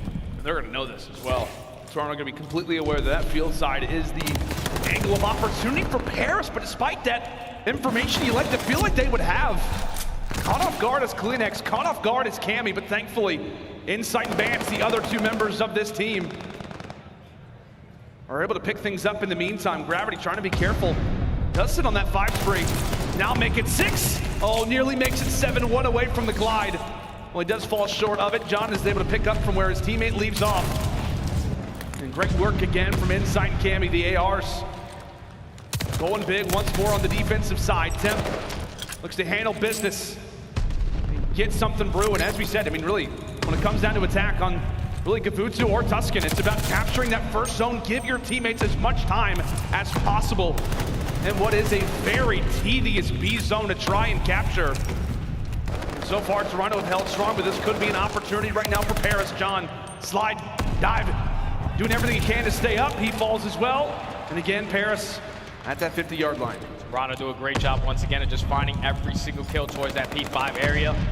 Now with the minute left, Paris Legion need to just figure out which way they want to attack this, because Ultra, they're doing a great job of just being such nuisances on this side of the map. Insight is consistently pushing out towards that roof side, which is influencing the spawns for Paris Legion to overextend every single life. Now with 40 seconds left, 1 to 2 more good pushes for Paris Legion. Temp does find that first kill. But you have 2 players from Paris attacking towards the back. If they can take down Vance, this is going to be their opening, but none under that CleanX to shut down that pressure. They find that 2-piece. Now they know that the players are coming from the back. And the players are coming from the back. Jimbo, nice one on the CleanX, but he eventually gets wiped away. Last player that's going to be in the enemy spawn is Gravity. Trying to give as much communication out to his teammates as possible. Given the call-outs, knowing the sense of urgency that lies still at that B zone. No real damage gonna be done. And this is gonna be Toronto's round, 3 for 3 in defenses. And Ultra grab the lead here on Tuscan. Ultra just did a great job of just filling in those gaps. Like I said, especially in control, if you go 4 dead, you're majority of the time going to lose one of those attacking rounds, but they were just consistently keeping the kills stagnant. Trade after trade around that P5 area. Insight and CleanX causing them so many problems. When they thought that they find that opening 2-piece, Insight always at least answers with 1 to slow them down. As Toronto Ultra take that defensive round, and now they have that glide bomb to work with on this attacking round. They can potentially close this out here. If I'm them, I'm just being super aggressive in towards bottom middle and trying to cut it towards that B point right off the rip. I mean, do you go into this round thinking, yeah, we're probably gonna use the glide bomb? Yeah, okay. 100%. See when they elect to use it, and understandably so. Just go for the standard route. Know that they've got the advantage, it feels like, especially with CleanX on their side. Good kills to the middle of the map, however, for Paris. John is able to take down 2. Eventually wiped away, but it's Cammy to answer with 2 of his own. Jimbo hops on the point for a second, and it's double kill after double kill. Rookie sits on 3, eventually dropped, and now Toronto again forced their way into that A zone, Jay. Just a matter of time. Paris, a lot of things to think about. When's that glide bomb gonna come through? How much do we want to try and push over at this A zone? And right when they think that Toronto goes for the capture, they've got that minute, and unfortunately for Gravity, he's allowed for 1 to sneak on through. Now Toronto Ultra down still by 1 tick. You have that glide bomb to work with. CleanX is gonna cut back, take down Gravity on the overextension towards field. A lot of pressure in towards P5. Insight able to come out on top in that engagement. But a 2-piece from Paris Legion. Now it's going to slow down the players who are farthest pushed up on the map. Toronto Ultra potentially invest their glide bomb around here. If they can find a second kill with Vance finding that 2-piece, I think this is the time to call it. We'll see if they do. Toronto, they stacked a point. They're inside. Paris, they've got to be careful. This could be the game. This could be the game. They try to push in, but Inside has got some great cover fire. Oh, Inside's able to take it, but ultimately, everybody drops except for one, that being Tom Gravity. Seen everybody lying on the floor and recognizing he just made the play. The trades are in for Paris, but boy, was it dicey. 1 minute and 20 on the clock. Toronto right back where they left off. And right now, the segments are tied. If you're Ultra, you just have to make sure that you outslay them on this round. 15 to 15 in lives remaining. You still have Ultra trying to attack this from P5. Gravity, the cutoff man, finds that first kill. The minutes to work with. You see Cammy just taking his time in towards top radio, trying to allow his teammates to get into the play, but with him dropping there, you see Paris Legion gonna focus all towards this top plat. CleanX does find that first kill. Insight with the second, but with CleanX and Insight finding that too, Paris Legion answer with 2 of their own, and they shut down their push once again.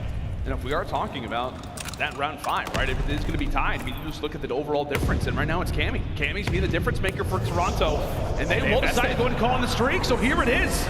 A high-risk play, but they do find 3 instantly.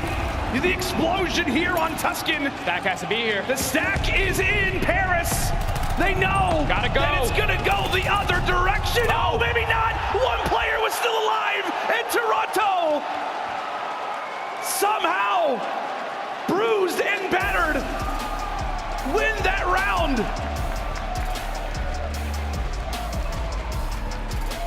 Who was left? I don't even know. Who was left? I saw a 2-piece come in from Gravity. I saw 1 kill by Temp. And the last player just lays down towards that back alley, stays alive just enough to secure that point for Ultra.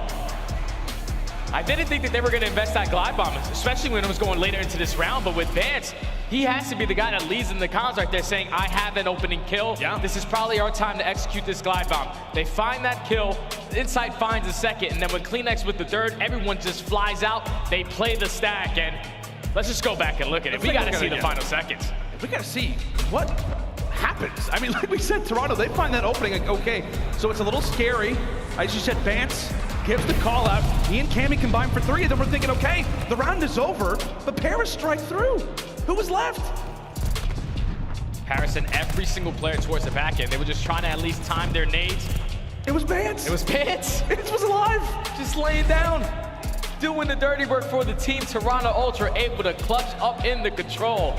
And like you said, ever since they added Berlin, they could not win a Gabutu. They could not win a Tuscan Control ever since Pro-Am. And today, they completely changed that narrative, come out and get a dominant win. Now puts them up 2-1. Hey man, as we said, when it comes down to the major, now is the time to win some maps that you've been struggling with, right? If the records aren't looking pretty, come major time, this is the time to turn things around. But a great little moment there for Toronto, as we said, Vance, a great player, doesn't always have to do it with the gun, and doesn't do it there, but my goodness, a 3-1 victory, a turnaround here on Tuscan so far for Toronto. It has been back-to-back. And can they make it 3 in a row, buddy? They got Tuscan HP lined up for game 4. That's the thing for me. It's got to be the hard points because throughout all of stage 3, they go 7-2, tied with NYSL for the best record in hard points throughout the stage. But then so far at the major, they're 0-3. They lose to both of them yesterday to Atlanta FaZe. They lose the map number 1 to Paris Legion. And then even worse, the last time that these two teams matched up, when Paris Legion were able to walk away with it, it was game number 1, Bocage Hardpoint, game number 4, Tuscan Hardpoint. Okay. So that's kind of scary for them. Yeah, it absolutely is. I mean, obviously this has been the blueprint previously for this Paris Legion lineup. Obviously it's been some time since that series took place, but you know in the back of your minds, you have that confidence without question if you are Legion, but as we said, it is kind of a scary situation still if you are Toronto. You want to get through this first match, you want to get something on the board, and really you want to keep this crowd lively, man. Obviously This is your home event, you got all kinds of things invested, you want to walk away with this and don't allow for them to sweat anything unnecessarily. But when it comes down to this Tuscan HP, I want to ask you, players to look out for, we'll start with Paris first. Is it one of the rookies? Is it one of the veterans are you looking out for? I'm looking at John. John is the guy for me that if he turns up to a whole different level along the side of Temp, who's been having one of the most consistent years out of any single player, but not results to show for it. If he can really step up for this Paris Legion, he's going to be the player that I'm watching on that side. And then the opposite, it's none other than CleanX. The guy's been a man on the mission so far ever since that map number 2 goes massive in that map number 3.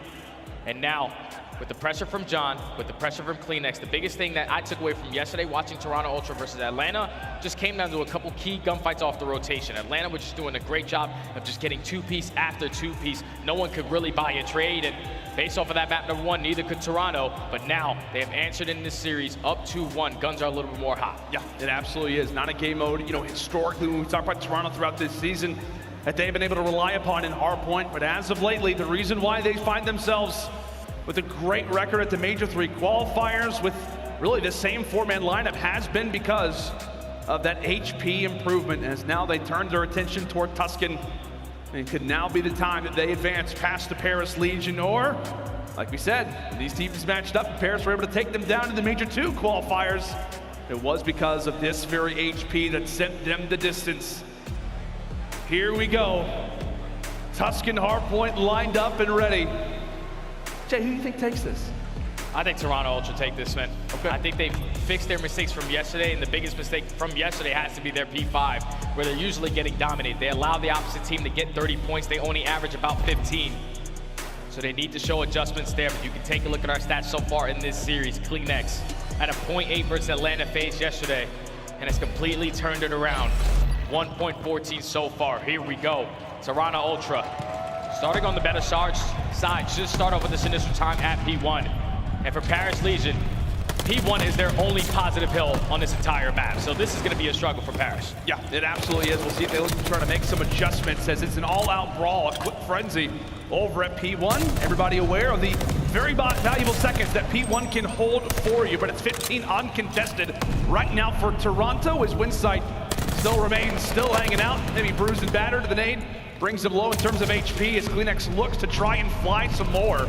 You can just feel it. This Ultra end is trying to apply some aggression. While Cleanx falls, it's the trades that still favor the boys in purple, and they have got every single second so far. And Paris Legion cannot afford to lose these spawns, because on this map specifically, they are dead last in break percentage for every single one of these hills. So if you're the Ultra, you just have to make sure you're rotating early. And if you're Paris Legion, you gotta make sure that you're there, because you don't have success breaking in. You're gonna be early on towards this P2. A lot of pressure from Ultra coming in from this P5 top flat area. 3 players exactly. They're all gonna try to flood out inside. Finds that first.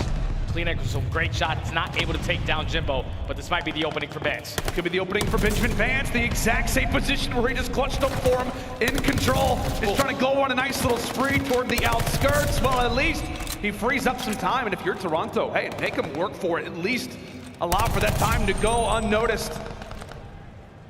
Be somewhat vacated. Insight still alive and thriving right now toward the plat. Makes it now 4 in a row, 5 in a row for Insight. Somewhat of a slow series. It's all been Cleanx, but now it could be his turn. Denies the seconds, and now Toronto back up and can be quite happy with the way they played that last HP. Vance more and more on the flank. Paris trying to handle what is a very pesky player.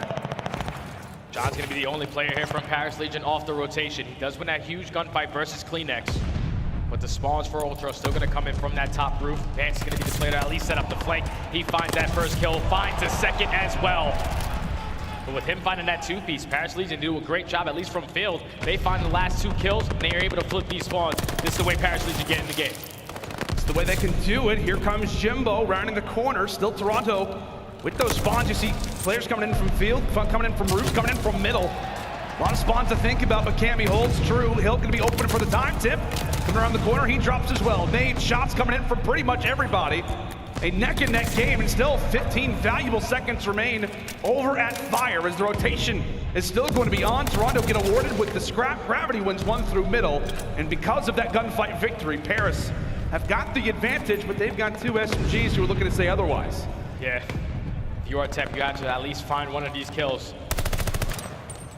Or at least the trade is going to be there from Jimbo. Cammy does come out on top, but the spawn's still going to be there for Paris Legion. I don't know if Cammy's going to be able to read this. A lot of pressure from Ultra coming in from side door field. With Cammy in this great position, he's at least stalling the time for his teammates to try to get back into this play. Sliding back and forth, unfortunately loses that gunfight to Jimbo. Now all of Ultra spawning out towards the front. We know on Tuscan, right, there are a lot of hills where you can soak up some decent seconds. This one indeed is one of those hard points. Paris They could be looking at another break. Simp has actually brought up that M19, gets a kill with it on the inside. So that is something to think about as we approach P5. And right now, Paris finally able to break back into the hard point. It looked like a great break for Toronto, but ultimately it will be the HP that brings him back in the game. So all level, all square, as now we head to a very, very chaotic P5 now, Jay. Huge one-on-one gunfight between Cammy and Jimbo. Jimbo's able to walk away with it. So Paris Legion are going to start off with this initial time. They win the battles off the rotation. Now you're forcing Ultra on their worst hill on this map to break on in. Bans and Cammy combined for 2, but still a bunch of Paris Legion players here for the trade. It's a headbutt when we talk about Command Center. Back and forth we go. Pretty much a tie game as both teams really volley for position. Shots exchanged either which way. Nades tossed in as well. It's a microwave of shots. Everybody just a matter of time before they blow. Vance tries to make his way on through. Great work ultimately coming in from Toronto with the kills. Do value them. Cammy has no idea where it's being shot from. Where is Paris? Where is John? Takes away 2. And again, on Tuscan, it's about that second rotation to P1. Toronto valuing it. Paris do get those final few seconds, but let's go ahead and step aside. Second side of rotations, Toronto trying to close it out here. Let's go to a listen with Ultra. Sorry, just Jimbo. Look at my church, bro. It was one church. Nice. Nice. Close me, Jimbo. Jimbo, really weak. Inside you. One shot. Our laying down. Okay. Oh, yeah, Jimbo on the heady. Nice shit. Already. 3, under 3. Nice, good shit. 3. I can ult mid if you just keep touchdown. One of the trees. I'm just keep touchdown. Got the chop. Under left. I'm named their side. Named their side. Named their side. Under left. Left side. 10 on mid, boys. Look at mid. Yeah, named their side. Weak, actually. Go the tree now. Mid, he's holding mid. Outside. See my side. Mid, Jimbo's mid. He's in church. Jimbo. You're making church. One shot. Yeah, I can get mid 5 here. Go through, Toby. Yeah. P5 dead. Nice. I'm in church. I was gonna be church. I'll be top. Didn't see anything flowers? See anything top? I'm in deep tank. It's gonna be play green. Listen, just kill Toby. One push. Great little check in there with Toronto Ultra. You see the boys getting hype and off of some great plays recently from Cleanex. He has been the catalyst for why the Ultra have turned up in that search destroy and in this control, or rather in the control and now in the hardpoint. It has been triple Tuscans for Cleanex, having his stamp of approval right now in the game. Paris on the rotation. Have had spawns for Column, but they've really yet to get a ton of seconds at this one. They haven't been able to get any time off of this Ultra, just putting a lot of pressure on through bottom church, through top flat. Not allowing Paris Legion to get any time. Now currently down by 37 points. Cammy doing everything he can. Great snap onto the first player, but that's going to be Paris Legion. Final 20 should go in their favor, but Cleanex is still here. Cleanex is still causing them problems. The remaining 15 is going to go towards the Ultra. Now off the rotation, you're going to see 2 players from Paris Legion hitting right through that roof side. They're going to be able to flip the spawns. John wins a huge one-on-one gunfight. Now Ultra have to try to break. You have 1 player pinching from field, 1 player pinching from that P5 area. Biggest kill is going to come in towards this top roof. If Gravity can just get taken down, this is the way Ultra going to be able to execute this break. Now you have a pinch coming in from top fire, a pinch coming in from that top roof area. Paris Legion do not come out on top of these engagements. This is all Ultra. And John, the man who made the rotation, has no teammates to rely upon. They keep dropping like flies. The veteran trying to hold it down in the back, but it's Insight there to cut him down. Ultra, as we said, have been able to take their time on getting on this objective. Jimbo, as aggressive as ever, tries to run right into the fountain, and Cleanex sniffs out Temp 2. Great little situation for Ultra, not getting the rotation, but breaking in at our last 2 HPs. Trying to put the chokehold on right now for Paris. And once more, it's going to be the battle for the rotations. Insight now sits on 4 in a row. Will accrue those final few moments of seconds, but it's now the rotation toward Church. And last time around, it was the same story. Bance and Cleanex trying to be the thorns in their side. While Cleanex falls, Bance still lingers. Bance is the player to at least try to set up this pinch, hoping that his teammates can win a couple gunfights from the front, and Cleanex finds 3 kills in towards bottom church. Last player is gonna be Temp, and Cleanex with another 4-piece to break on into this P4 hardpoint. All of Paris Legion spawning in the back of P2, but Bance is in the cutoff. Bance is in the cutoff. He finds another two-piece. Cleanex and Bance so far answering in this map number 4. Toronto are starting to feel themselves rallying around this incredible crowd, knocking on the door of 200 seconds, and now it could be Cammy's turn. It could be Cammy's turn. A little 3-streak there for him. Toronto have also got that next rotation prepared, but Cammy cannot be stopped. Eventually will fall, but it just feels like Toronto, whether they've had the rotation or not, they are just not losing gunfights. They're going on sprees, they're breaking through hills, and at P5, they've got themselves set up quite nicely now, Jay. And they're winning every single gunfight. You have Cammy who's cutting off middle of the map, assisted by Bance. Not a single player from Paris Legion is going to be close towards this point. 30 seconds away from closing out this series. Ultra just have to hold, but that's going to be 4 dead now for Paris Legion. They get the break. Now with 30 seconds, you have to play perfect hardpoint from here on out. You have to win a majority of these gunfights and win your rotation gunfights. With 25 seconds left, that's going to put them down by 60 points. All on Ultra. They're still going to send a lot of bodies here. Only 2 players left here from Paris Legion. They're trying to at least get this remaining 15 seconds, but no. John and Temp combined for all 3. Last 10 going to Paris. Take a look, it's currently going to be a 2 versus 2 inside of that next point. Jimbo going to be found out. Vance drops him, and from there, Toronto sink their teeth. Now in toward the field, they cannot lose these engagements. If you are Paris, Toronto now just 20 seconds away from a W, from eliminating Paris from the major. Cleanex with another 15 more seconds now. Toronto trying to lock it down. Trades exchange as Paris starting to feel it, starting to recognize that this game, this series could be done. It could be over. The nade is out. Insight still hiding out. The AR is prepared. The final few seconds. And that will be it. Toronto gets their W.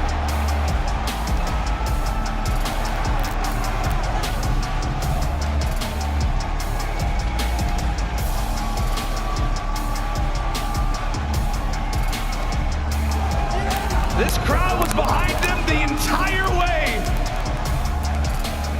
and they deliver a much-needed victory for them. My goodness, what a game and what a series for Toronto toward the stretch.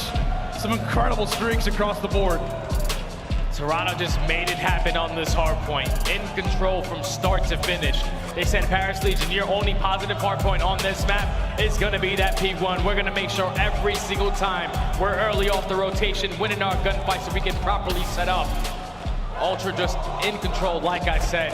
When it came down to the rotation, they were winning a majority of their gunfights, and the biggest thing for me was that Ultra found success breaking into that P5. Every single time, whether it was the remaining 15, 20 seconds on every single one of these hard points, you always found Bance or Cleanex on a route thinking about the next hill. That is what it takes to win these hard points at this level. And right there, Toronto Ultra are going to continue to move on at their own major. Unfortunately for Paris Legion, I thought if you're all the way at the bottom, the only way to go is up, but a little bit more bottom they go. Yeah, and we'll see obviously what that does. You know, man, Mack, when it comes down to champs, you want to be in those top 8 seeds. And I mean, again, going out top 12, it's not going to be the easy situation now for Legion to look upon. But like we said, man, just a much needed W for this Toronto team. As we said, the hard points have not been great. They're finally able to answer here on the Tuscan. It's a healthy W with that. I mean, it's everybody going off across the board. You saw Cleanex have an excellent performance throughout this series. He really invigorated this team throughout the Tuscan trilogy that we had in the center of the games. Great performance from him. And my goodness, Toronto just say, sorry, not sorry. Sorry, Paris, you had to be eliminated, but hey, it's our major after all. The SMGs really stepped up. Like, Vance always found himself in a position finding the kill towards the back, but just his positioning on the map is so impactful for this Toronto Ultra roster. Because when you're having Cleanex play at such a fast pace, his job is to just literally go forward, find 2 pieces, and probably sit a corner once in a blue moon. But for Bance, the guy that's always making the spark play, the guy that's leading in the comms for this team, he's winning those rotation gunfights. We saw him do it in the back tank for that P4 where he goes massive on that 2-piece. Little plays like that are what going to secure you maps And right there, Ultra, they get it done. They do. They get that W. They get the W in front of their crowd as well. You got to imagine that's got to feel good for them. Well, that's going to do it for us. Now it is time to send it over to the stage. Bryce, who's joined by Kleenex. All right, thank you very much. Yes, I am on the stage in front of a very enthusiastic home crowd. Joining me here, Kleenex, first of all, congratulations. A little bit of pressure coming into this game, obviously, in front of the home crowd. Feel good to get that win under your belt. Yeah, I mean, that win kind of sums it up for us. I mean, we had to get one under our belt here. I mean, the crowd deserves it. You guys are fucking amazing, so give it up. I couldn't agree more with that one. Okay, from a positive point to a slightly negative point, I have to ask you about map number 1. What happened? You guys coming a little bit cold. I mean, even the comms were just coming out flat. I mean, we weren't really just playing ourselves, and we were just putting ourselves in a shit spot, so pretty simple, fair. Yeah. That's fair. Simple one. And that's another interesting question about this. Now, obviously, I got to see your walkout yesterday. I got to see the walkout today. Today, you guys seemed maybe more dialed in or just a little bit more kind of locked in. There was a lot of smiles yesterday, a lot of hype, more kind of a business day for you today. Is that something you talked about before or just a vibe from the team? I mean, losers bracket is not a joke. You know, you have to come out with the fire. You have to smoke everyone you play, and you don't have a second chance. So, you know, dialed in, locked in, ready to business. 100%, and you did very well. I suppose I've got to ask, you're playing at your major, you're in front of the home crowd, they're very, very loud and enthusiastic about you. How does that feel? I mean, I've been here for 3 years. I've been waiting for this for 3 years, so you guys are fucking amazing, so appreciate it. All right, well, congratulations on that win. It was very impressive. We're going to look forward to see you in the rest of this tournament. The crowd is amazing. You're amazing. This major is amazing. Over to our desk to break that one down. Bryce, you're amazing too, my guy, but locked in, dialed in, and these guys are focused, and the dub came shortly afterwards. It feels good to say Toronto Ultra finally wins their first series at their major, here at major number 3. Nameless, it was just another day in the office against Paris, right? It was, and they fixed a lot of things from yesterday, right? Like in the control where they made that huge mistake versus Atlanta FaZe. Today it was way better. The glide bomb comes in, it actually gets a kill. They push over, they stack the point, they win there, so that's an adjustment. And also in that hard point, that second rotation of hills was clinical. They mitigate the damage when it comes to P2. They held it from the front and contested. They rotate to P3, it's a flawless setup. They dominated the next 2 hills from there. Like that stuff that we were seeing Toronto do in the stage 3 qualifiers when it came to hard point didn't translate to the Atlanta FaZe match. Now, obviously this is Paris Legion. It's the easiest match that you can have in the CDL, but for Kleenex to get going like that, that's what you need in round 1 of losers bracket, right? Get those jitters out in front of the crowd, and that's what that match was for. So I think they can make a run now. Right, Ali, you're rocking a banner right now. Can you tell us who it is and what you liked about the players on this roster? It got a little chilly, Vel. I had to warm myself up a little bit after that hot win from the Toronto Ultra. But you know what? I think the biggest difference for me was after yesterday in that series that they lost against Atlanta FaZe, it was like when they got in moments of being able to win, when they put themselves in a favorable position, they kind of panicked, right? From a cool, calm, collected Toronto Ultra,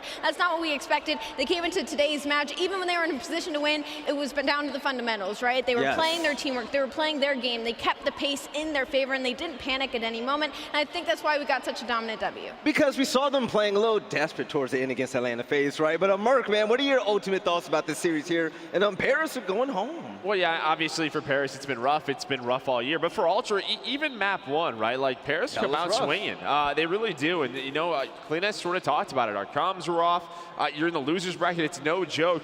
Paris has played better on land throughout this year. Jimbo has played better. Temp's been great. I mean, even from that map number 1, Paris came out and they were just trying to take it to them. But to bounce back in the search and destroy and the control, that is the Ultra that we know, that we saw last year when they were at their best. You can win our game 1 hardpoint, but we are going to take it to you in the next 2. You're right. Now, also, the point that you made earlier on, that's going to actually be the game field tactical play where everybody just put their bodies in that point for the win, Nameless, and they played as a team. They won. I mean, it was wonderful. I mean, it was on the opposite end of the spectrum yesterday when FaZe was able to do it versus them, but you can see here the glide bomb comes in, they get the kill. Insight and Cammy open it up through Church, and then they just stack the point here, and the rest is history. They get the control win, and that just has to feel so much better. A team that's been struggling in control throughout stage 3, they were 1-4 coming into this event in that game mode.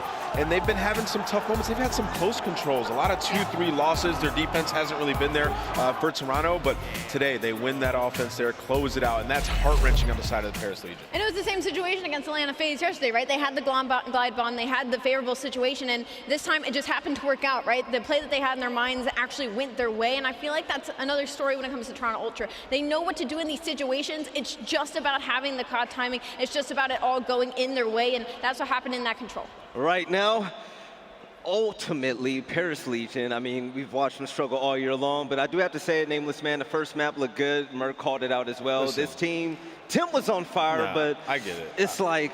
Listen, they have some solid players. The pieces just aren't working. I mean, they're last in so many different categories, and if I'm being honest, if I'm the GM and coach of this team, I'm going right over to the passion pit. Go to the challenger and I'm side. going to go watch these guys There and we just go. see what's going on, because there's not much time left, right? You've been getting bottomed out in all these tournaments. Like, you have to make a change now. But, you know, valiant effort coming out here. Tough playing against, you know, the team and their home crowd. But that was a winnable game. You come out, you go up 1-0, right? Like, you had confidence. You're just not able to close it. Right, let's go ahead and take a look at the bracket to see how things have unfolded so far. Today was the first day of elimination games, and we have one more to go. We got Røkkr and Breach, but Ultra moves on, along with OpTic and the London Royal Ravens. The top side of the bracket looks thick as well.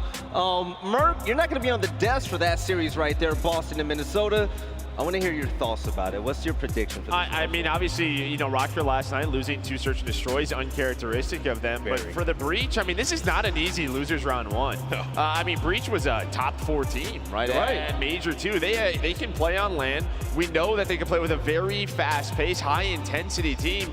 You know, this is a Breach team that could take it to them, but they've been struggling in the Major 3 qualifiers. We'll see if they can turn it around here. But one of those teams is going to be top 12. That's pretty crazy. It's going to either be a team in Breach who's been, I don't know, a top 6 team all year long, or Røkkr who 5-0, and then they could go 0-2 out on land. So that's going to be, it should be a very close matchup. Woo! For those of you that are Toronto Ultra fans, listen, this one is for you especially. Now you can look like the pros and play like them, and also support your favorite team. Team packs now available, and they're also on sale right now. Ali, if I'm a Toronto fan, I'm getting these immediately. Absolutely, and no it's the most fire one on the lineup here, right? Like the blue and the purple. Heat. It is the coolest one for sure. It's definitely out. All right, ladies and gentlemen, we have another series to go, Minnesota and also Boston. So we're going to send this over to a break. But once again, I'm going to give a big shout out to Toronto Ultra, the organization, for throwing this event, and also the fans, because things were getting a little bit loud at the end towards that series, and I actually love that. But coming up next is going to be a match of the ages for the first round in this losers bracket. We have Boston, we have Minnesota Røkkr. I don't know what to expect. We'll catch you guys on the other side for some more CDL action.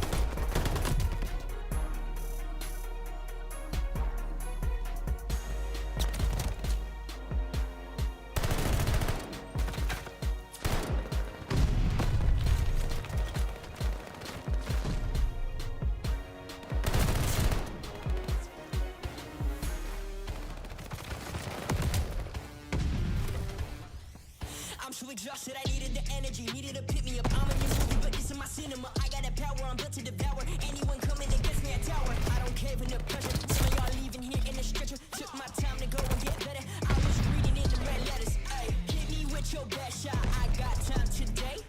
Feeling like a matador with that Red Bull. Oh, no, you can't stop me. I'm running my own play. For the game win, I can't get anything that gets in my way. Been here, done that. You all know what we came for. Been here, done that. You all know what we came for. Energy, energy, energy. I need that energy, energy. Energy, energy, energy. I need that. Been here, done that. You all know what we came for. Been here, done that. You all know what we came for. Energy, energy, energy. I need that energy, energy. Energy, energy, energy. I need that energy, energy. Been here, we done that. We done that. You all know what we came for. You all know what we came for. We been here, we done that. We done that. Energy, energy, energy. I need that energy, energy. I'm in the game like EA. Been in my prime since pre-K. Shooting my shot from long range, going over heads a good toupee.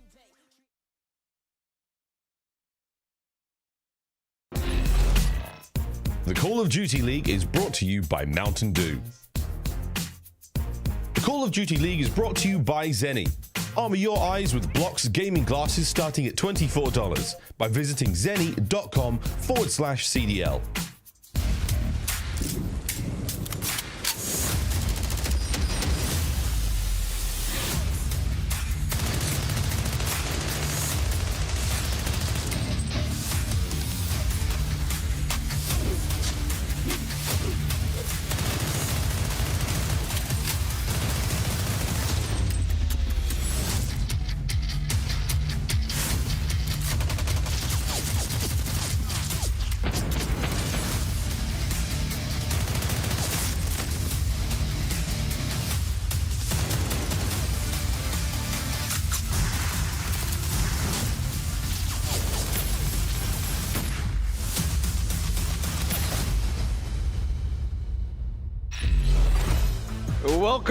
Welcome back, and ladies and gentlemen, this event in Toronto for Major 3 has been fantastic so far, right? But today has been something a little bit more special, and I don't know about you guys, but I love days like this. It's Elimination Day, and it's also Friday. We're having a good time. My name is Veli. We got Lando, we got Ali, and we also got Nameless. Yo, Lando, welcome to the desk, and I love having you on the desk. You know why? What's that? Yo, Lando comes so prepared. Okay, Look at this. okay. Yo, the notes are ridiculous. He nerds it up, but Lando. I like me some COD, Veli. I like me some COD. You're gonna hate on the guy for making some notes? I love it, but you come prepared. So you just got it off of Toronto to getting a big win. It feels good to see that here, right? It does, man. It feels good. Like, it feels so wholesome, like to see Cleanex talk in front of the crowd. He's like, I've been waiting for this for years. You can just tell what it meant for Toronto. Obviously, after the loss yesterday versus Atlanta FaZe, has to sting, but they get a big W here versus Paris, and well, the grind is on now in the elimination break. You know what else is a big W? This is Scuff's social giveaway, by the way. So for all of you that are watching at home or even in the audience, check this out. During Major 3, you've got a chance to win one of the brand new 2022 CDL Scuff controllers. It's easy. Those are All you fire. gotta do is follow Scuff Gaming and Colleague on Twitter, then tag a friend and reply with hashtag ScuffXCDL. Yo, Vel, you're gonna tag me, right? Because we're friends. I got you. Thank No, you. I'm gonna be a real one. I'm gonna be a real one. He had to settle it for a second. We'll see, we'll That's see. noted. Now, when it comes to Minnesota Røkkr, they're facing off against Boston Breach, and in my opinion, this is going to be the best series that we're going to have all day long, right? And when it comes to Minnesota Røkkr, undefeated, online, got a big loss yesterday, and now they're here. Yeah, I mean, with Minnesota Røkkr, it was search and destroy. This is the best search team in the CDL. They lose 2 of them yesterday, and they got dominated in both of those maps. Dominated. So they're going to be playing Desert Siege once again in this series. And what happened yesterday was Havok was getting caught early in the round. They tried to play hyper aggressive, and LA Thieves didn't bite the bait. They sat in their spawn. They picked up those kills. And so for Minnesota Røkkr, it's going to be about adjusting now. Like, people know how you're playing search and destroy. They're looking out for the quick push by Standy, by Havok, and they're getting those first bloods. How do you respond to that in this series? That's what we'll learn. For the keys to victory, Ali, what do they have to do? What's insane about that is they lost 2 SNDs to the LA Thieves, which SND has been their biggest issue this entire year. So they definitely need to bounce back from that and prepared for Boston's creative breakoffs on Tuscan Control. They've only done the standard A breakoff 5 out of 22 offensive rounds. So just be prepared for the unexpected and exploit Boston's offensive attack on Desert Siege. They've gone A twice in 29 rounds. They like to set up neutral. They like to play for that initial pick. pick. There's a lot of VOD on Boston Breach when it comes to search and destroy, but you also can't count them out because they have previously been noted as one of the best S&D teams. You're right, and take a look at Boston Breach right now, a team that got top 6 the first major, top 4 the next major. They're looking at an upward climb, but the question is, can it continue on? They lose this game, they're out of it, Lando. Yeah, they are, man, and it's crazy to think about that. As we talked about, I mean, 0-5 when it came down to opening hard points at those Major 3 qualifiers. You want to see the team turning around and really get some momentum on the board. We know this team, we know the potential that this roster has. We'll go ahead and take a look at the keys to victory. First things first, play your life. They are last right now in non-traded kill percentage during those Major 3 qualifiers as well. They're going to need to have a great performance out of Zin, a .94 during those Major 3 qualifiers. He led the league in the Stage 2 qualifiers with a 1.33, and then finally show off Berlin hardpoint improvements in that map 4. They are currently on a 4-game losing streak on that very map. Yeah, it's bizarre. It's like this team throughout Stage 2, including the major, they had a 16-10 respawn map record. Okay. That's incredible. It's one of the best we had in the league, and then up until this point in Stage 3, it's 3-10.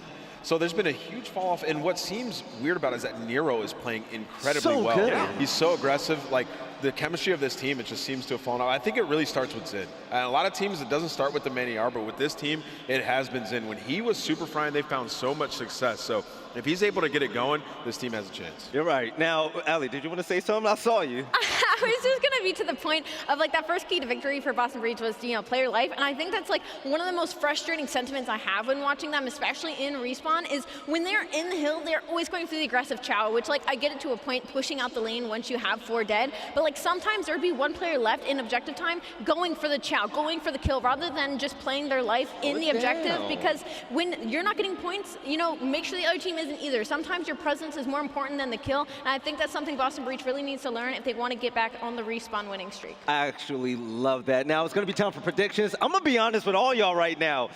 This is rough. Lando, my man, who you got?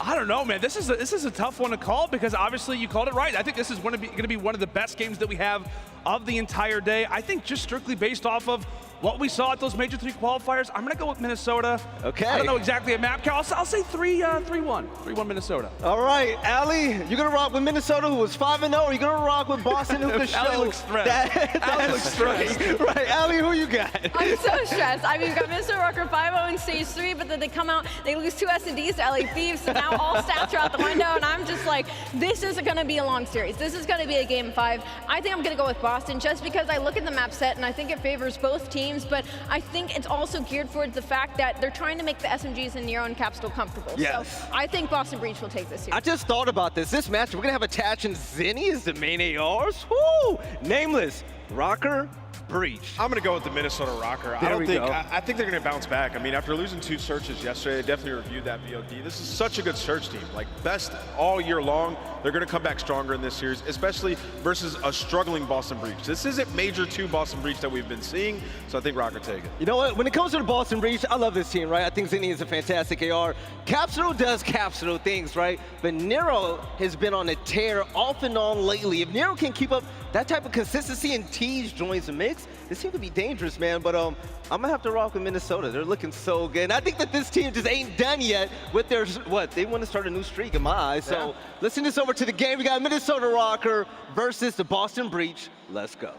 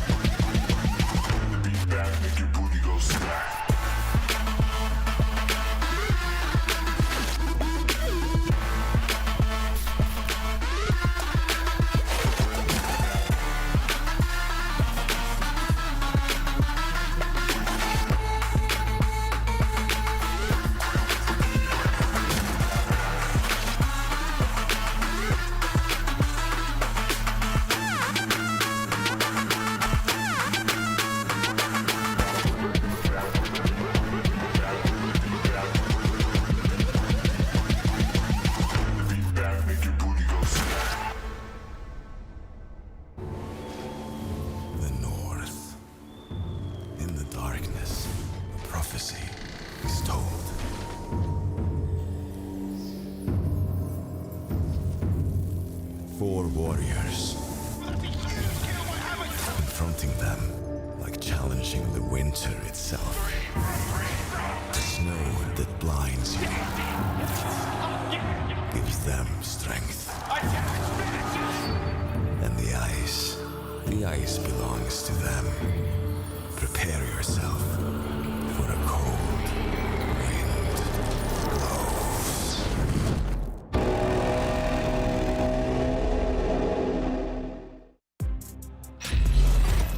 Ladies and gentlemen, it's time for another game on our main stage. Our very last opportunity to say goodbye to a team top 12. Coming dead last in the LAN, it's never fun, but somebody has to do it. These two teams don't want to though. A lot on the line, points and pride as they move further into our major. Well, let's get these teams on stage. And of course, coming up first, 5-0 in the qualifiers, but fighting for their life. Say hello to Minnesota Røkkr!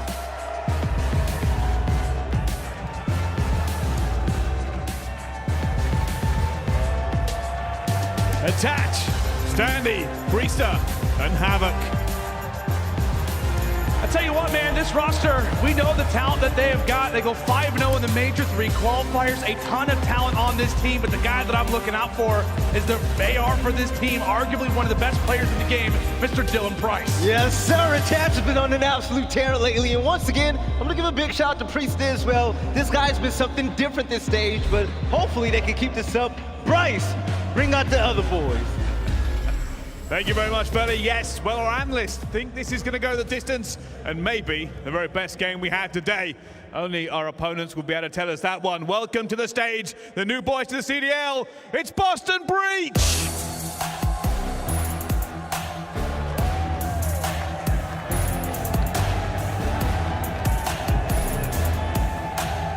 Methodz, Capsidal, TJHaly, and Nero. It's the Boston Breach, and they're looking to stop the dip in the Major 3, and the player for me is gonna have to be TJ. I feel like in Major 3 qualifiers, we have seen glimpses of him, who he has been able to take over maps, so if he can show up here on the stage with the maps that we got, I'm still looking to see a new Breach. And with the crowd going their way right now, Bryce, Boston wants to do one thing, and that's stay alive. Let's get this game started. Thank you very much, Belly. It is time to get this game started. One more opportunity for these teams moving forward. And now over to our casters. It's Miles and Chance. Thank you very much, Bryce. Here we go, Chance. We're going to send another team home. God, these guys grow up so fast, already leaving the home, getting out of here already. We're shedding tears left, right, and center. I didn't even save up for their college tuition fund, so it is going to be an interesting battle. I think a little bit less extreme than the series we had earlier in terms of CDL points, but Boston towards the top, they've been on the decline. Minnesota Røkkr towards the bottom. They have certainly been working their way up, but obviously, losers bracket, if you're going home, not a fun place to be because so much Call of Duty, at least you want to have left to play. It's a tough one. I actually got the bump to the guys from the York Subliners and they're saying, you know what, it's hard enough. It's Friday, man, come on. Either way, here's the maps and modes. Bocage to start things off. The Desert Siege, of course, to that searching story. Tuscan, Berlin, Tuscan, who knows? Will we go the distance? I don't know if that would be the case, to be honest. I think Minnesota Røkkr actually managed to drop a pretty godlike map set the entire way through. Berlin Hardpoint is the only map where it's actually Boston Beach has a pretty clear-cut advantage, but otherwise, this is wonderful maps that's coming out for Minnesota. I mean, on Bocage with this roster, 4-1. They're 3-0 on Tuscan control. They're one of the teams that's actually been pretty solid at winning those offensive rounds, even for the Desert Siege, since like the Pro-Am in Stage 3, 3-0 on that map, and Tuscan S&D is no different. So they have a phenomenal map record the entire way through, minus the map 4. So for Boston, it is honestly kind of tough to carve out a path to victory. They're just going to have to play at their absolute best. I mean, it's going to be a true sweat fest from start to finish here, friends. Again, Røkkr have managed to win the coin toss. They're going to pick that Team A side. We will see how this all goes down. The desk said their share of things. Chance has brought his own notes. The gut is telling me all sorts, ladies and gentlemen, but that might just be the delicious food we're having here in Toronto. For now, though, mate, this is going to be a tough one. Again, we've been saying goodbye to teams all day today. One more will fall here in this elimination bracket matchup. Røkkr have had a tough run of things, man. Of course, they had a fantastic look throughout the entire stage. Didn't drop a single series. We find themselves here on LAN in a nail-biting Game 5 against the LA Thieves. What went wrong, mate? What's going on? Well, it was a search and destroy, right? So we talked about the fantastic map pool, even mentioned a map like Desert Siege. Well, that is actually where they were pretty poor yesterday and got picked apart. I know Havok has been mentioned a few times as getting first blooded, but if you get those maps back, you can run it back, obviously talk over those mistakes and sort of get rid of those like first land match jitters, even something Scump was talking about of like, it is a little bit different once you're back in front of the crowd to get one under your belt. Well, Røkkr at least have that, so even if they faltered on some of the maps before, overall still strong. I sort of expect a bounce back, but of course, when I mentioned even just the words like path to victory for Boston, even if the record for Røkkr has been incredible on a Bocage hardpoint, it is still Capsidal that has that record. It is still guys like Nero that have the utter pop-off level performance where they just all of a sudden transform into the best player in the game. Obviously, they just need to capture that lightning in a bottle, and hey, then you can get that dub. Well, that man on your screen there, Nero, one of the most explosive players we've seen in the Vanguard season so far. But ladies and gentlemen, strap yourselves in. It is a Bocage to start the series off here. And again, sending one of these teams home. Let's get into this one. Hard point to start things off as we do.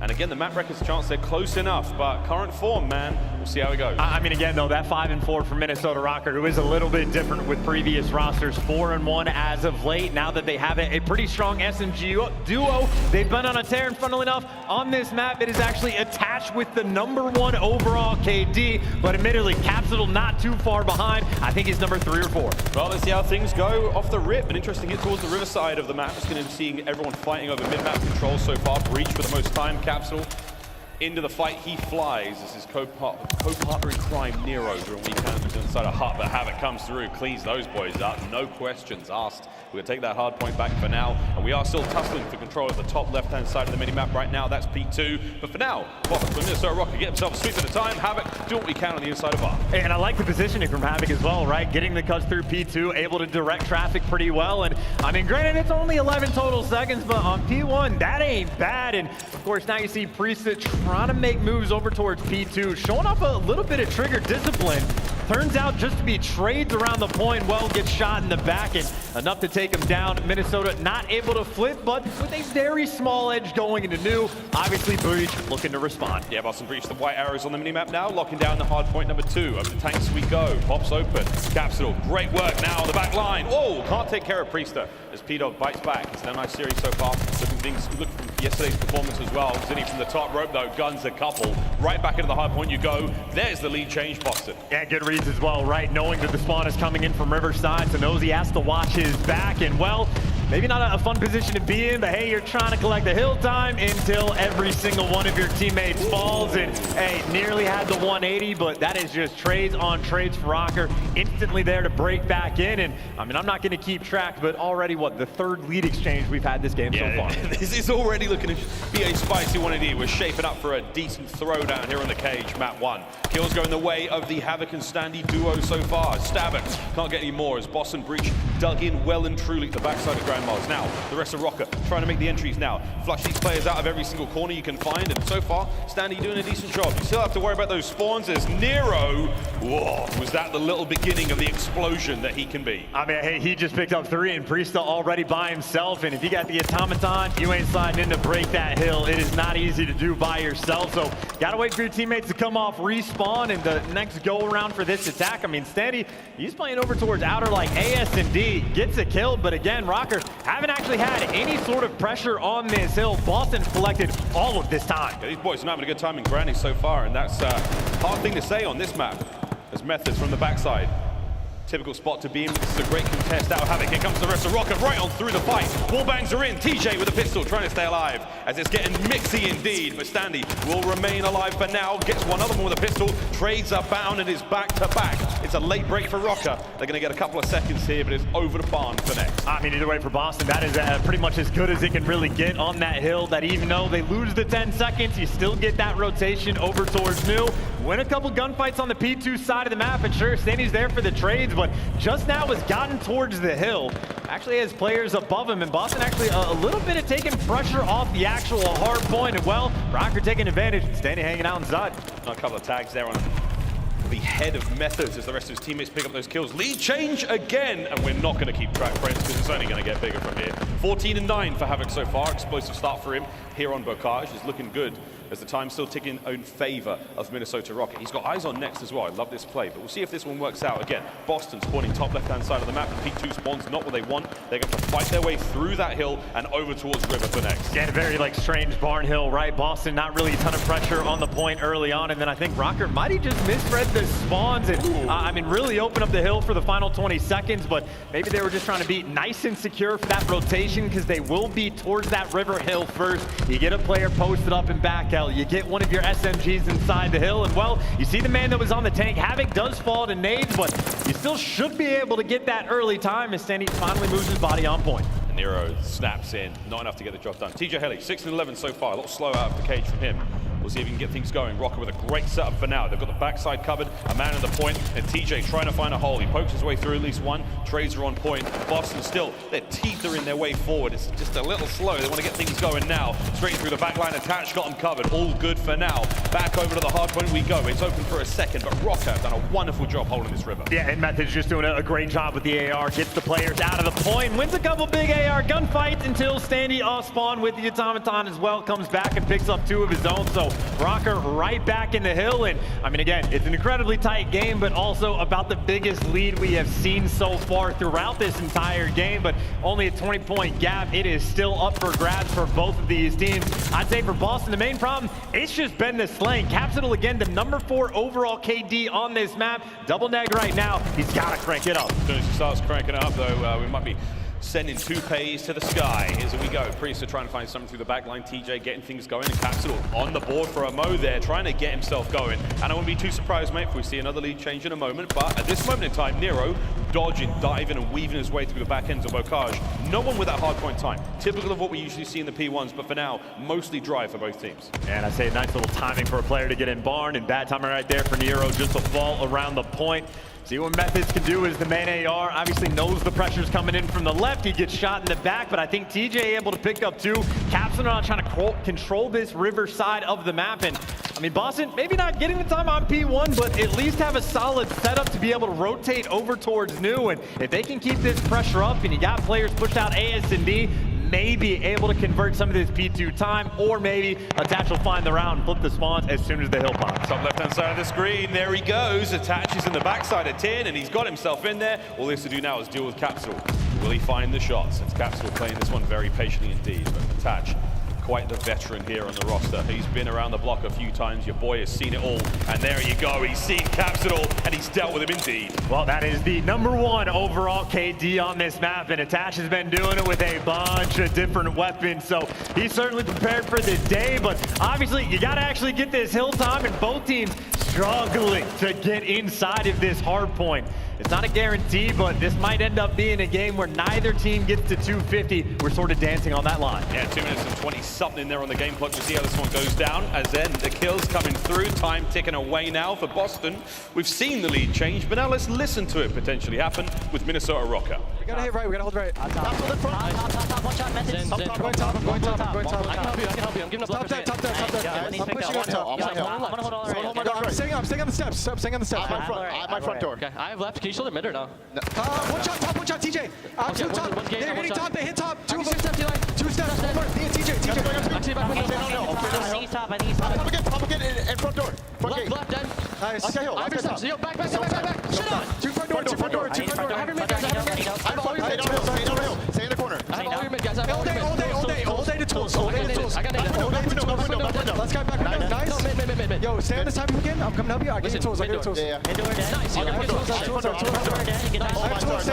in time. Good time. I'm starting tools. All this time. In front, I have tools. I'll look for a second. Go on. Nice. I'm staying up. Stop. Nice. Keep it on time. I don't see it. I mean, hey, that's a 30-point comeback from the Røkkr and then some, and I am loving the comms from Havok, right? Calm when he needs to be, but when he's screaming at that, 2 players up top, 2 up top, Attach knows the pre-fire, trusts his teammate, and gotta credit Havok where credit is due, putting in some work. mean, what did Maverick say is you think up there and you're dead, and right now these boys are just acting on pure instinct. Standy attacks Priestahh, light up the feed. Røkkr getting it going. Over towards barn we go now, and it's looking fine so far. Will Breach find again the rhythm we've seen these two teams have against each other, the cadence set as they undulate their way through this series? Will the lead change hands again? We've yet to see a break here on barn. Yeah, I mean, a $5 word, maybe for a $5 moment if you don't get this break. Things spiral out of control, but hey, Zinni able to pick up 2. You got Boston Breach right back inside, and I mean, it's been 7, 8, a dozen, 20, whatever the case may be. That many lead exchanges. Røkkr started to go on a tear, but Boston trying to come right back, and it's TJ and Nero lighting up the feed along the way until Standy arrives. Here comes Standy, looking to get number 4 now in a row. Capsidal, he may be the next victim. He fights one before Havok comes through and steals that one in again, and the time is ticking in favor of Røkkr again. Rotations may be down. It all comes down to this fight with the Tatch. Yeah, he's got to make the read as well. Ready for the spawn, but how many does he think is actually behind him? Because a couple players basically just spawned up on the squad spawn situation. Makes the read, can't win the gunny, and it is now all 4 players in the back for Boston Bud. That's in the back, not in the actual hill time, and Priestahh trying to be that cutoff man. Priestahh's going in behind enemy lines. Fires one, looking for another there. Trades coming through. Well, this is the pressure now for the front side. Here comes Røkkr, and Boston, they're staying alive on point. Capsidal, he is having a tough game so far. 19 and 30. Into the point he flies, finds one, traded out once again immediately. Boston still with the pressure here. You got a lot of kills there on the Røkkr players. They're spawning in the back, but this may be the opportunity for Boston to get on the point. I mean, yeah, trying to hold it from the front. Well, look at all of those nades pouring in for Røkkr. That is, like, moment of the game, honestly, right there is just for the fact that Attach and Priestahh winning some big gunfights, even when they didn't have the back spawns, and at least keeping the guys outside of the hill. So strong stuff for the moment, but only a 30-point lead. Boston trying to claw their way back, and I mean, we've seen it a few times for the Breach. They're holding those P2 side spawns on this hill, but they've also gotten broken on P2 instantly. You don't clean that up, you lose the game, and obviously that's 45 seconds away on this P1. You gotta keep the pressure up. Havok looking to get streaks here.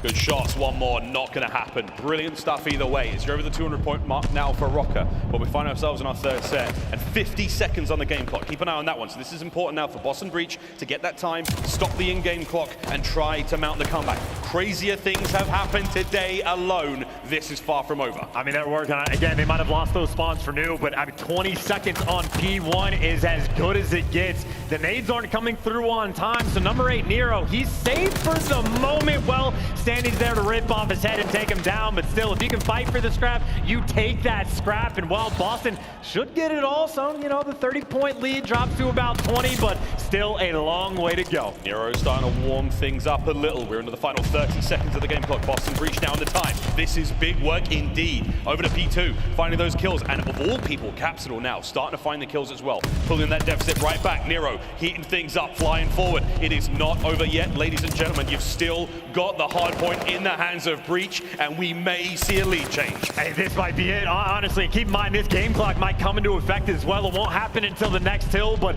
you got to think about a lot of these things. You are jugglers in this moment. The contest is in from both of these Nero. teams. Methodz trying to stay alive, but the flank from Nero is there to take down 3. Not over yet. The contest is there. That means the game clock runs. You have to clean these players up, get them off the point, and already things are looking even better now. 20 seconds on the last minute now as we dive into the point again, and Boston Breach have done it, have taken the lead. Okay, now things get real spicy. Røkkr have got to start making big plays to take the lead back and then pull off the point and let the game clock end it. It's going to be it. It's going to come down to a moment of just like when the game clock is too low, one team will have the lead by a few seconds and then jump off in the nick of time. Well, Røkkr just got that lead. Now the question is how much pressure they get. Cap's going to leave him, tries to go on the flank, and his teammate actually get those back spawns. Oh my word, they got the back spawns. Now the time taking in favor now of Minnesota Røkkr. They could actually win it here as well. So, oh god, it's going to be a spicy finish in grannies. Here we go. Capsidal flying forward. Hard point now in the hands of Breach. You still have Røkkr spawning in the backside as well. And they don't know. They don't know they're in the back. No one has turned around. Finally, they make that call. So in the final moments, they do, but Attach gets taken down as well.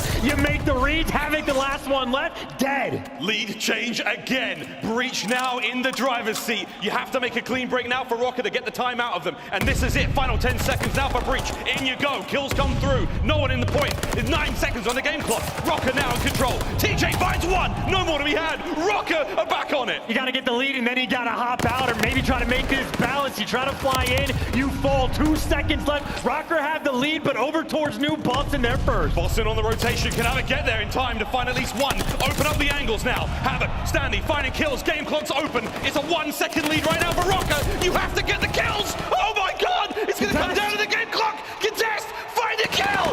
Røkkr get the win. And that was a particularly spicy bocage. Hide and seek map 1 champion Standy delivering.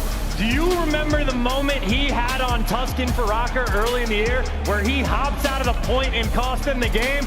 He hops out of that point and says, I gotta get my ass back, hide behind that barrel and win that game. And I'm not even kidding. If he doesn't get back in that exact moment and we go to a tie, everyone would have been flames at Standy, but hey, he makes the play. Boston not there in time, and that is a nail biter of the game number 1. We got the last minute for you. Good luck keeping track because it is bodies everywhere around both of these points. I don't know about you, friends, but I almost laid an egg. Woo! What a hard point that was to start things off here in this elimination matchup. The final minute, though, chance again.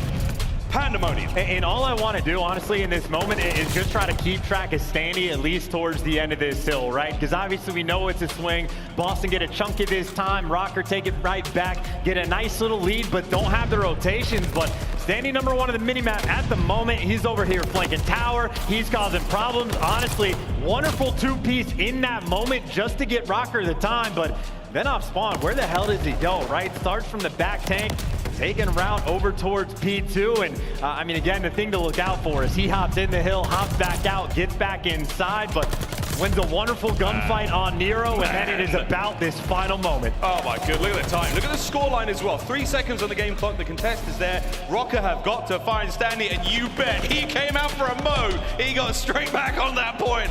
I think that Tuscan kept him up for a while, but man alive, what a hard point. And again, right, just to give Standy all the credit in the world, it was a 2-piece at old, it was a 2-piece at new to get the win, but obviously Havok, 44 is not too shabby, 5,100 damage along the way. I mean, again, just looking at the map set, obviously, incredibly tight game, but Minnesota Røkkr now 5-1 since the Pro-Am on Bocage. They can put in some serious work. All right, let's breathe the fire out of our lungs, friends, and now dive over to Desert Siege for Search and Destroy, map number 2 in this already very raunchy series. Okie dokie. While this is going to be very different again, maps have been, you know, we've got the stats, we've got everything here, but I feel like given what we've just seen and where we're going now in the series, all bets are off. Anything can happen now. Well, I suppose, but at the same time, there has been a downtrend on Desert Siege for Boston. I guess that means, you know, you're definitely going back to the game plan, trying to figure things out. But certainly if you were a betting man, Røkkr, outside of yesterday, have been great on that map. But I suppose now that you think of that,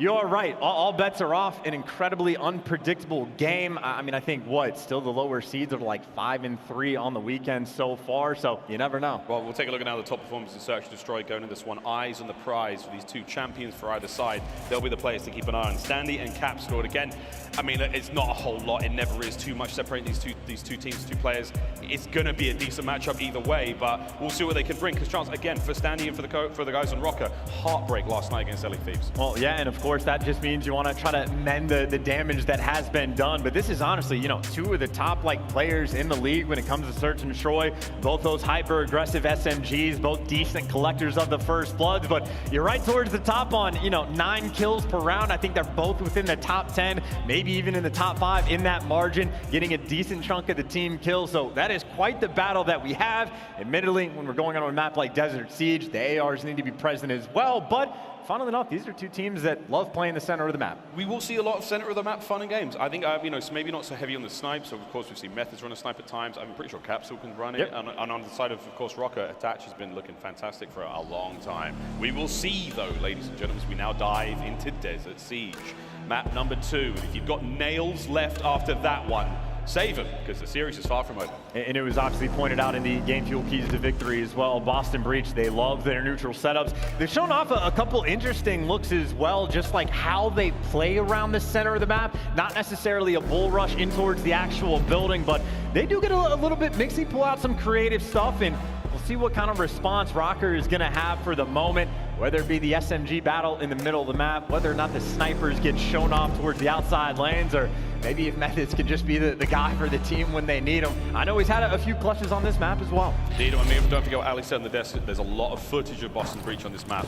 Let's see if those tendencies have been picked up. TJ with a boomstick now, looking to catch a head or two out in the dunes, and that is exactly what didn't happen. Priestahh, first blood. Absolute beams. I mean, cross map, TJ's on a heading. This is the dump. Oh no, he picked it up off his teammate. I was about to say, but Havok causing problems, standing right there. It is now a 1v4, and you got 2 guns, but do you have your life?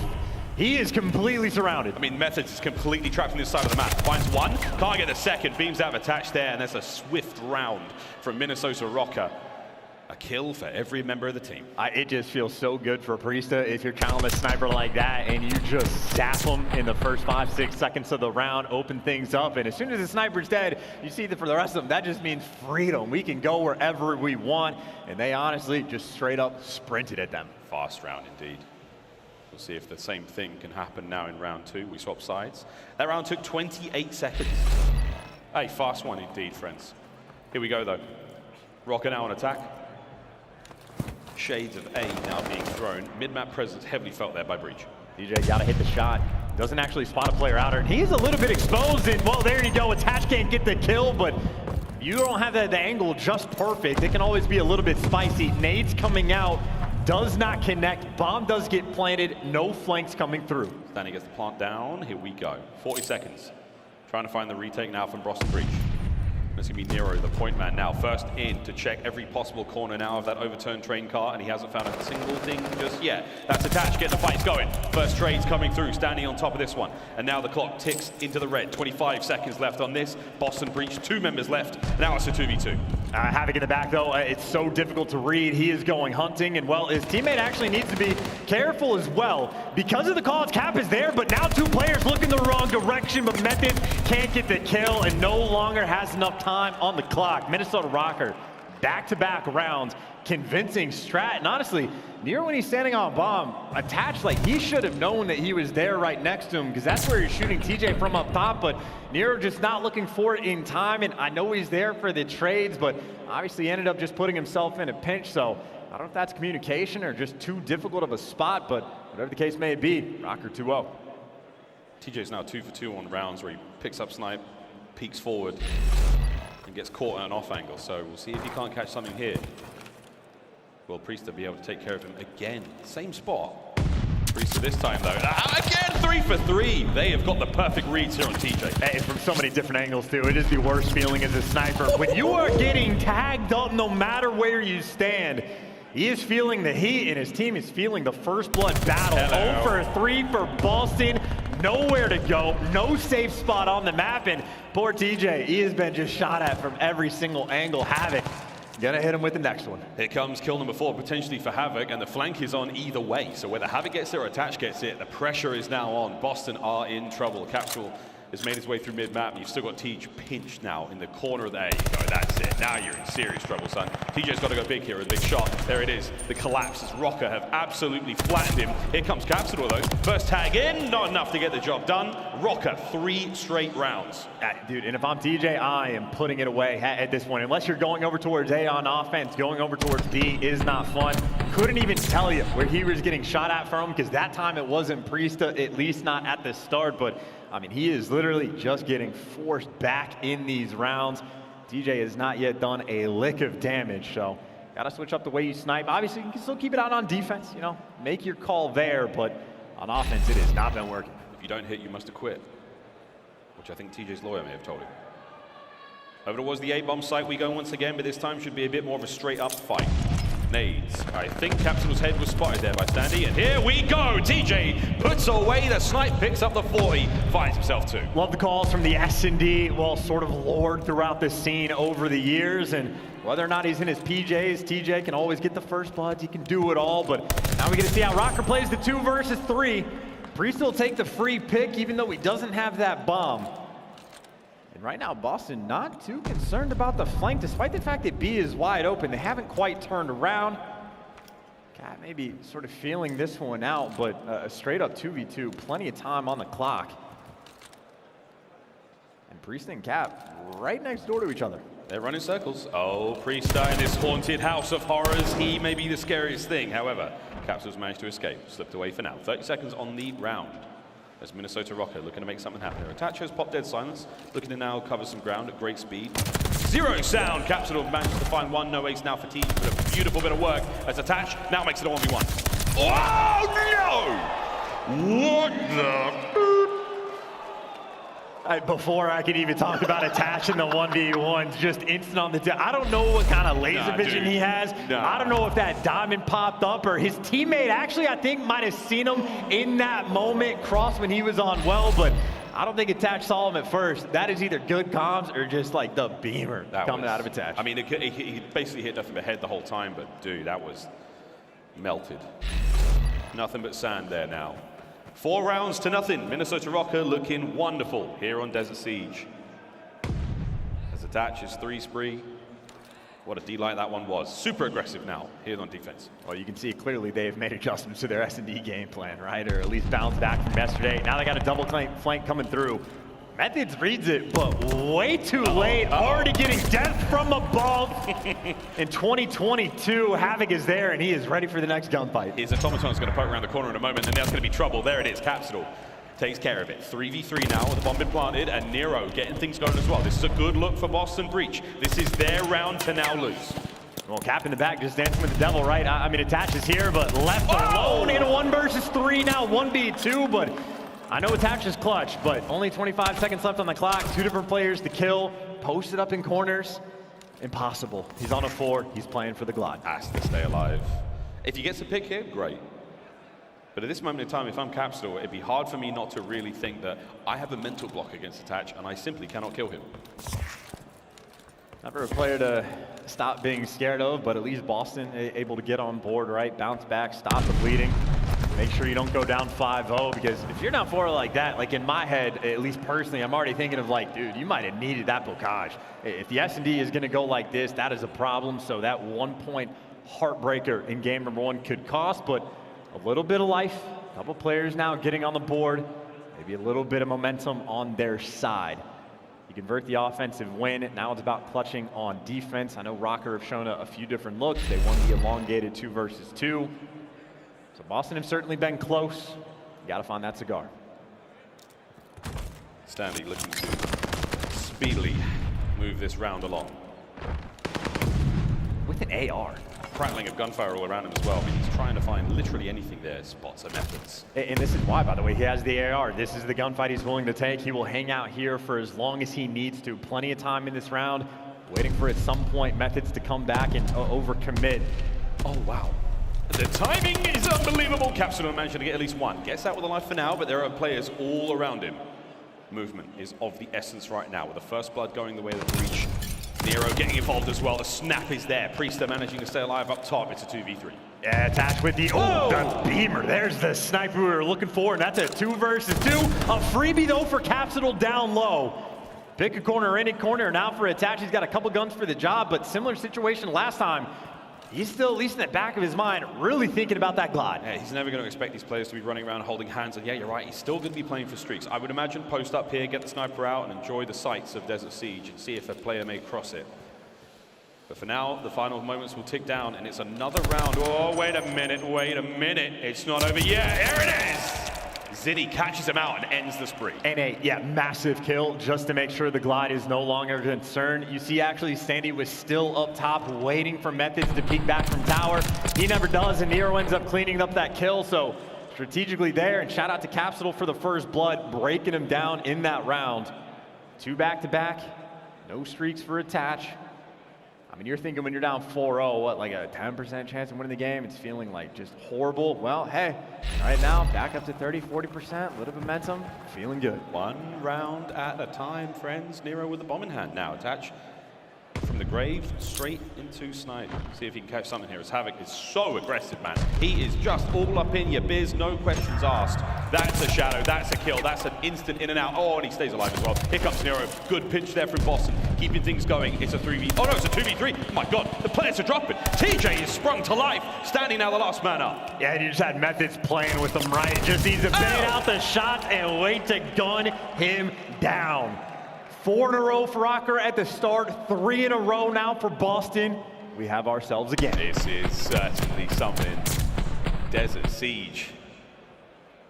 One more round to tie things up and make it 4 straight now for Boston Breach. Also, by the way, as soon as TJ put away the sniper, things have been so much better for this team, right? 5-5 now, started off 0-3. I think we saw him pick up a 2-piece there in that round with the automaton, so he has now found the right gun for the job. Maybe that'd be an opening for Attach to look for him with the actual snipe, because we've seen one of those so far, but whether or not that'll happen over towards A, Røkkr, they've been clean on their bomb plants on this site. Capsidal maybe a free pick can come his way though, because Priestahh oh so close to getting his head ripped off. He just dropped from his perch now, closer towards that bomb site. Here comes the plant with that. We're going to see Boston have to spring to life. TJ looking for the first blood, not to find anything. Here we go, 4v4 retake. Yeah, Priestahh's getting hunted, by the way. I mean, this is quite a few players looking to go on these flanks. They know he's going to be around this area. The question is, can Priestahh make the read, or can the nade come through for the first blood? Now you got a triple flank coming through. You still have TJ posted in the back. The trades are coming through. Trades are coming through. It becomes now a 2v2 as Havok is shooting a ghost now out in the dunes. There we go. Standy makes it all down to a 2v1. 20 seconds on the clock now for Methodz. This is to force the team to map point Røkkr, as Methodz has been unable to clutch up, and he won't be able to get this one either. It is 5-3. Røkkr with the advantage. Yeah, and I really thought Boston, because they had a player over towards the back, but TJ ends up getting caught. That is great awareness from Standy. So that is just almost simultaneously a bunch of little plays happening across the map. A difficult 3v4 clutch, but Røkkr deliver. They now stop the bleeding, and now 1 round away from going up 2-0 in the series. Nice plays on offense they were able to get. Flow state nearly achieved for Røkkr there, but Boston have snapped them out of it with some great rounds. Can they find a couple more and make a real scene here on Desert Siege? Havok, what in the name of all things Pixels? He manages to spot that player through it, catches the tags out with his life, attached with the first blood. Hey, that's the guy. That was the player Attached was able to get, was the guy Havok tagged up. So great coordination from the team. The comms, same as Bocage, flowing through between Havok and Attach, and well, it gets that much more difficult for Boston. TJ's found himself a corner, couple players around this area, Capsidal up top, but I mean, Standy right here, nice and safe. It's that central building again. This is what we expected from both teams more, I would say, in the earlier rounds, but now as things get much more dicey, Boston playing far more conservative, not willing to let too much go. Attach not showing himself, Standy not showing himself. I mean, yeah, there's the angle. Don't even know where it was from. Priestahh able to deliver now with 2 versus 4, and I mean, you're playing the bomb, but that does not mean you're feeling good about it. Not at all. Standy's got eyes on. Here comes Attach. TJ's a dead man. Standy pounces. Methodz now trying to make it that bit easier for his squad, but it's all him. His squad's dead. It's a 1v3, a technical ace if he can get the job done, and oh no, hope in hell. Røkkr take care of business there on Desert Siege. They go up 2-0 in the series. Ooh, shout out to the homework. They lose the siege yesterday, and they respond in a dominant fashion. I mean, hey, Boston at one point might have had 3 in a row, but that's only because they were making the adjustments, right? Well, one team adjusts, Røkkr does as well. 6-3 victory after the nail biter of the Bocage, but now a massive advantage in this series. A tremendous advantage to be had here at 2-0. I mean, that nail biter was one thing, but 6-3 is a little bit more dominant chance. I think the numbers are sort of proving true here. The map record's certainly working out for Røkkr, looking far more like the team that led them to this moment than the team we saw last night. And I think I mean, the SMG duo, especially Havok in map number 1, absolutely lights out. Well, he does his job, couple first bloods, and obviously Attached with the 9 kills. And I mean, pulls out the sniper when he needs to, rocking the automaton when he needs to, gets the first bloods when you need them. Just a very solid, well-rounded performance for Minnesota Røkkr. Yeah, good stuff indeed. That was Got to control, mate, and this is where things get wild. Tuscan coming up next. Berlin hardpoint if we have to go the distance, and again, at Tuscan Search and Destroy if we have to go all the way. But ladies and gentlemen, the way things have turned right now, Boston, they just can't seem to do anything right. It seems to be stacked against them, mate. Røkkr looking magnificent. Well, look, at the very least, Boston, like that Berlin hardpoint, if they can get there, is a fantastic map for them in the series, but they have to get there first. They have a 6-5 record on Tuscan control, but as of late, Minnesota Røkkr have made that their map. So I think Røkkr right now thirsty for that 3-0. We'll see if they're going to get that first quench it again as we've got that control coming up after this break. Will this be the last we see of Boston Breach here at Major 3, or will this be the beginning of a magnificent comeback? We'll find out after this break. Let's go, let's go.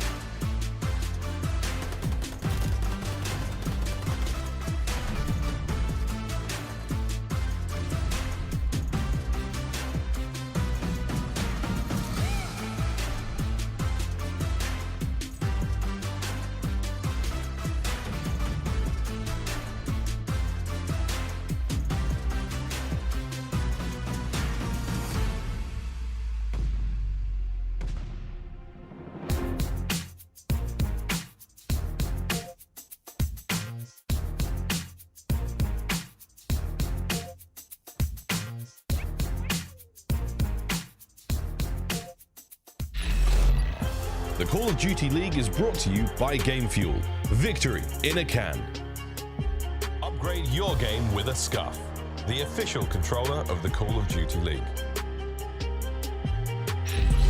Well, ladies and gentlemen, here we go. Map number 3 between Minnesota Røkkr and Boston Breach. And hey, as I said before the break, this could be the last we see of Boston here at Major 3.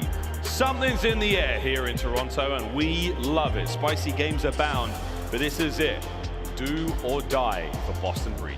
And now I'm trying to just think back, because obviously when I talked about Desert Siege earlier in Minnesota Røkkr, I said they were 3-0 recently. Literally forgot to include last night when I looked at the stats. So now when I said they're 3-0 on Tuscan Control, I can't remember if they played it yesterday. But whatever the case may be, they've certainly been lights out on the map and have been converting some of those offensive rounds. So 3-0 or 3-1 or 4-0, I have no idea, but good. That is the important part. So Røkkr map, they want to close it down because obviously, well, the Berlin hardpoint is a good one.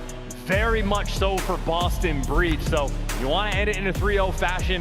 Don't want to roll the dice on a potential map 4 or potential map 5. No Boston comebacks today. And of course, if you're Breach, hey, you get this one, you're feeling great about the rest of the series. This is it. This is the beginning of the comeback right now for Boston. It's all been laid out.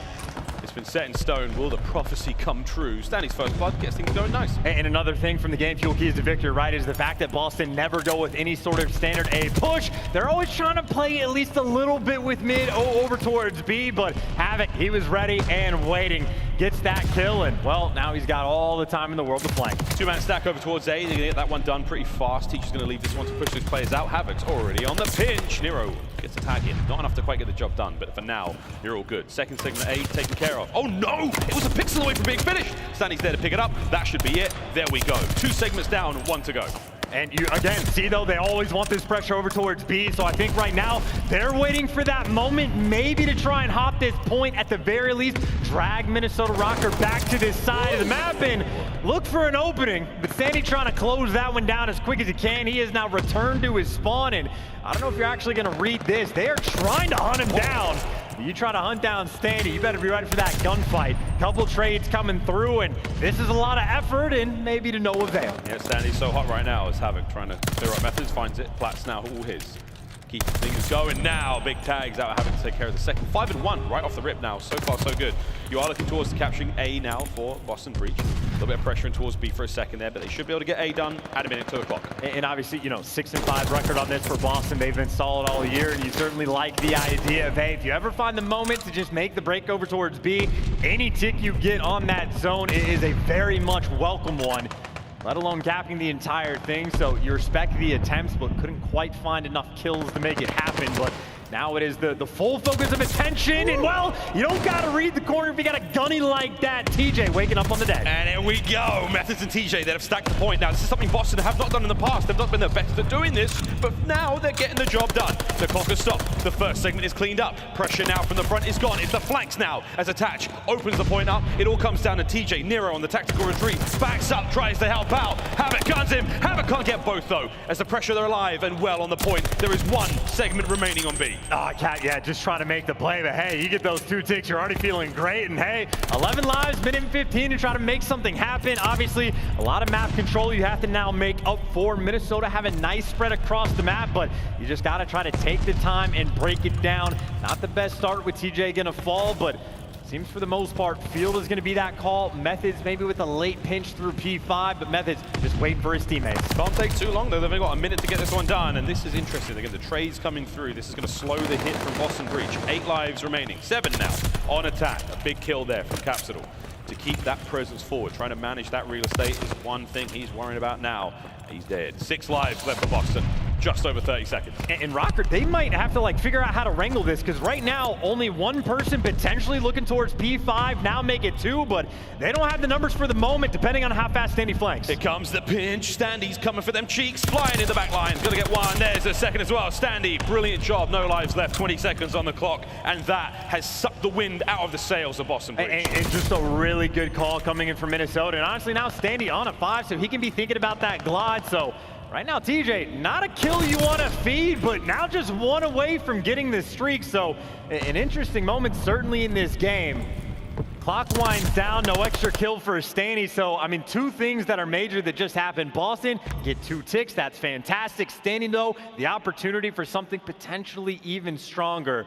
The glide bomb for an extra play, but again, just great timing for Minnesota Røkkr just to sort of suss out where the push is going to come from. Didn't have a ton of pressure over towards P5. Takes an extra couple seconds. As soon as they figure it out, well, ends up being perfect. Again, in the long run, not a bad round for Boston whatsoever. As you touched upon it, they get 2 segments on B with a full A cap. We'll see if that comes into play later on in that final defensive round. But until then, we will see now what Røkkr have on offense as they man a 3-man break towards B. And it looks like Nero's got a read on this one. We saw the door. Here come Røkkr. First up's Havok. Nero finds the first, tags her in the second. Still has pockets full of stuff to throw at them. Maybe doesn't even need it. Great kills out of Nero. All of that, though, was just to get Standy that kill. He was the last man in line, baiting his teammates as hard as possible, and they delivered. So I think that's a calculated play. Maybe don't get the progress over towards B, but you will take the glide for the long-term game. So they're thinking long, now thinking short, or maybe actually still thinking over towards B. They get a little bit of pressure on this moment. You still have to read the late flanks, and if attach ain't turn it, this play ain't gonna work out. Oh, Standy frying right now. 14 and 7 on the death there. 45 seconds on the clock now remaining as there we go. In towards A, Minnesota Røkkr plant themselves. Nero, though, fresh off a respawn now, trying to get himself into the fight, picking up the flank, stunned up indeed. Standy now has the comms, he knows he's there. This is a good hold out of Røkkr. First bit of progress done, halfway through the second. And Boston right now sort of debating, do you want to make the call to hit it? Well, yeah, Nero waits for his friend through you, and they do, and well, you know, it doesn't work out at all. Both get 2-piece, that'll be A secured, and now players are flying over towards B. Havok already behind you, well, Nero ready off respawn. So maybe nothing too crazy. Be about 1 minute and 43 on the clock as Minnesota now trying to gear up for their next push. They take care of A, an additional minute to play with now. Standy doesn't check a corner, and well, there you go, he's dead. Minute 35. 20 lives for Røkkr on the offense, 22 for Boston defending. And now the debate, I think, is whether or not you want to try to call in the glide just to make the play, because keep in mind, they are down 2 ticks. Do you want to set up to make that play? Do you want to just play it out and see if the kills fall into your lap? But whatever the case may be, that is an ongoing conversation. Is right now Røkkr 2 players working this flank. See Boston certainly ready for it. It's the exact same play call we saw Toronto Ultra make, where again the glide is the start of the push.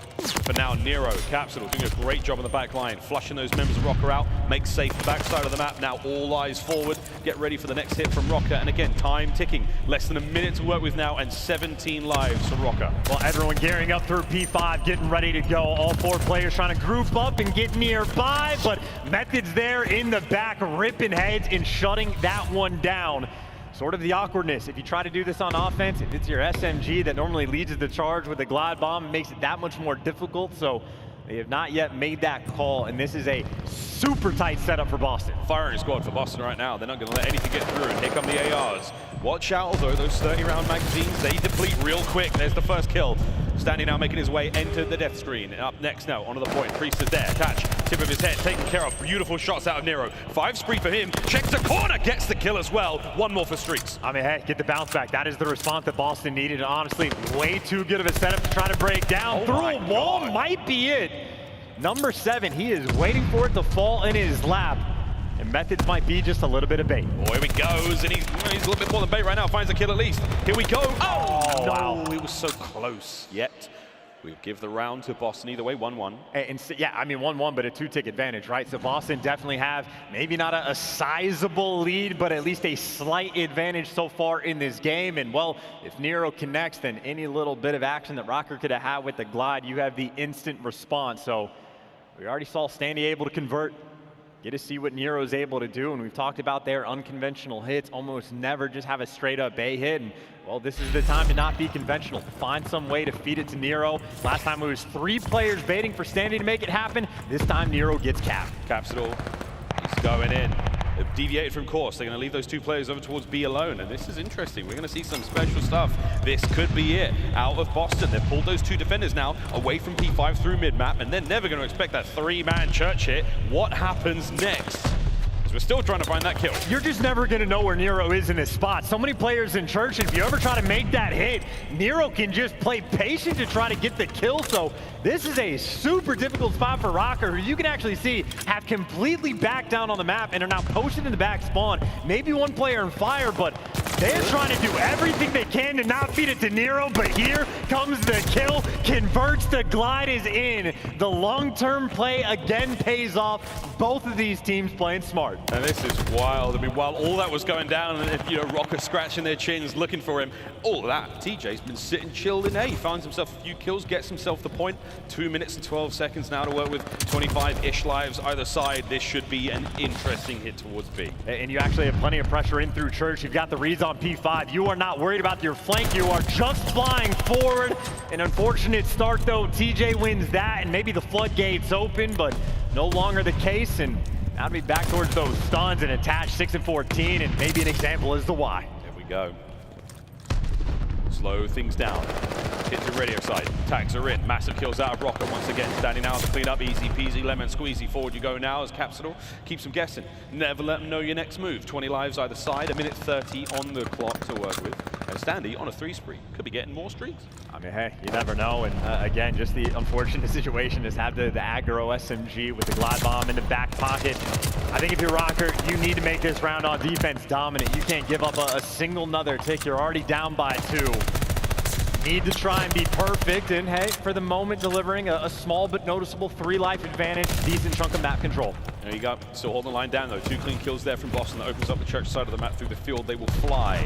The backside of Church no longer safe. That's where Røkkr is spawning. But for now, you've cut them right down the middle. If you deal with one player, that's good enough. You may be able to dive on the point. You still have to worry about the flanks. Yeah, Priest is going to be the man on the flank, but that's also an AR player that might want to take his time. It's a couple players on point. This might already be another tick coming through. Nero here for the flank. Nero here for the wipe. Now you might be able to stack this point. You've got at least one player on the point for now. Nero's going to be the front line. He has to hold these players back as long as he possibly can. Here comes the next line. And Standy investing the glide. Will it be able to flush both players off the point? At the very least one. There we go. Open point for now. 10 lives either side. Here comes the fight. It's not over yet. I mean, hey, dude, you get the extra tick. You just burn the glide from Standy on defense. You're already feeling sweet about how this game has been going.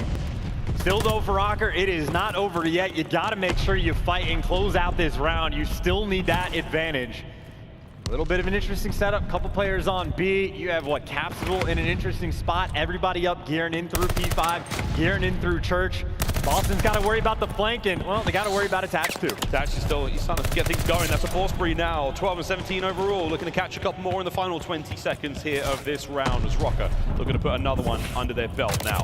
Here on defense, there goes the kills. Havok trying to find a few more. 10 seconds left. Just keep Boston away. No, thank you. Good day, sir. I do not want to talk about nothing about Boston right now. We'll take the round win, and we'll put ourselves on match point. I mean, dude, and this just goes to one of those very interesting times of a Tuscan control where, yes, Røkkr have that 2-1 lead, but it sort of feels like Boston have that advantage. They've done all the little things right. They still have the extra glide. They've burned it on the side of Standy.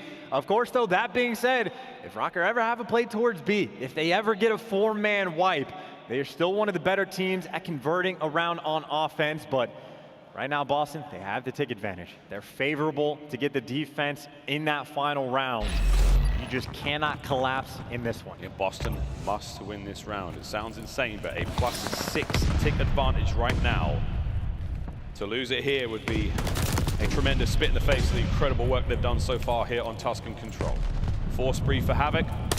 There's number 5, and dare I say it, we may be looking at more streaks. Yeah, and well, this is just going to be problematic. He even checks his corners, and well, not enough for the glide. He gets taken down. Super important kill for Methodz to be able to get, and all that comes off the back of Boston. You already see the game plan. It is no interest in the slightest of defending A. They've had tight setups over towards B entire game long, showing off a different one, and funnily enough, Nero completely by himself, picking up pieces over towards A while his team now making moves. They're trying to get a blunder set up. I mean, yeah, look, the one moment they were like, hey, we can hold B for as long as we want for additional 2 minutes, but I'm feeling it. Let's hit it. And is it going to work out as the kills start coming through? I'm getting a little worried, though. You're investing a lot. This is becoming a little bit more of an expensive defense now for Boston. As things start to get a little dire, we will see the A zone go down. Let's go for a quick listen in with Boston Breach. I got one, another one. He's going bomb Church. Havok's in bomb Church. Yep, Havok's in bomb Church. Yeah. He's one, I think.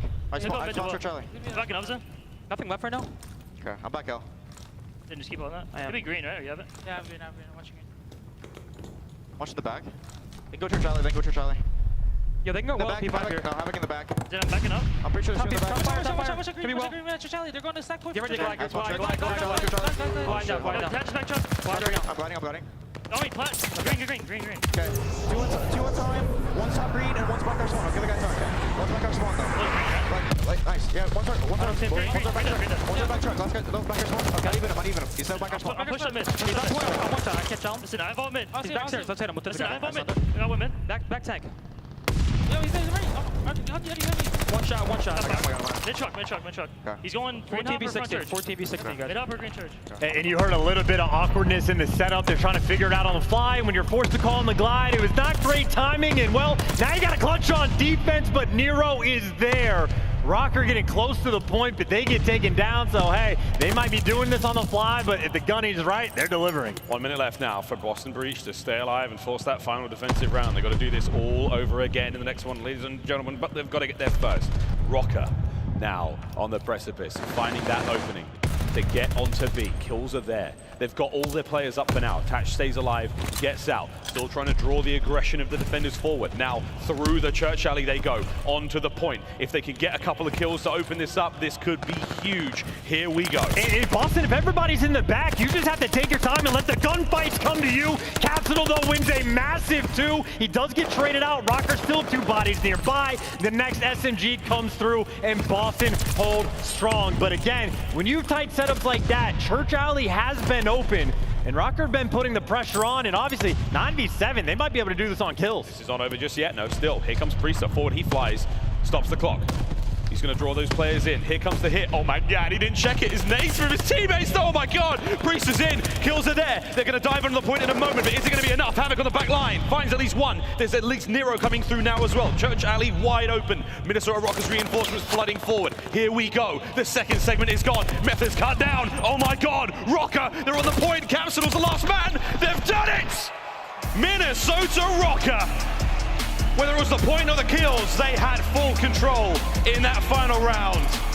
And we will say goodbye to Boston Breach in an incredibly decisive 3-0. And one of the most painful ways to lose on Tuscan control defense is losing on lives.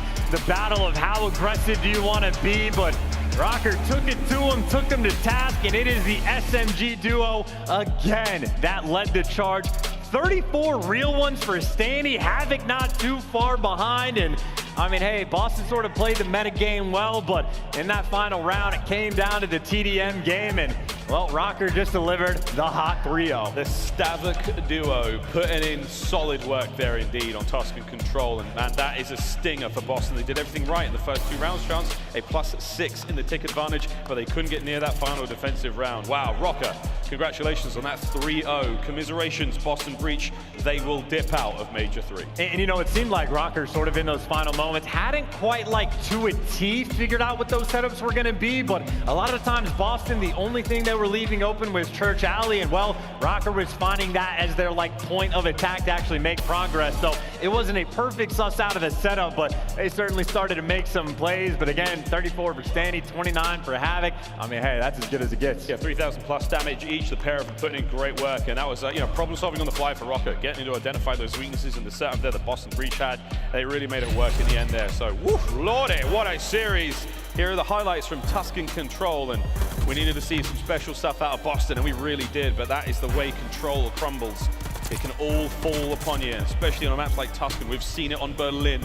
It's a cruel mistress. And you know, we're only getting a 30, 45 second glimpse of the comms, but it seemed like Boston a lot of times just figuring these things out of the fly, like having the conversation of what's open, what could be happening, and definitely the conversation is good, but a little bit too slow. We saw moments like that for Røkkr where they're figuring out the setups and breaking them down. Those are the Standy flanks that are coming through. You like the work they were doing just to get Standy the glide, the double baits coming through. So I'd say super efficient work, and just on the strategic front, Røkkr just a little bit ahead. Yeah, Røkkr finally starting to look like the team that got themselves here versus the team we saw last night, and I've said it before and I may have to say it again, but there we go.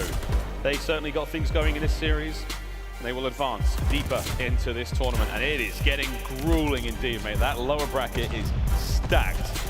More on the winners matchups tomorrow, but until then, we've still got one more to play tonight, but there we have it. 3-1 in the control, 3-0 in the series, and that is one Bocage hardpoint that we will never forget. And I think what happened last night, right? A couple teams we didn't expect to fall, guys that were phenomenal in the Stage 3 qualifiers. Think of your OpTics who lose to Florida. Your Røkkr now have the response. Toronto, well, it's not like they were, you know, maybe expected to win against FaZe, but a bunch of these teams getting those bounce back wins and maybe things making just a little bit more normal here on Friday. What is normal here in the CDL? We may never know. A man who may know, though, is on stage right now with Bryce. It's the man himself. It's Havok. Thank you very much, Sam Miles. Yes, I am joined on stage with Havok. First of all, congratulations, a great series. I know the fans are very enthused by it as well, but I do have some questions, some hard, some easy, but let's get into it. First of all, you went 5-0 in the qualifiers, huge step for your team, and kind of slipped up at the first bit out the gate here at the major. Like, what happened yesterday? So yesterday we just made a lot of like under pressure mistakes on the Berlin hardpoint, and our S&D was super flat because I think we were overthinking that, you know, like other people are studying us. But today we went back to our roots in S&D and it paid off. We stayed confident and we kept doing the play calls that we usually do. And yeah, our hardpoint and respawn was looking good. Our comms were good. Everyone's shooting straight. So. Yeah, well, obviously that will lead to a win today, so works out well. The next question I have is probably a little bit more complicated. Now, you have an interesting history with the CDL and its teams. So what made Minnesota the right team to join now? We're the best, yeah. I always had a feeling that Minnesota Røkkr would be the right fit, and I had a feeling like when I was in challenges that they would hit me up if they kept struggling. So I wanted to hold off on that because I feel like I just fit right in with their personalities on the team. And I've always wanted a team with Attach and Preston, and then Eli is just this young kid that I feel like I can mold into a really good player. So that's kind of the main reason I wanted to join them, and I was patient for that, and it paid off. It certainly has paid off as well. I know a lot of people are big fans about you being on the squad. Kind of one of the things I want to talk about coming into this major as well, huge win streak coming through here. Did that set the team up correctly, and what were you kind of looking for to make sure was solid running into this event? Yeah, so the 5-0 was really good. We really needed the points to try to get in that top 8 contention for champs. Like that's the main goal is getting the champs. So we really needed that, and then coming into the event, it was definitely a big confidence boost being 5-0 and being super comfortable in S&Ds and stuff. Like I said, if we executed better yesterday, we would have won that. But now we can make a losers run. These guys are known for it's never chalked. So like we can make this losers run one match at a time. That is very true. You have got a long losers run ahead of you in a very stacked loser bracket. My last question kind of relates to something you said to me as you walked onto the stage, actually. The kind of the difference between challengers and the CDL, one of them is obviously schedule. What else have you noticed kind of in the big leagues? There's a lot more preparation for matches that I wasn't really used to besides the elites and challengers. So just kind of like hard countering strats in S&D, like watching a lot of VOD on the other team before you play them, because you have so much time before your matches. So I'd say that's the biggest thing. And it's just a lot more structured, you know what you're getting into. Awesome, all right. Thank you very much for joining me on here on stage. I'll let you get off and chill out and relax and celebrate with your team. We're gonna throw this one back to the desk. Break it down, Belly. Thank you so much, Bryce, my man. All of Minnesota's rocking right now with a big sweep over to Boston Breach. Bring out the brooms, baby. Boston's going home. Minnesota's moving on. And like I said, before, man, they're trying to make a new streak. But Ali, what are your thoughts about this? I mean, it was just a tough matchup overall. I feel like there was a very slow start on the side of Boston Breach, where on the side of Minnesota Røkkr, they came out with the fire, right? Like some of the plays I feel like I was watching out of Attach as a player were just mind-boggling to me. Like when it came to Bocage, like I just watched Attach hit one of the craziest P2 rounds. He went all the way deep river, deep into spawn. He hit the deep cut, checked the corner, went into 10, just to flip Boston Breach out, like just to get some time when they were down and out. So some of the plays these Minnesota Røkkr team is making in these situations are just, I mean, the fact that they're thinking that far ahead into the game, you heard Havok talking about it, where there's a lot of prep, right? And when they're in game making those shot calls, like they're all on the same page, and he feels comfortable with that team. And one thing too, I feel like it ultimately just comes down to the opening Bocage. Like that was a huge momentum shift possibly in this game. And the one thing too for Boston that you have to worry about is that you're faced off against a hot Minnesota team who we know was great in Search Destroy. And then that control record, they now sit at 7 control victories in a row. Like I said, that momentum I feel like was there. They had the opportunity to bring back the game, but Standy made the play, and I feel like really Minnesota rode that from there. You saw Havok talking about it in the, during the interview. He's like, hey, we learned. We were playing things a little bit too far-fetched. We were, I guess, kind of trying to hard counter our own strategies. We went back to basics, and it really worked out from there. And Nameless, I want to ask your thoughts, but while we do that, let's throw Havok's stats up on the screen right now. The man definitely deserves it with a 1.36. But ultimately, Nameless, man, how are you feeling about this series that we just saw? I mean, I love what I saw. I mean, especially in the control there, like on that last round on that offense, that was beautiful, guys. Like, let's talk about pressure. A team that really, their pace is what was holding them back in respawn. Well, on that round, that was elite pressure. That is so hard for defense to try to regain control of the map, to try to put you in that trap. They were not able to do it. How many times do we see Havok flying out of radio, winning that first gunfight? Standy pushing through church, winning that first gunfight. That is how you win an offense on Tuscan. They're able to do it. And then the search and destroy. Let's talk about what he said in the interview, how they're working on hard countering. There are a couple rounds where Boston, they were pushing all together. We saw TJ get a two-piece. I think it was round number 4, pushing upside train side. Well, what happens? They respond by just wrapping around, trapping them, clutching up in a 2v3 because they know if TJ pushes up and gets that first blood, they know the rest of the squad is going to be there. That is just them reviewing VOD, making a heads-up play, something they weren't doing yesterday. But I'm confident in this Minnesota team, how good they've been at search and destroy. I knew it was an uncharacteristic loss to the LA Thieves and that they would respond accordingly today. Exactly what we saw on that stage. It's all about the bounce back, baby. But speaking of which, we have a Scump play the game, which is the last rotation in hard point. Minnesota's rocking it. S&D respawns like they're doing it. Was insane. Tell us about it, baby. Like so on this rotation here, well, prior to what you're seeing right now, Capsidal made a crazy play. He rotated all the way over towards tower, gives him the spawns in the back. It's just a frenzy back and forth. And then on this rotation, if Standy loses that gunfight to Nero, I think Boston Breach run away with it. Nero had to jump on him, but Standy with the snap, man, wins the Gunnion. I mean, this is just pure chaos in its finest. Pandemonium. The comms had to be ridiculous in the final moments. Thank God Standy got back on the hill, right? We saw him almost make that play again when he ran out. He literally, we can see it in the camera, he stopped and he was like, wait, I have to get back in. And he whips back around on P2 to get back into that contest, just lays down. He's like, I'm not making this mistake again. I gotta say though, like if Capsidal didn't have such a slow start on that map, they might have been able to go up. I mean, it's tough, man. Like he's just playing by himself at times. Bocage is a little bit mixy over map. He's used to going out there and just being able to slay, but teams have caught up. Teams are so good at Bocage now. We're seeing teams like Atlanta FaZe lose that map. Like the meta is changing, right? Before people were just flying at the hill. Now rotations are starting to be more of a priority, and you know he's having a rough time, that's for sure. Major 1, top 6, Major 2, top 4, Major 3, top 12. Let's take a look at the bracket right now to see how things have been voted as we have one more series on the day. Take a look at that. Elimination round 2. We got Røkkr versus Ultra, OpTic versus London.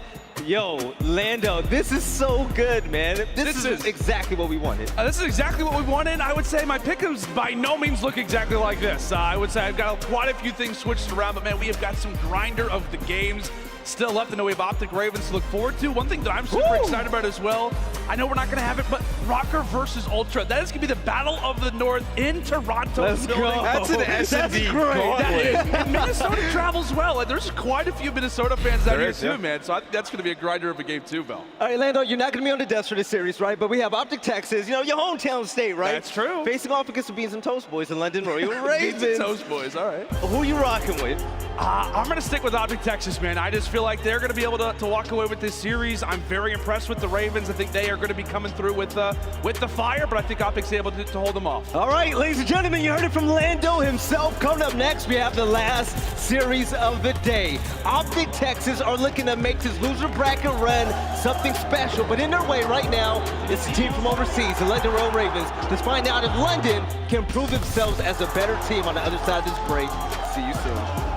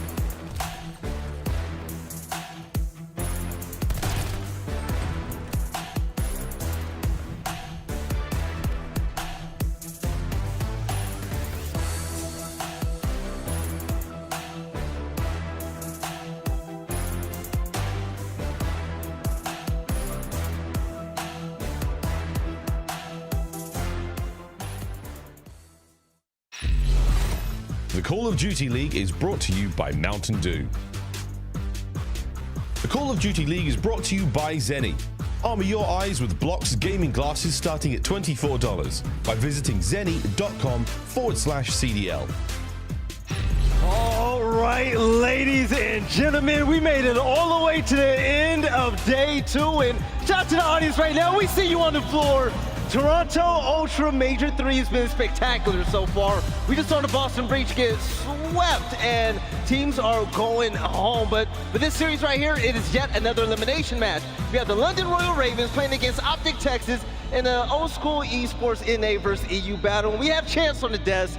Chance, we have OpTic hitting that main stage once again, 1-1 this event. And I'll tell you, man, like they had the perfect bounce back after their performance last night. And I suppose the exact same thing can be said for London, but it's certainly the way these teams have stacked up. OpTic, without question, in my mind, have the edge. That means London, all 4 players, need to be at their Sunday best. Yes, Nameless, look at this roster, man. All the talk about Prolute, let's throw that out the window. We had a good game last series. But heading up against the London Royal Ravens now, we're talking about a squad that has good teamwork. But the question is, how do you think OpTic matches up against London, or the other way around? How I think that this is like the unwinnable for the London Royal Ravens. There we go. I mean, this is a team that has not been able to win Control, going up against the best Control team in the game. That Berlin Control was masterclass out of these guys. I mean, when you look at this roster, you have Dashy who can just take over games. You have Shotzzy who takes over games, but it's been Scump time and time again in the pivotal moments of these series who's been popping off. Like, for OpTic Texas, this should be business as usual against the London Royal Ravens.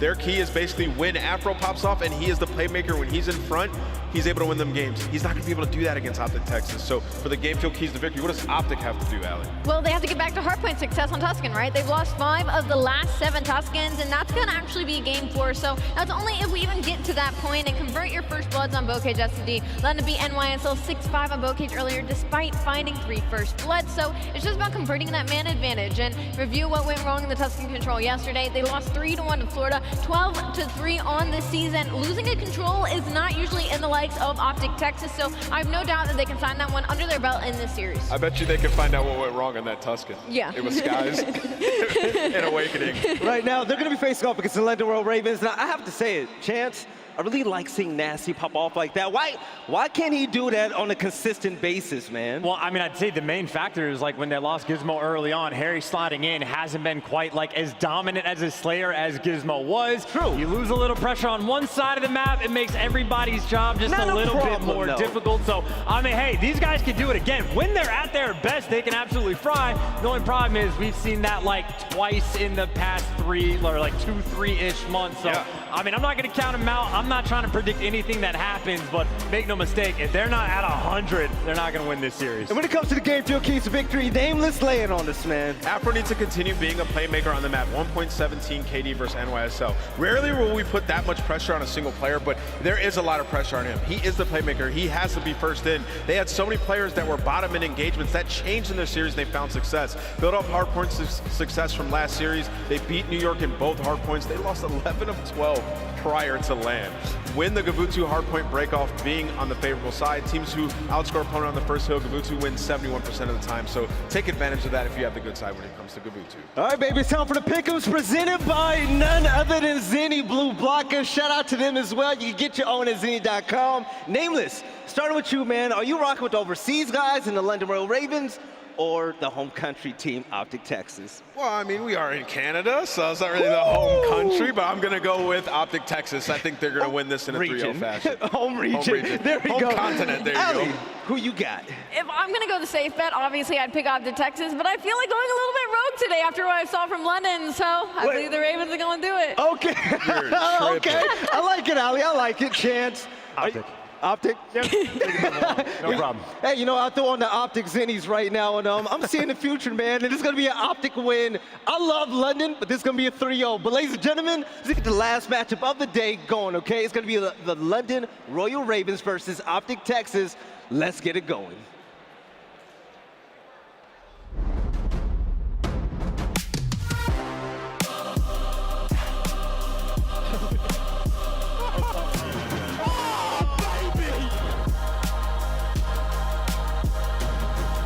Players in every single corner of the map right now. Dude, London is Afro.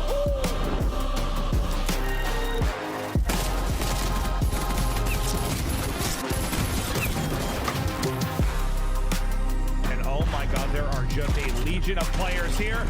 Peekaboo, I've been here the whole time.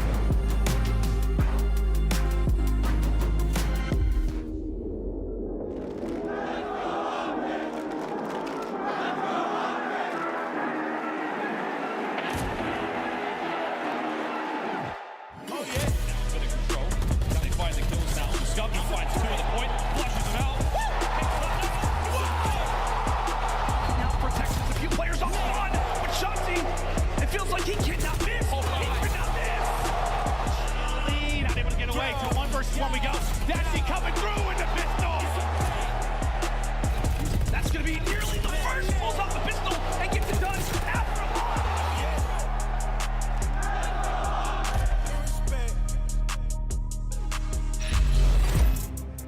Ladies and gentlemen, it is time for another game here on the main stage.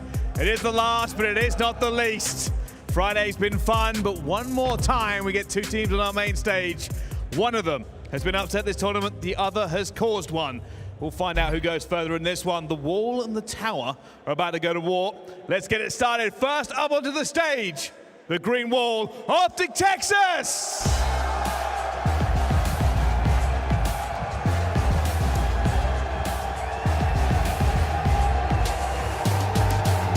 Scump, Shotzzy, Prolute, and Dashy. These guys made a statement in their last match, winning in 3-0 fashion. Scump has been taking over games in Search and Destroy, trying to make a case to be the best Search and Destroy player here at Major 3. These guys are trying to make a historic run in their losers bracket. It started with LAG, and their next victim is the London Royal Ravens. We're about to find out if they can make that run. Bryce, let's bring out the next team. Well, OpTic has sat against them, a team that still has an awful lot to prove. The Jubilee is on, but will that give them a good look? Welcome to the stage, the London Royal Ravens!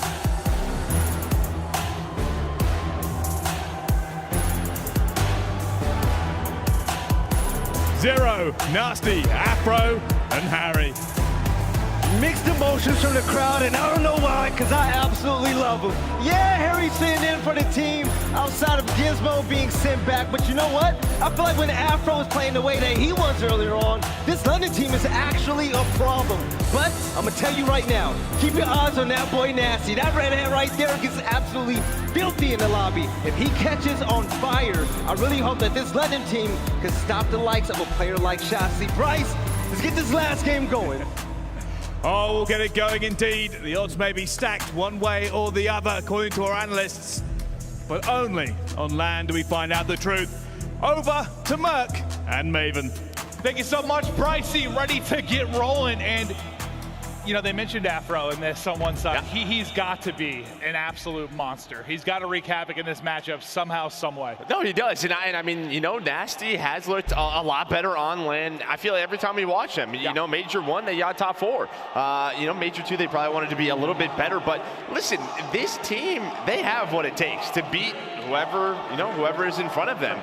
It's just going to take a lot from every single person. You talk about Afro, right, because the sub duo, but then the other side, what we just saw Dashy do against the Guerrillas just a little bit earlier today, the ARs of London have to be on point as well, but this is why this OpTic team is just so scary. 100%. We've casted both OpTic series so far this weekend. You know, we saw the bad in the loss to Mutineers. You saw them bounce back in the most recent series and what they can do against LAG.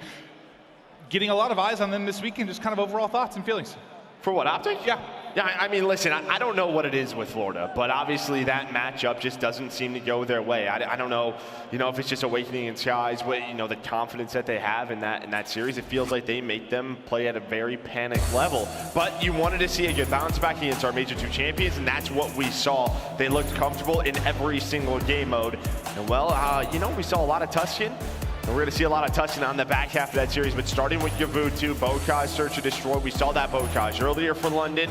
You know, they were not getting a lot of the first bloods, but they still won that in a round 11 fashion. Well, you saw the big stat really for London. I mean, they lost, what, like 11 or 12 hard points or whatever it was coming into this. You know, they were able to take 2 in the last series.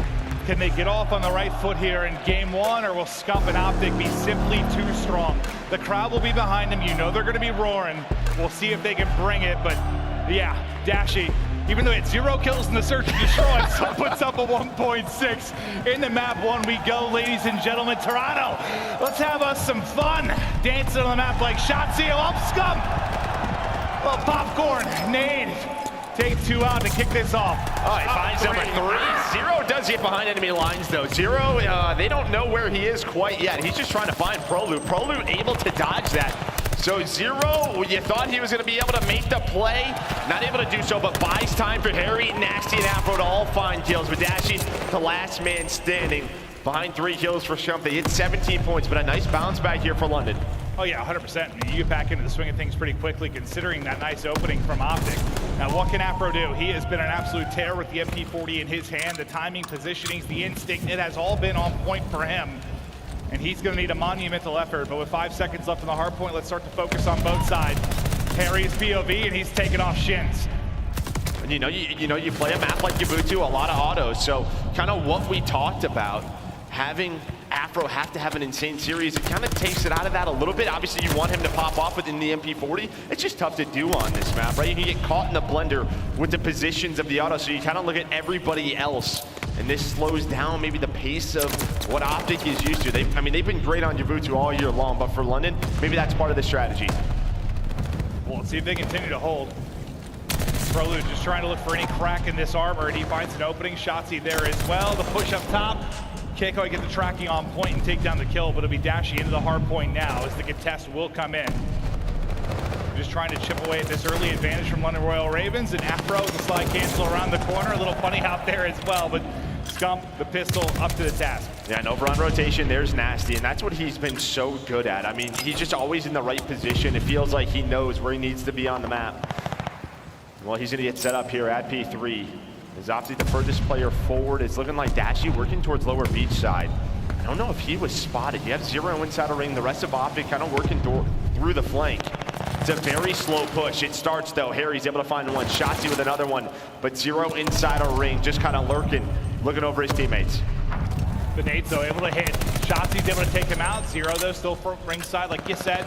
Just trying to hold this key position on the map. He gets about 12 wall bangs, but eventually the flank will come through. Now a little song and dance from Afro. The help over the top from Nasty, but the nades from OpTic continue to hit, trailing by 16.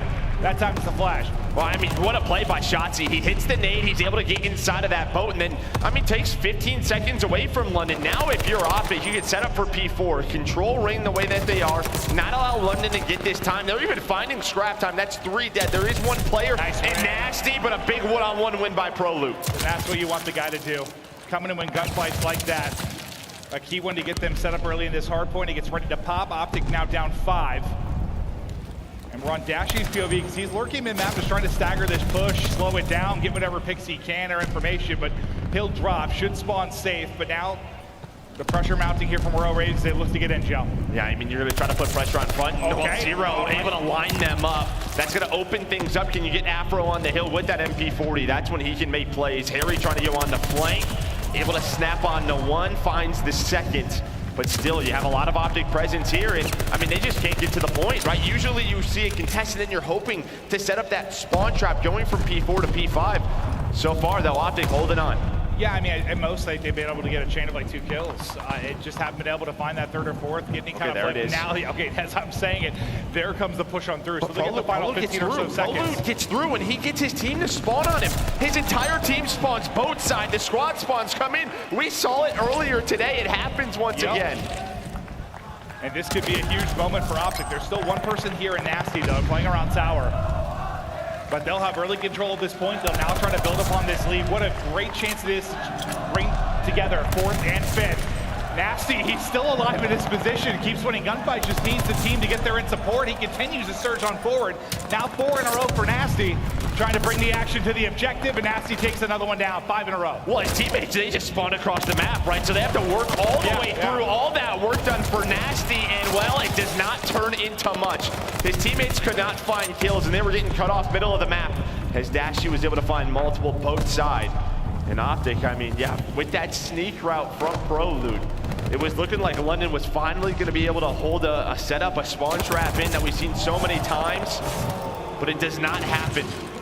As Dashy course, 12 and 7, +5, and now you can see in the scoreboard what they were able to do off those 2 hills as he is snapping, as he is going, not able to find Nasty.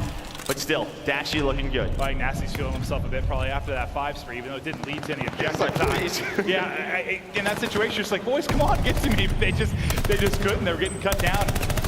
Trying to get into position. We now get into our second set of rotations. Back to ring we go. Shotzzy, nice little dance with the pistol over the top. Some lovely shots as Shotzzy heating up, so is the crowd. That's 4 in a row. 43-point lead to a listen in we go with OpTic Texas. Get over Sips. I have a close ramp. Yo, I need the shot. I need the shot. I need you to get set. Outer one shot. That's it. I'm rolling. I'm T plus Røkkr. Already here, T plus Røkkr. Everyone roll. There's a two roll here. One more roll. Trail him on. Low clip as well. Low clip, Afro. And one's top green. Yo, absolutely. Watch out, guys. Lamar Rock. He's gonna be so up. I'm running this Lamar Rock. Lamar Rock got 2. One clip. Nice. What's still Lamar Rock? Yeah, what's Lamar Rock? One is still Lamar Rock. And one's a just one. Lamar. It's still there. I think it's on top. They're reclapping him. Don't you beat down. One somebody. He popped up top. One shot Nasty. Absolutely. I need this shit. Yo, our side. I need the one shot. Top mid belt.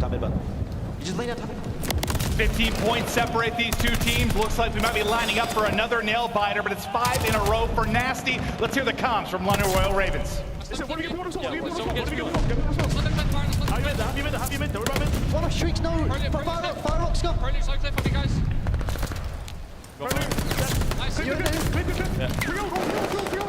hear you. Can one of you right? I'm gonna play old. Fuck. Yeah, go. Get time, bro. I don't see mid tank. I'm running. I'm gonna swap. Around Prolute. A little bit weak. Let's see mid tank right now. Weak. I'll get one. Swear. Hold the back. Oh, shit. I spawned the back. Get push close. I'll go VP one. Pinch for a sec. Watching it. 2v1 Prolute. There's 2v1. He needs help. Yeah, okay, close. V1 Dashy weak. Røkkr. Can't get that guy. Shotzzy take down. I have it, Joe. Well, Joe, over this stretch, Royal Ravens able to go out in front, but we still have a tight one. Yeah, I mean, listen, that P1 to P2 was huge for London, but Scump locking down top green. He's on a 5 spree, and this is what we saw last time over at P3. London with the spawns, but not able to turn it into time. Nasty right now is just playing so well for London. 20 and 18, he's had multiple sprees. He's been their guy. He's gonna have to make another play. This rotation huge for OpTic, maybe to put this game away, or for London to fight right back into it. Shotzzy just fighting at the scrap time, trying to keep them spawn on the right side of that map as he wins multiple gunfights. That is gonna slow this down. That makes it so easy for OpTic on those rotations. It's just his movement into shooting is so fluid. It's just fun to watch. Absolute monster. Went out of Prolute and right back to Shotzzy. He's finding kills at mid-shift, getting the angle up top as well. You love it from Shotzzy. The map is his playground and he continues ripping and roaring. Now 4 in a row, 27 and 18. Up top we go. There's another one. Free pickings from the sky. He's a bird, Joe. He's a bird. No, that's Shotzzy, dude. Caca. Oh, now you're a dog, now you're a bird. But yeah, Shotzzy right now is rocking and rolling. London not able to get close, but Harry does get a spawn in the back. Now London is gonna spawn there. This is good time, but for OpTic, you don't worry about it, right? Because now you can lock them in the same way they did from P3 to P4. A chance here to shut the door and win this map number 1. Is Prolute just gonna make sure nothing crazy happens towards the back. You have Scump locking down Cliff with Shotzzy. They're in a good position now. 5 seconds till the flip. I don't even know if they can get across the map in 20 seconds. They gotta go. This is gonna be so tough to do. You at least you're able to take out Shotzzy with the nade, but now you have to get through the rest of the players here from OpTic. Afro with a movement to hop across, but Dashy just holds, keeps on firing, and the head plucked off clean. 10 points to go for the map 1 W. Nades have to hit. They have to hit Prolute on the hill. They gotta go. They have to go 5 more seconds for OpTic to take map 1. There's one player there, Dashy. He hits the shots and OpTic secure map number 1.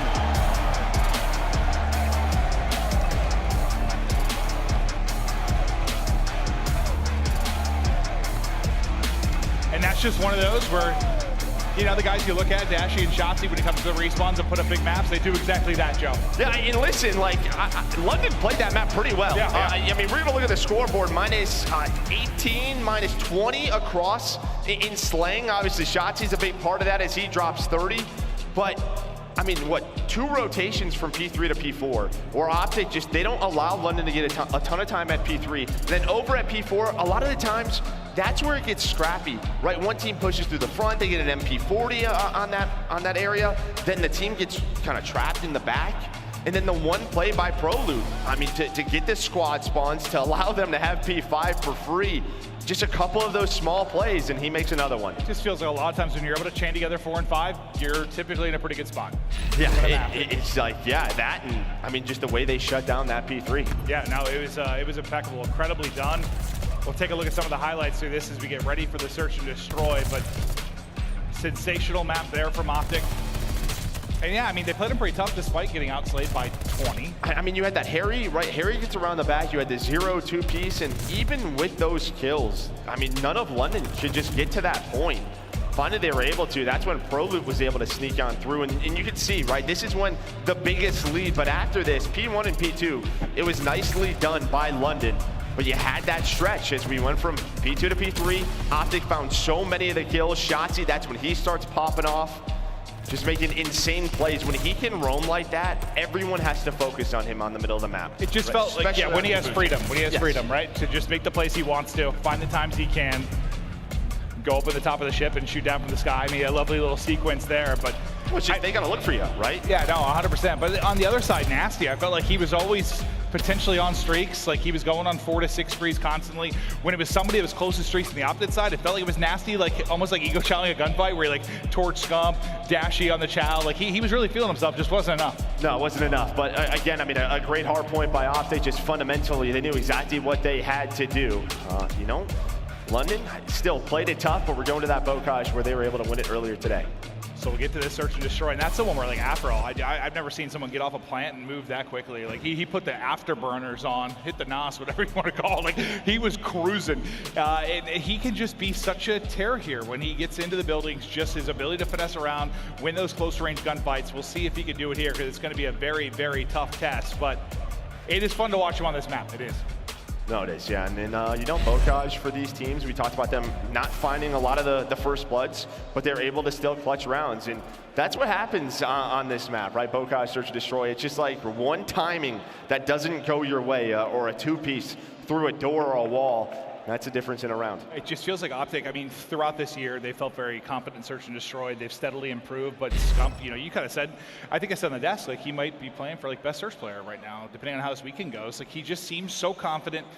He's making plays when his team needs him to, whether it's finding first bloods or clutching up at a 1v3 or 1v4, like he's been a monster. Yeah, and I think it really helped Shotzzy, you know, joining this team even just earlier in the year, because old OpTic rosters, it was always Scump planting the bomb, right? And it just felt like he was the one to sort of start those sequences. Shotzzy is a guy that will do that. He was one, I mean, since he joined Dallas Empire a couple of years ago, he had no problem doing that. He knew the sort of benefit of planting that bomb, same as Scump, and the fact that they can sort of work off one another and allows Scump some freedom of not having to worry about that objective. Yeah, I feel like it takes probably a rare person like to kind of want to do that mentality if you want to plant bomb, because we've had, I mean, I just remember who stands out, like, I don't know, someone getting frustrated in the past, like an enable or a sensor or somebody, like you're going to plant bomb and it's just like you feel like you're dead, your teammates leave you out to dry, but why did you like it? I mean, I don't know, it just like, you know, a lot of the times in sort of maybe 4v4 situations where you can just kind of get that objective down and they don't expect it early on in a round. Basically, if you put that bomb down, to me, that round is sort of like, that should be an offensive round win. That's how always my mindset was. Like, all the pressure is on that team, right? They're going to have to invest in so much to work that diffuse. So, I mean, that's just sort of the benefit of it, for sure. A little bit different on a map like that. Well, and I brought up Enable. I mean, to be fair, they had him playing bomb because he just had no idea what he was doing in search and destroy. So, it wasn't the best search player. Enable, we love you, buddy. But we're getting ready for the map 2 now on Bocage. We'll see who's going to be able to step it up and make the plays. And you're just hoping if you're London, you get a map win here, you start to maybe push this to distance. I guess you just want, kind of like we were talking in the Mutineers series versus OpTic, like you need moments where you kind of silence the crowd a bit, you kind of slow down the roll of the OpTic team, map by map, as this place gets louder, it just gets harder to beat. Yeah, and you know, the Death talked about it. The control is a big worrisome. It's been a struggle point for London and not a struggle point for the other side of the stage in OpTic, especially Tuscan. But there you can see it there. Bokkaj's records, we'll see. Here we go. London Royal Ravens tie this up, or could OpTic go up 2-0? Matsu underway. We'll see what kind of madness we're going to hear, but all right, that's a big one. Get Afro off the map. Don't let him make those plays. Shotzzy, good job just backing down and getting out, and cars exploding and no damage taken, and 19 HP back to full. Huh. Usually those kill you when you blow up, but not Shotzzy. All right, he's got something different. He's a superhero. What settings does he have? And what slows down for a moment, Afro, he'll get picked, but what can you do? Playing down a man, bomb in hand for Nasty, and knock, knock, hello! Peeks the corner, Shotzzy gone before he realized what happened. So now to a 3 versus 3. Harry in trouble, Scump able to sniff that out and hunt that down. 35 seconds left, you gotta work a plan. And that was just a triple challenge from OpTic, right? They were just soloing him out, isolating him, giving them the man advantage, and now you have Prolute and Scump over towards that B site, very quick on rotations. Zero gonna get some, bad timing, the pistol does not connect, and just the gunfights going the way of OpTic. Yeah, I don't know if he just centered off a little bit there, like a little off to the right. I just doesn't expect someone there. Yeah, I thought he snapped pretty well, but not gonna be the case, can't get the kill. And OpTic behind the first flood onto Afro, they will close out the round. And then even that secondary push, right? You know, Nasty is able to make it a 3 versus 3, but they go out looking. A lot of the times, defense is going to play slow. You allow the bomb to go down. It can be tough to play those retakes. They go out. They know there's a player towards that lower tank, and they find it. They want to take those gunfights to him. Yeah, I mean, you have numbers. Try to isolate it. They do a good job of that. Scump with a 2-0 start. Maybe not as crazy as his round 1 ace in the last search we calculated, but still a nice start for the squad. They're just taking their time playing for information now, but as you see on the minimap, looks like they're going to start to take this down towards B. This is Afro now tucked away in a corner, just waiting for the presence to come towards them. Maybe just selling it. Yeah, just waiting for it. I mean, it doesn't take long to rotate on a Bokkaj. No, it does not. Shotzzy and Scump through the middle of the map. You have Nasty just locking that down over towards Kitchen side. And well, it's I think rough timing, just he goes up and they're starting to make their push right below him, just back and forth. But Afro, he's looking for info. Doesn't find anything, and right through. P3 goes off because Afro, he's gonna get stunned, and Shotzzy, Prolute, they find those kills. I mean, Harry's like, what the heck? Nasty was up there, but they were just playing right under him. Yeah, I think you said the timing a little brutal, but now see if Afro and Zero can bring it back. Just Shotzzy in every corner he's tucked in, it's getting red. Now Afro, the highlight machine here on Bokkaj, looking to do it once again. Close the door, slide left, slide right, just trying to stay up with 27 HP. 30 seconds to go into this 2v2. He spotted him. He chows it in the back, and that's 3 for Afro now, bringing it back. Dashy, last alive. They don't know where he is, though. They do not know where he is, and well, Zero, his pistol didn't connect last round. Dashy, his doesn't connect this round as he finds that kill, and that's what I mean when we talk about Bokkaj individual plays. You just run through a couple of doors, and guess what? You get some kills. It always feels good when you talk about what someone's capable of before the map, and then you watch them do it. Like that, it's just the things Afro has been pulling off. Like they're on what, a 2 versus 4? You think they're in a bad spot, and then Afro just absolutely pops off and starts annihilating the competition. Just his ability to stay alive. I mean, Dashy, he puts some shots in, and he just shuts the door. You shall not pass. Holds it, stays up. And that's going to be a frustrating one for OpTic. I mean, that is all in your control, and you let it slip away. So 3 kills of the round for Afro. And now they'll swap over to offense and see what openings they can find. Shotzzy's finding some bullets, and he's finding lots of them. His deaths have just been, I feel like unfortunately there's someone just picking the exact spot he's in or wallbangs through. He can't get going in this game. Yeah, I mean, that's just a good job by London, right? I mean, Shotzzy likes to play those alert positions. He was trying to get some information, a good spot over towards A to kick things off for OpTic, and now London slow things down, and now you can see OpTic starting to get aggressive, trying to see what they can find. You have Prolute pushed up pretty far on the offensive side of the map. He's gonna have a one-on-one versus Zero, but Zero, he's just gonna back down, and Prolute's gotta run away. Is London starting to work over towards A? Scump, he's gonna have his hands full.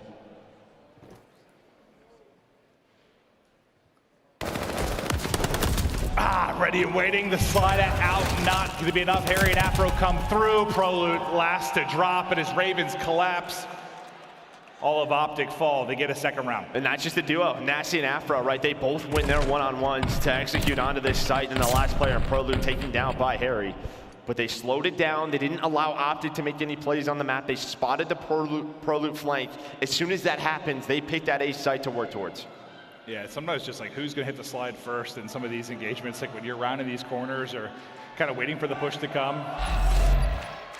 Who gets the bit of extra movement in to take that fight? 4 in a row now for Afro. Taking Jowls off spawn. We're 4 seconds into the map. Let's get it. Half the AR ammo already expended. So it's 0 all the way in the back. I'm in a nice spot here from Shotzzy. Towards that P1 area, right on top of the gate, just trying to find any angle he can. Seeing if there's anyone working out towards outer B.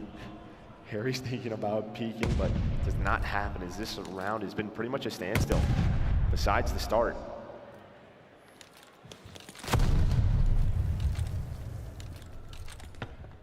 You can see Shotzzy gets in up top again. He's able to sneak on through. He's finding these routes. London aren't going to be ready for this. Can he find a first blood? That's really the question. Yes, he can. Flies on through. Of course he does. He comes soaring out, but there is a second one there to trade him. So 3 versus 3, 30 seconds to go. Starting to work up towards this plant. Not going to happen. Afro, he's able to find the angle. 2 versus 2, 20 seconds to go now. Prolute looking to make a play. Sees just the tip of a head there. I believe that's Afro, but can't finish it as he's soaring in. It's Afro through on the flank, and they go big again. Another round, and it feels like Afro somehow in a lot of these key plays, he continues to be involved. He's the one that got the player off bomb. It's the final kill as well. Well, they go for that plant because you saw when we went to Prolute's point of view, he was up top, right? He's up top. They're not thinking that they can get killed from that player from the window, but Afro, he finds the angle, the timing to get away from Prolute. And I think Afro's on 7 in a row. He might have a glide as well to work with on this map. Oh, so since that 3 in the round has not dropped, unbelievable stuff. Yeah, 7 and 1 out of Afro. A man on a mission to tie up this series. Here it comes, gonna call it in right away. Might get 2 or 0. Yep, they're all able to get inside. They're all able to stack, but they're going to plant behind that. So you love to see that. Funnel them all in, get the bomb down quickly. Now the 4 versus 4 retake. Well, I just saw Shotzzy soaring through the sky as he gets pushed out, but there are the kills. Afro, Harry with the first 2. Now it's down to Dashy and Scump. Nice shots, but they don't expect the players that far pushed up. And that's just 0 getting aggressive behind the glide bomb. Well, and that's, I mean, you kind of talked about it earlier with streaks. Like, when it comes to search and destroy, you usually, get a pick or info, or it's to try and clear people out and get a quick bomb plant. That's exactly what they do. You see everybody funnel, they get the bomb down fast, they play behind it. I mean, was there a chance for a retake there for OpTic? 100%, but the setup too strong from Royal Ravens. It's very nice teamwork here. I mean, again, it's one of those maps where OpTic, they have 3 of the 5 first bloods. But London are finding the winning plays. Might have another one here. Not going to happen. He's pre-aimed like a little bit higher towards the ledge, and Afro just comes around the corner and smokes him. But he finally drops, which is probably a good sign for OpTic. Finally get him out of the map. 3v2 though for Ravens. Just getting picked apart though in these mid rounds, especially on their attack. Is Nasty able to find that pick on the Scump? So now it's a 2 versus 3. Still a lot of time to work with for Prolute and Dashy. I mean, you saw the nades connecting. It's just they're not, I mean, double nading this. The specific areas where you would want to. I mean, they would have a pick on to Harry, but he's just able to stay alive, regens his health. Bomb's starting to go down, and as soon as it starts to go down, Nasty is there again, just checking it. I mean, he's on a 4 streak of his own. I mean, Afro been so strong throughout the course of this map too. And 0 just playing back for the tank. Now we'll see how they deal with this post plant. Bomb in. What's the plan of attack from Royal Ravens? And he gets the info. So either that player's on the bomb or through tunnel. And you can already see Harry was ready for it. Nice play by 0. to let his teammate know with that information. So now it's a 1 versus 3 for Dashy. Bomb is planted, but this is just such a tough one, right? You cannot check it from any position besides right above it, and they know that. London with the retake. I mean, they're simply just outplaying them right now when you talk about Bokash, but they got a rep recently. They looked really strong. They're continuing behind their strengths.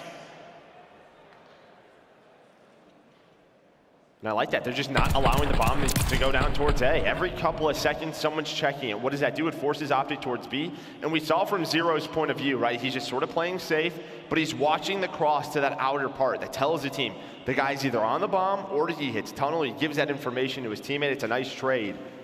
Just those small things. I mean, they haven't allowed anyone to get comfortable. I mean, you've got, what, 2 kills basically in the entire side of OpTic. Shotzzy especially, I mean, I think he's had 3 first deaths across the 6 rounds. Like, they're getting him out of stuff early, just not allowing him to make plays. All right, here's another first blood. And look where Shotzzy is. He's trying to go. He's trying to go, and now he's trying to make plays. They get a very aggressive on this defense, does OpTic. Scump, Shotzzy flying through the middle of the map. Yeah, I feel it's like, all right, boys, we're down 4 rounds. Like, let's let loose a little bit. It kind of feels like they need to. Now, can they close out the 3 versus 2 and continue on this search and destroy? Nasty some shots in. He's on 5 in a row. That streak will end. Shotzzy finally coming alive as he finds number 4.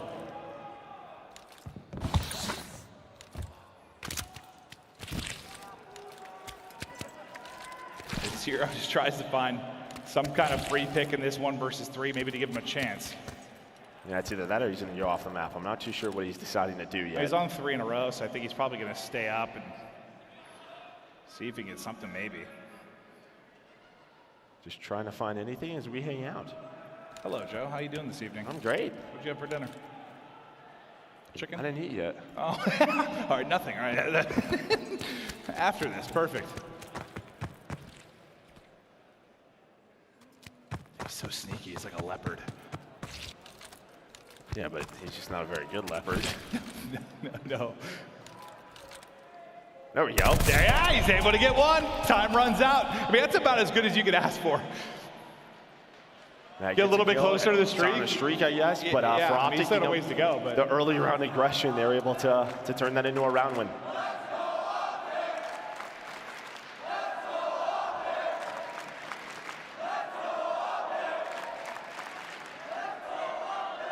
it's going to need to be, what, 5 straight.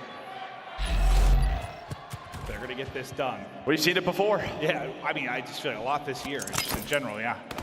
And if there's a map to do it on, it's probably Bokash, because who knows what can happen. Shotzzy's just going for this right away. But what's up? It's me, Afro, laying him out! And again, they do not allow that bomb to go down towards A. The timing for them has just been so good. Shotzzy does a little jump to, find the timing to go right on it, but Afro is there. He checks it. Plant still has to be worked, and our first blood going the way I wanted. They just dominated A defensively. You nailed it, just not giving them any openings whatsoever. I kind of like the just hit it mentality, get this thing planted, but no amount of movement or routes is going to change that. That was so awkward as he slides down and looked right. Well, it was awkward for Scump too. He couldn't snap onto it, right? You saw him almost actually get taken down, but Afro's able to bring it back as he continues to have a map. Now up to 11 kills is Afro. And Zero and Afro, they just get aggressive. They've kind of flipped the map. They left Harry all the way in the back of the spawn. Harry is going to get spotted by Prolute. So now we're going to be into a 2 versus 2, but they know bombs down towards A. Scump, though, able to win it. Okay. Time to work with. He's going to try to head towards B. Can Zero find the timing on the plant? He spots 1 in the back. Going to be 1 versus 1. 0 on 5 in a row. Plant in for Scump. 0. Scump. 2 of the most decorated players on the planet getting ready to go at it, 1 versus 1. Zero's on it, Scump sniffs it. Another clutch for Scump.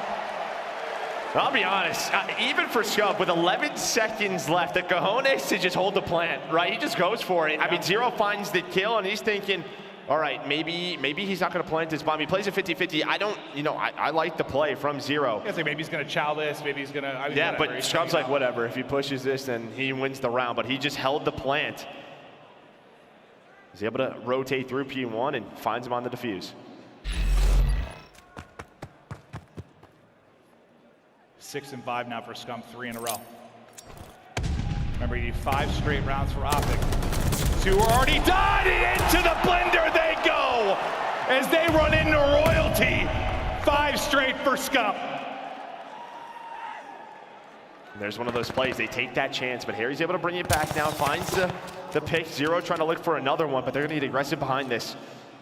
They're not going to allow them any room on the map to work with. You have Shotzzy inside a barn, Prolute working towards that low ravine. They're not going to expect this. I mean, so much presence here from OpTic. As soon as they get pushed up, Shotzy's going to close this round down. He does just that. Zero, 1v3, now down to a 1 versus 2. 40 seconds remaining.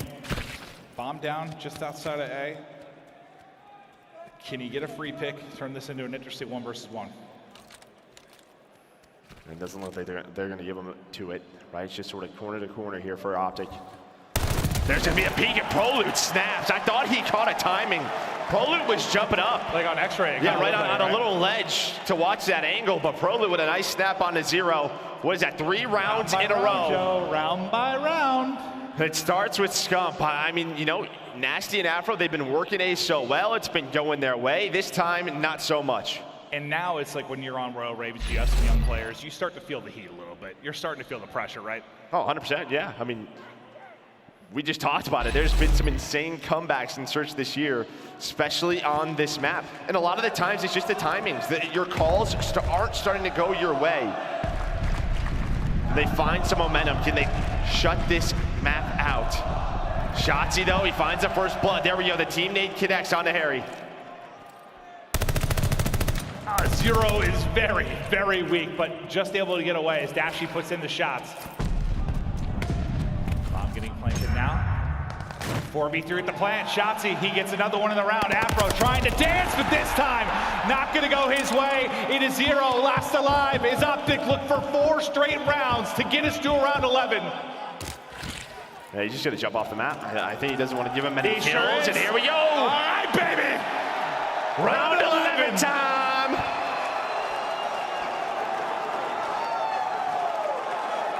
Dude, it just seems how dominant it was, like towards the A side, just in general for Ravens. Like we got to this point, like it just felt like they were in such control. You blink your eyes, and here we are going to around 11. Well, on defense, OpTic started getting aggressive, right? They put a lot of pressure over towards A. On offense, they kind of avoided it. They've just been finding picks the other way, but here we go, round 11. Scump on 6. The glide bomb could come in. It's going to be OpTic on attack. There's the records this year. Both of these teams have had a lot of them, 11 each. You've done all this work to get here. Can you close it out if you're OpTic? Of course, it's a bit of a standstill. First 20 seconds gone by. Shotzzy, nade in deep. Afro's just kind of hanging out. A bit of a lurk spot, but they know, right? He has not gone their way. Maybe it's going to be a B hit for OpTic.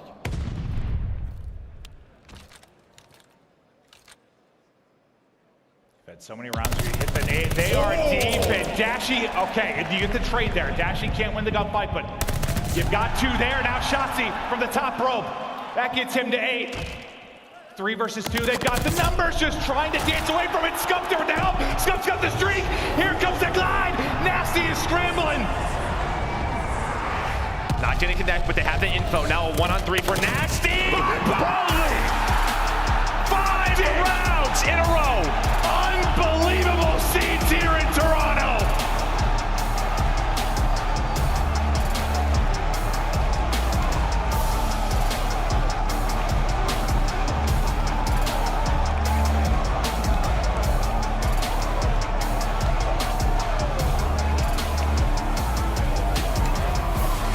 Dashy might know Scump another dinner for Search and Destroy.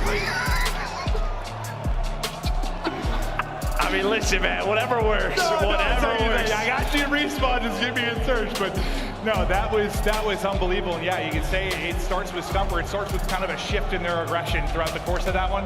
Just the kind of mid-map changes. Yeah, there's 2 things, right? It's the mid-map changes. I mean, one of the biggest things is they had to calm Shotzzy down. It kind of reminded me of like sort of Berlin. He was just getting caught. I think just trying to make too many, I mean, unique, cute Shotzzy plays. Like, take a breath. No, chill. Like you don't have to do this every single round. And they slowed it down. They used their teamwork a little bit more because, you know, against Berlin, that's what was happening. happening. He was getting caught so much. London was punishing them, but they took it away from A. They were playing around mid-map, the rotations over towards B, but even on defense, they switched up the pace. They were finding picks quickly through that lower tank side. Yeah, I mean, they were getting the first blood kind of early in the game too, but it just felt like they capitalized them far better as the game went on. And Scump just had a couple incredible moments. They bring that back and now take a 2-0 edge, but I know it's happening maybe a lot more this year, but it's still not an easy thing to do when you're down 0-5, down 1-5, to rip off that many rounds straight. But it's like at some point, I think I asked you maybe at 4-5 or 3-5, it's like it starts to shift a little bit, right? Like that's when the momentum sort of like, you go from being like, all right, we lost this map to believing yourselves, and now on the other side, you're like, oh shit, boys, what's going on here? Well, I mean, just like look at the round, right, where Scump finds 2 kills on Nasty and Afro. It's just a simple play call of for London, all right, we're gonna hit towards Kitchen. And maybe that would have worked 2-3 rounds ago, but that round it wasn't, right? Scump was there. The rounds in the play calls that were working for London just got shut down. That's just what can happen on Bokash. It is absolutely unbelievable, but where you thought you might have a 1-1 series and we're maybe going the distance now, I don't know, because the control struggles have been very real for London Royal Ravens. They need all the fans' help as they try to battle back in this series. OpTic come alive with 5 straight rounds in Search and Destroy. Scump has been an absolute monster in S&D this weekend. He and the boys look to close it out. Coming up next in the Map 3 Control.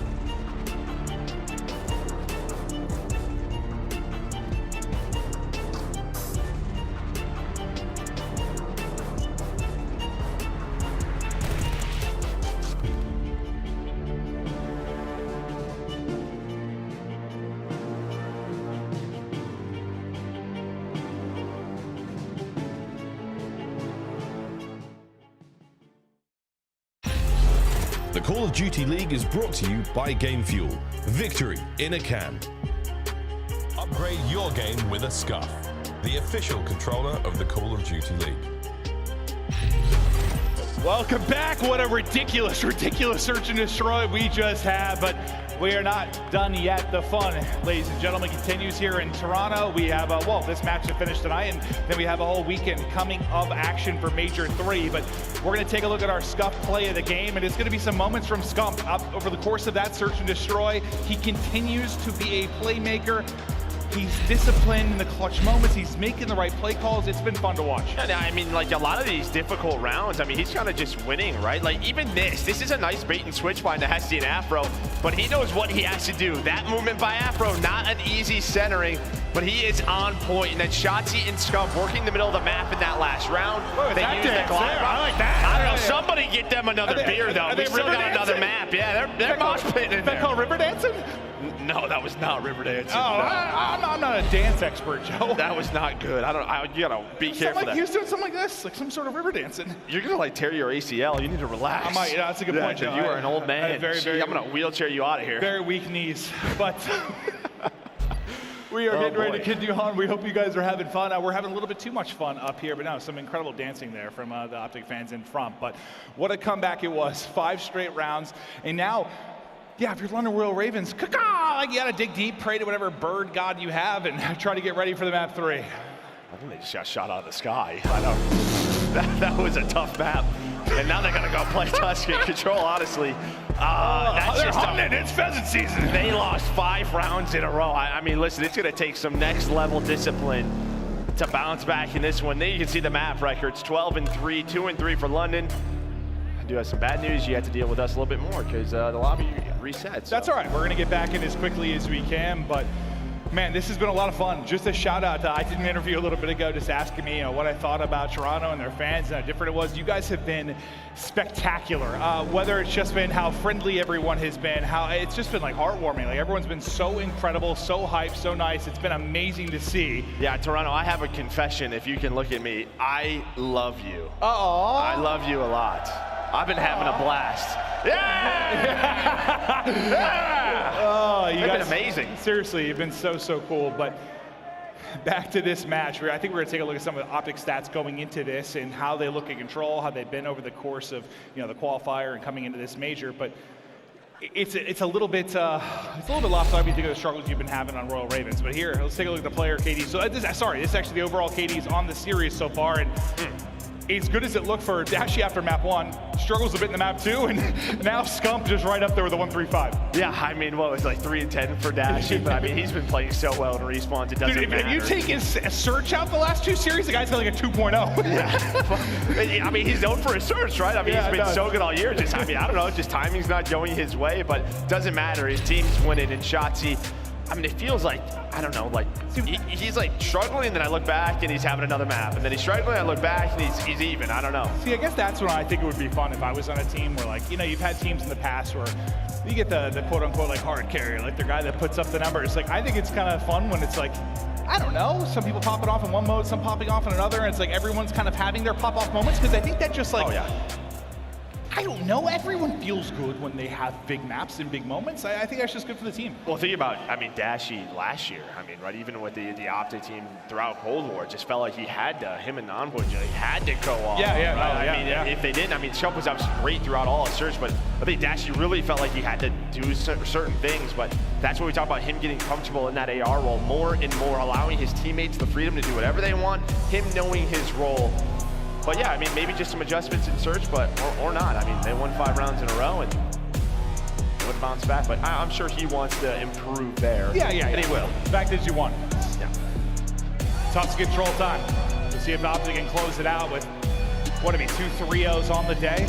Continue on in this tournament. Try to make an incredible losers bracket run like we saw LAG just do the most recent major.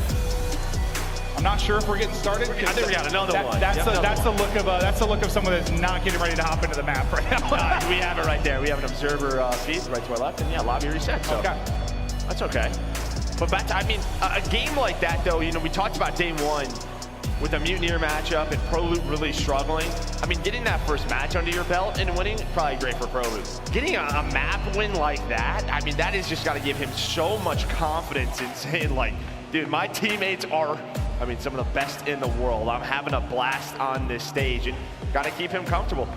Yeah, I was going to ask if maybe this delay benefits either side much, but I feel like you saw like kind of laughs and smiles on the London side, then same on the OpTic side. I guess I was just thinking, like, if you collapse like that and you gave up 5 rounds if you're London, maybe a little extra moment to regain might be nice, but... I don't know, bro. I'd just be thinking about like that's true. over and over again. Like, that is just...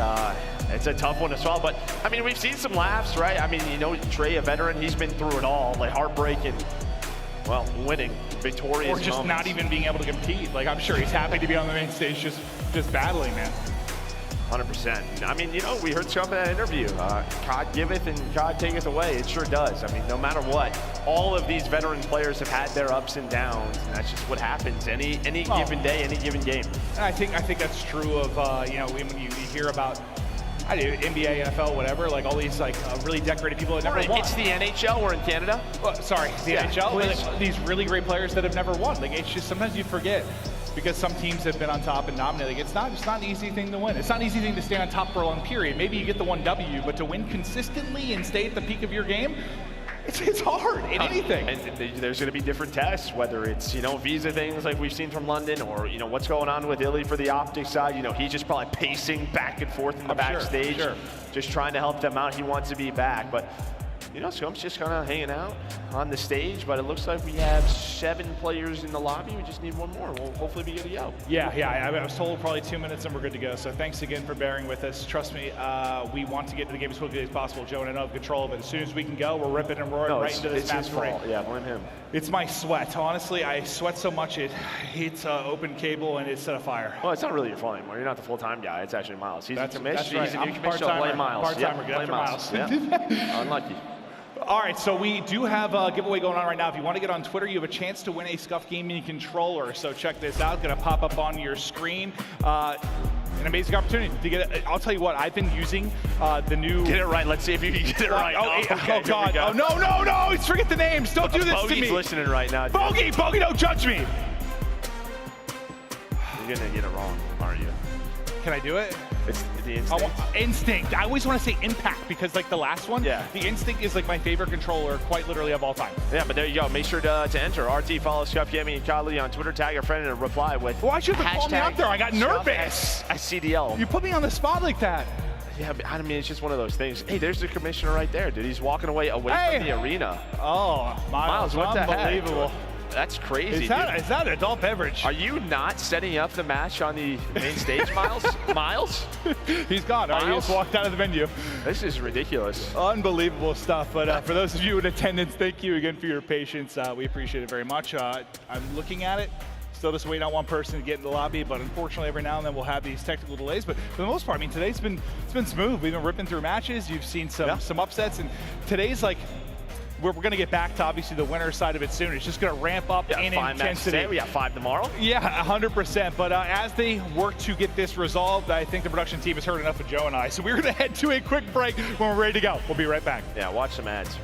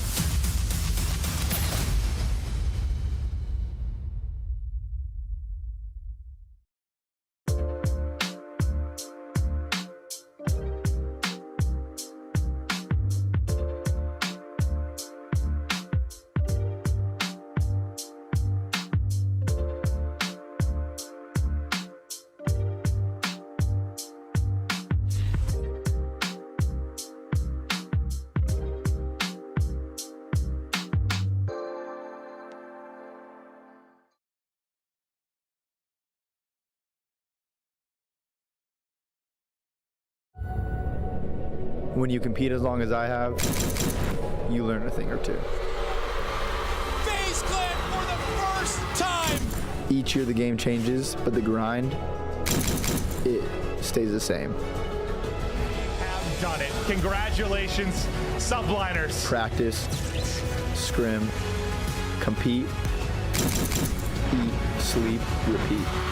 Dylan, attach, ready to rock. You don't give up though. You don't stop.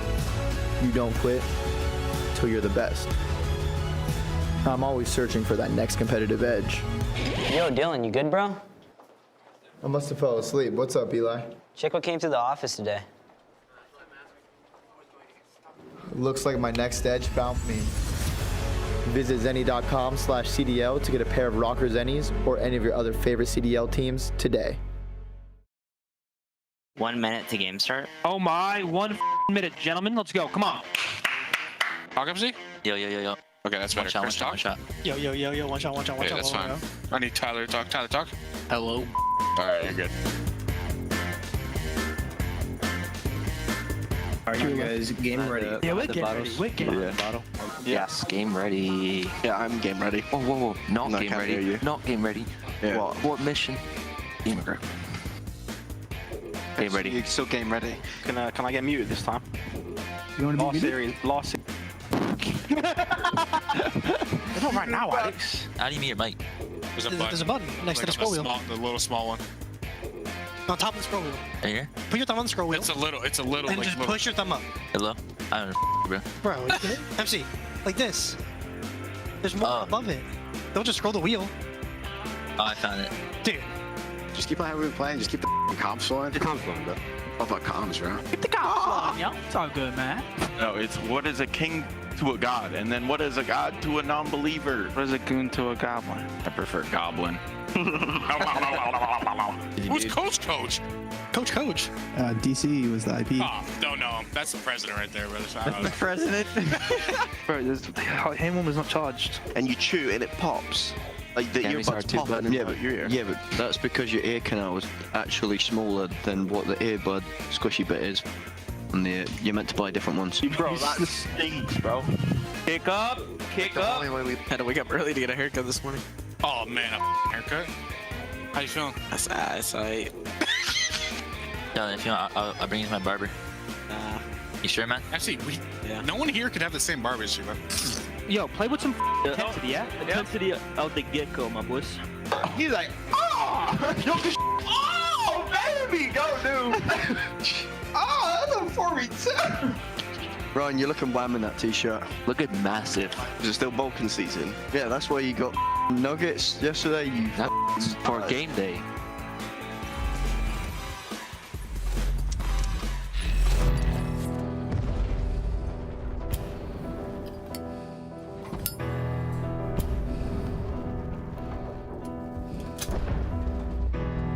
They kill me on Friday, bury me on Sunday, mourn for me Monday, but then you gotta let me go, then you gotta let me go.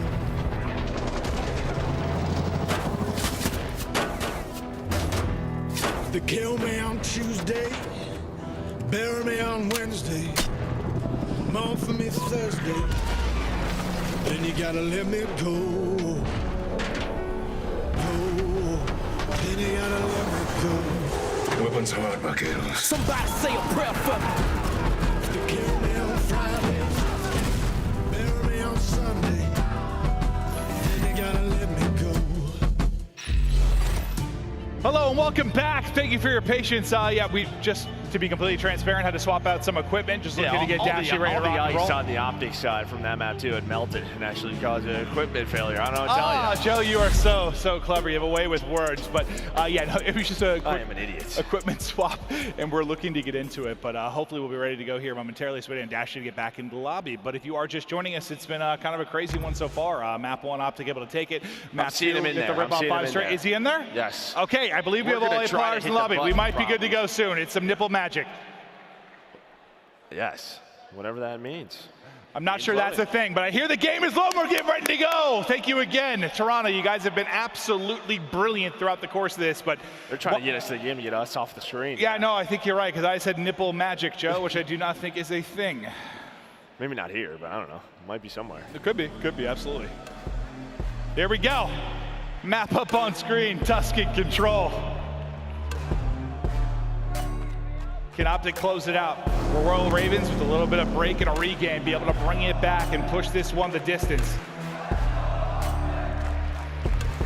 Seeing all 8, I think we're good. I think we're good. But this man on your screen, 1.35 out of Scump, a huge search and destroy. I mean, he was the catalyst in that comeback. I love the word catalyst. It's a pretty cool word. It really is, right? Yeah. Later, we got to talk about the whole fiber optic cables going under the ocean and the fact that sharks chew on them and stuff. Dude, I was watching that. I didn't know that. I don't know what you're talking about. Fiber optic cables, they run between continents underneath the ocean, Joe, and sharks try to chew through them. It's absolutely insane stuff. We got to get into the map, 3, here we go. Control. OpTic up 2-0. Let's see if they can get it done. Dashy is looking to regain, get a reset, get some new equipment, and looking ready to fry. The man has been an absolute god amongst men in the respawns. And speaking of gods, it's your king, Scump, with some crisp shots at the MP40 to get us out the gate. That's going to be forward dead. You can see the pressure already, what London has to do. It's going to be a push through P5. It's already spotted. Dashy is, well, he's seeing everybody, and he's going to get out with his life. You have Shotzzy being the lone man, but looks like London just going to play around well for right now. Okay. And well, yeah, the nade comes in, does connect. Afro able to find 2. Dude, those ones when they come like right at you, it like makes you like go back a little bit. Like, oh, God! That one came right for him. Nasty able to catch, I believe, Shotzzy with an 8 in his hand. And Nasty will surge on forward. Second bit of progress, just about to complete over at the A side of it, and that will get done. Lives-wise, OpTic doing a good job, up 4. And if I'm Nasty right there, like, I think he goes just a little bit too quick. When you find a kill on the B side, we saw all of the green arrows look that way. To me, he's just got to find a kill, play his life a little bit more, allow his team to work through A, but it's a 2-piece again from Afro to open up the map. A zone gonna be complete now. It's all about B defense. And I mean, it was a different map. It was Berlin, but OpTic were so good when it came to these moments, these 2-minute holds. 2 bullets. And they do it on Tuscan. Actually has 2 bullets in his auto, so I'm not sure what he's gonna get done with that, but he's been very good with the pistol as well. I think it's a sniper rifle. Yep, pistol is fine. He's good, he's good. Well, that's what he's gonna be using for a little bit, but now over to Scump with the MP40. A little dance around the statue and some help from Prolute. Is now how long can they hold? I mean, yeah, Berlin, you saw their one-side defense, how incredible it can be. A little different here, but now Dashy's found an MP40 and he's yet to drop, going through every gun in the armor. It does get taken down, no streaks for Dashy, but so much time off of the clock. And I mean, not a lot of map position. Afro, though, has lurked on through, and it looks like OpTic does know it, but they find the kills and they shut him down. Nice comms from OpTic. They find the person lurking. And really, London has not been able to get a team push out from P5, out from this area. It has just been stopped right away. Prolute's watching the cross. It's staggered every single time. I thought Nasty's nade looked pretty good, but Scump had already tossed one. His was a little bit better. And now you're up 9 lives in complete dominant position. But one crazy break could get it done. Cutting through enemy lines will be Afro, just trying to find an opening. They're slicing on through. When he finds that opening, able to get a kill. But Scump is still up. And the collapse potential still here, but they're worried about Zero on the other side of this. Afro just picking them out of corners. But the lethal's strong here for OpTic Texas. But I love that discipline from Scump, right? Obviously they get through B through Church, but he does not give up that P5 area. He knows someone is going to try to push through there. He finds the kill, then plays his life, allows his teammates off a spawn to hit the nades onto the point and deal with that. Only 5 lives remaining for London. Harry and Nasty, only 2 kills in this round. They just could not find anything. OpTic shutting it down. Prolute, 3 in a row. Prolute snapping with the MP40. Just absolutely melting. Can he take a 5th with this streak? Not gonna happen. Harry there to silence the storm, at least for a moment. But a good defense holds for OpTic. Yeah, and what, 4 tick? They got 1 tick at B, does London. And now if you're London, you talk about losing 5 rounds in a row in Search. Now this first round, right? Obviously you're on offense. This needs to be a round win for London to keep them in this match. Has to be. You need something convincing here. something to give you some energy, some confidence going forward in what could be a lengthy series if you can win this map.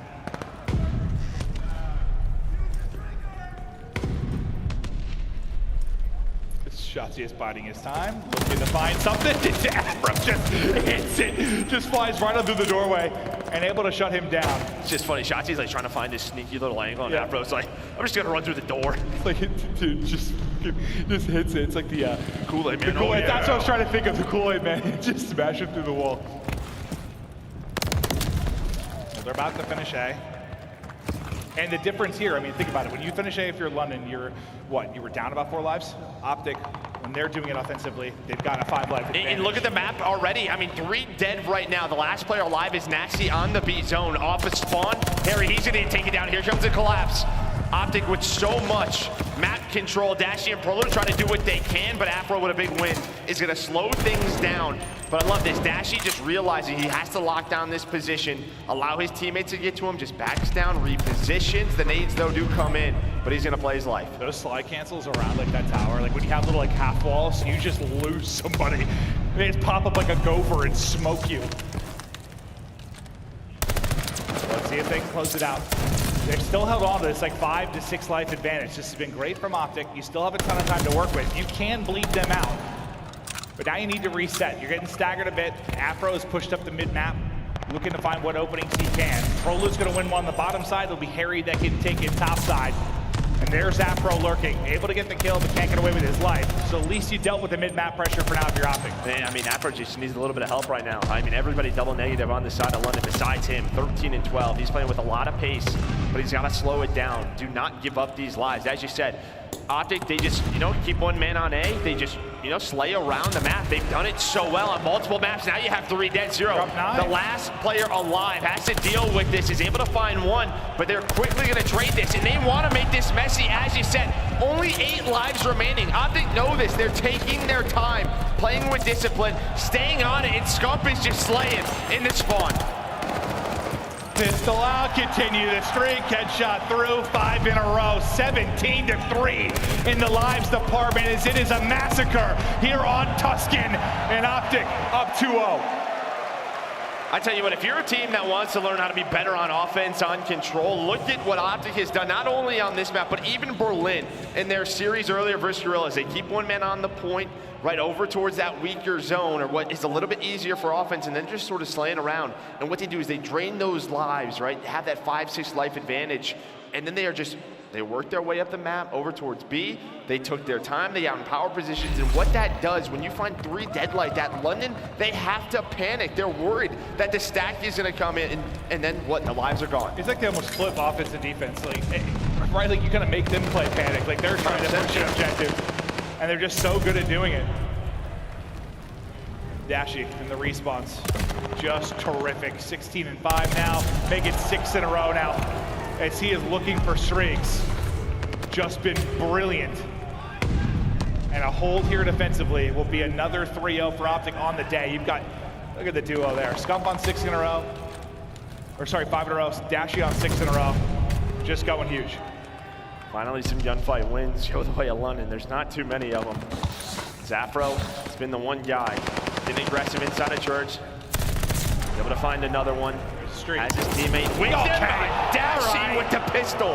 That's just rude. It is just, this guy is just in such a rhythm. I think he's gonna find another one. Nashy's looking for him. Hello, the pistol. Oh, just gets caught.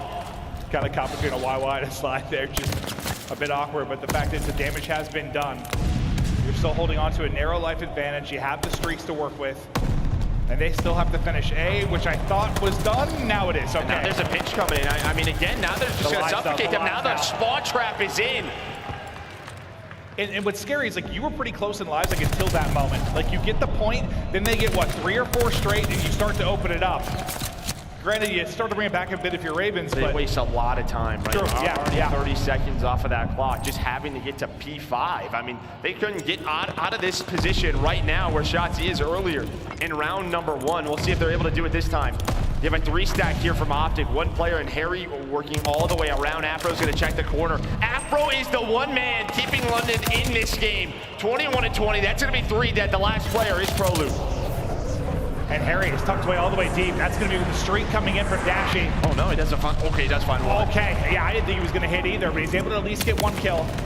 Harry has still been lurking kind of behind enemy lines, but the read is there. Scump is ready and waiting, and there will be the kill and the basic reset. That'll be the final one. So Afro will be cleared out now with 60 seconds to go, 15 to 12s in the live count. Advantage OpTic. You've only got another push or two. That's it. Well, this is going to start the push. That's going to be 2 dead. Shotzzy off his spawn. And well, he's just getting caught right now by Nasty. Dashy. Of course, he's going to slow it down, but Zero with some nice auto shots. But Dashy, even better through the window. 2 players from OpTic coming off spawn. On the flank. This is what he does, just buying time if you are OpTic. Wait for Shotzzy to go. It's going to be good timing or bad timing for the man. And well, it's going to be good. It's going to be good. It's going to be even better. Works through P5. They wait for him. He finds the kill. Dashy's like, hello, Zero. That's a freebie. And now look at the map control for OpTic. This is looking like a 3-0. 15 seconds remaining. 4 lives left for Royal Ravens. OpTic looking for another 3-0. They're all pushed out mid-map. They're doing victory laps right now, but it's 4 in a row for Shotzzy, and they have been brilliant today. 6 straight maps, another 3-0. OpTic, move on.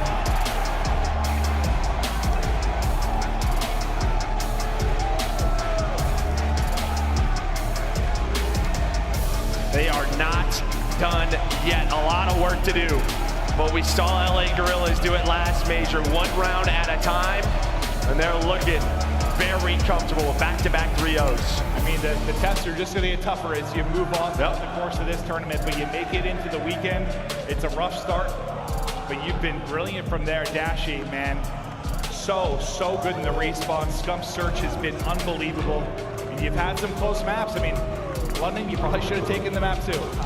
Even map 1, I mean, they played it well. I just outslayed at these key moments where OpTic just held the map. I mean, they did play Gavutu well. They really did.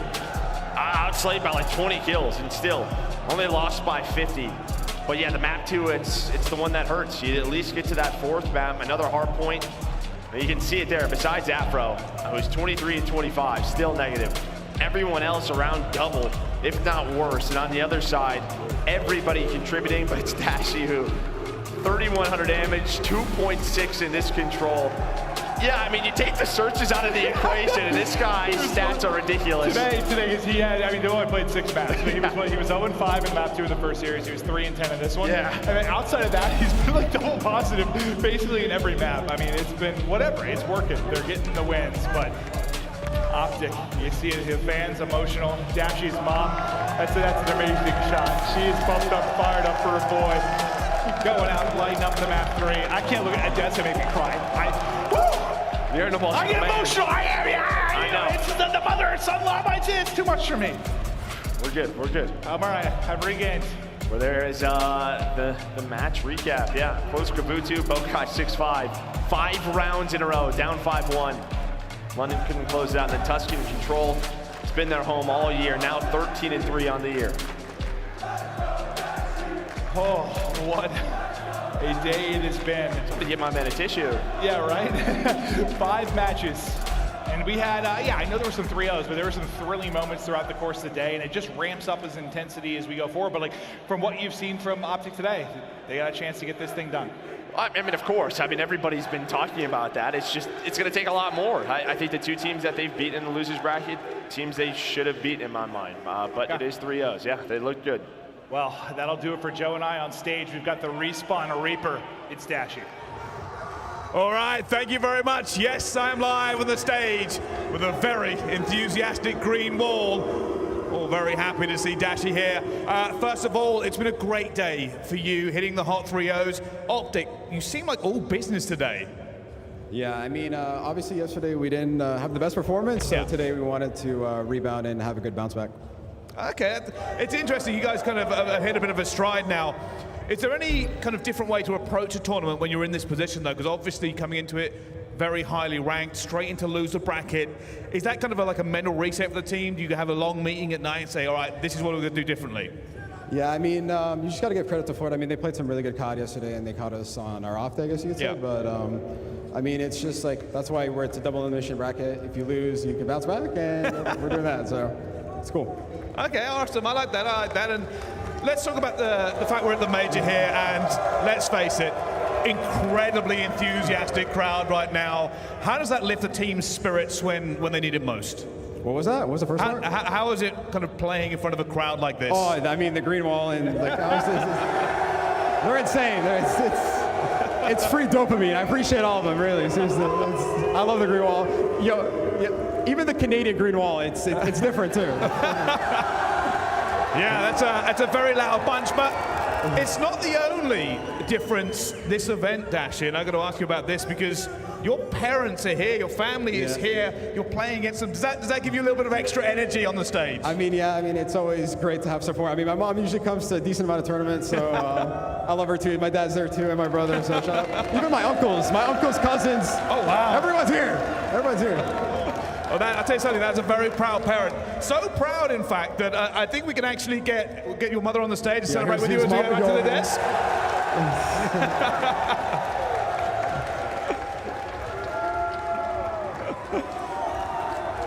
Well, it's an incredible family reunion here on the main stage. OpTic have done the business again. Belly, back to you. My heart. Ali, did you just see that, okay? Dashy playing above his even average of a KD of a 1.21, ending the series with a 1.47, and topping it all off with love from his family. I mean, that's a beautiful... Ali, are you crying? I'm not crying. Are you crying? I'm not crying. Her allergies acting up, y'all. Ali, OpTic Texas moves on and they stay alive to fight another day. It was incredible. And, you know, the only reason I get so emotional is because you think about the gaming scene, you know, sometimes it's harder for parents to accept, you know, that this is a passion for us and this is a career for us. So to see parents like Mama Dashy who show up to the events to, you know, support their sons, support their daughters in the crowd that want to enjoy, maybe do this someday, it's just, it makes me emotional. It's the absolute best. Absolutely, man. And Dashy's just been so spectacular throughout this year. He's really making his family proud, and it's nice they can all come out here and support him. And they had a wonderful day today, 6-0 map count, facing adversity, losing in the first round, trying to make this losers bracket run. And, you know, in this series, it was no different. These guys look spectacular. All right, now let's talk about the recap for the games that we've had today. We kicked off the day with something special. The London Royal Ravens faced off against the New York Subliners, and both of these teams are unfortunately home, but New York went home first. Chance, Steady got to the death and he was frustrated. What we've seen with the New York Subliners since the Prem Classic didn't show up. I mean, yeah, the most success they've had is at the tournament that mattered the least, right, towards the end of the year. Kind of tragic as well, because that is a bevy of, like, top 12 placings, can't win series, down bad in CDL points. And, I mean, these guys have left themselves in a situation where they've had 4 different rosters at this point, and now they have one stage where they're going to have to work themselves out of a massive hole. So they'll be a fun team to watch going forward. Like, obviously, with this roster, they've shown they have skill, but I don't know, man. That is just a deficit and a half. They have to, like, win the next event. Like, top 4 at minimum, like 40, minimum. 50 points like they're on the qualifiers. Yes, it is not going to be fun. They need a Minnesota Røkkr tight run heading into champs, and right? especially for the fact that, like, I mean, Clayster obviously not a part of the roster anymore, but even Crim, they've been at every single champs for, like, a decade straight, and this could be it. That just sunk in today, like Crim might not be at champs this year. That's unthinkable. Right, and the one team that won 2 games today, OpTic Texas, wiped the floor with Los Angeles Alley. LA went home with their tails in between their legs. Yeah, no, I'm gonna be honest, this was a clinic. I mean, we really can't say a whole lot out of this. I mean, that search and destroy is what really solidified it for me. I mean, we end on time on the Bocage hardpoint, are heading to the Berlin SD, and I mean, Scump gets a 1v3 right off the opening gates. Like, that is your instant first round. Like, you're mentally checked after that if you're LAG, and it's off the backs of just nobody could get anything going, right? It felt like nobody on this squad could really find their footing in this series, and they ended up falling right away. Right, and then after that, we saw the hometown team, Toronto Ultra, face off against Paris Legion. Yeah, they better win that. Like, they lose the Bocage hardpoint. I was a little scared for them. All right, hold up. But yeah, they take care of business. It's the easiest matchup they possibly could have had, and they're very happy for the bounce back. I mean, it was a perfect game for them to have to bounce back. Vance and Kleenex had good series. Kleenex in particular really stepped up in this one. The control looked better, game mode that they've been struggling in. And, you know, Paris isn't the best team we have. Obviously, they're at the bottom of the standings, but sometimes they play up to their competition. And when they came out on that map, when I could tell their guns were hot, and John and Jimbo actually individually didn't have too terrible of series. So Ultra, you know, getting those first match jitters out of the way, losing that match, coming into this one to win, I think it's still an impressive W. So we'll see if the Toronto Ultra that we saw throughout the qualifying stage can translate to success tomorrow. And on the flip side, I mean, it's just painful in the likes of Paris Legion, right? I feel like we saw so much out of Tom Gravity during this series. He felt like a completely new player. In stage 3 overall during qualifiers, he felt like a new player. He was the one that stepped it up to try to help out Temp, but unfortunately, it was John and Jimbo that just couldn't get anything going, and Gravity and Temp were just not enough in this series. Now, this next matchup, Minnesota Røkkr versus Boston Breach.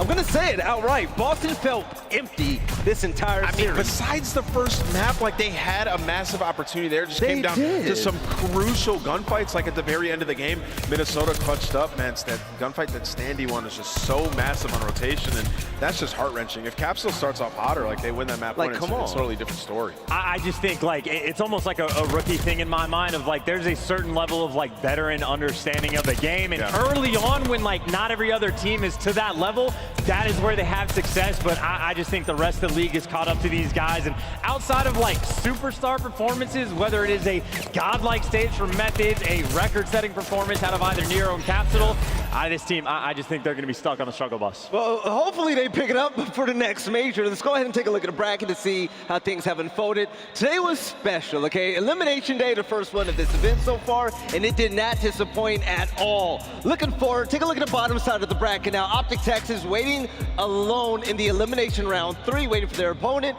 We're gonna have the Battle of the North between the Minnesota Røkkr and Toronto Ultra. And the winner side of the bracket, nameless, man. Mutineers versus Surge is what I'm really looking forward to. Got some weird matchups, man. We got Mutineers versus Surge, and then LA Thieves versus FaZe. Still don't know what to really expect on the LA Thieves. They come out and they win 2 S&Ds. I do not have faith in that team to continue Surge and destroy success. So that's going to be an interesting one as well. Remember the last time they faced off on land? It was insane. LA Thieves got reverse swept in. They just weren't the same. But this is tomorrow's schedule. Allie, which one of these matchups do you love the most? You gotta say all of them. I mean, we're heading into day 3. I'm already sad that day 2 is over. And I mean, we got 2 teams in red going against each other, 2 teams in blue going against each other, 2 teams in purple going against each other. So it works out. All right, ladies and gentlemen, that is it for day 2. It's been a great one so far. OpTic got the ball rolling with 2 wins today. And let's see if this Cinderella run at the end can actually, you know, pay off. But tomorrow we're gonna continue on with day 3, more elimination games, and we're also gonna see the winner side of the bracket. It's going to be phenomenal, okay? A lot of teams went home today, but the hungry are the ones that are surviving, right?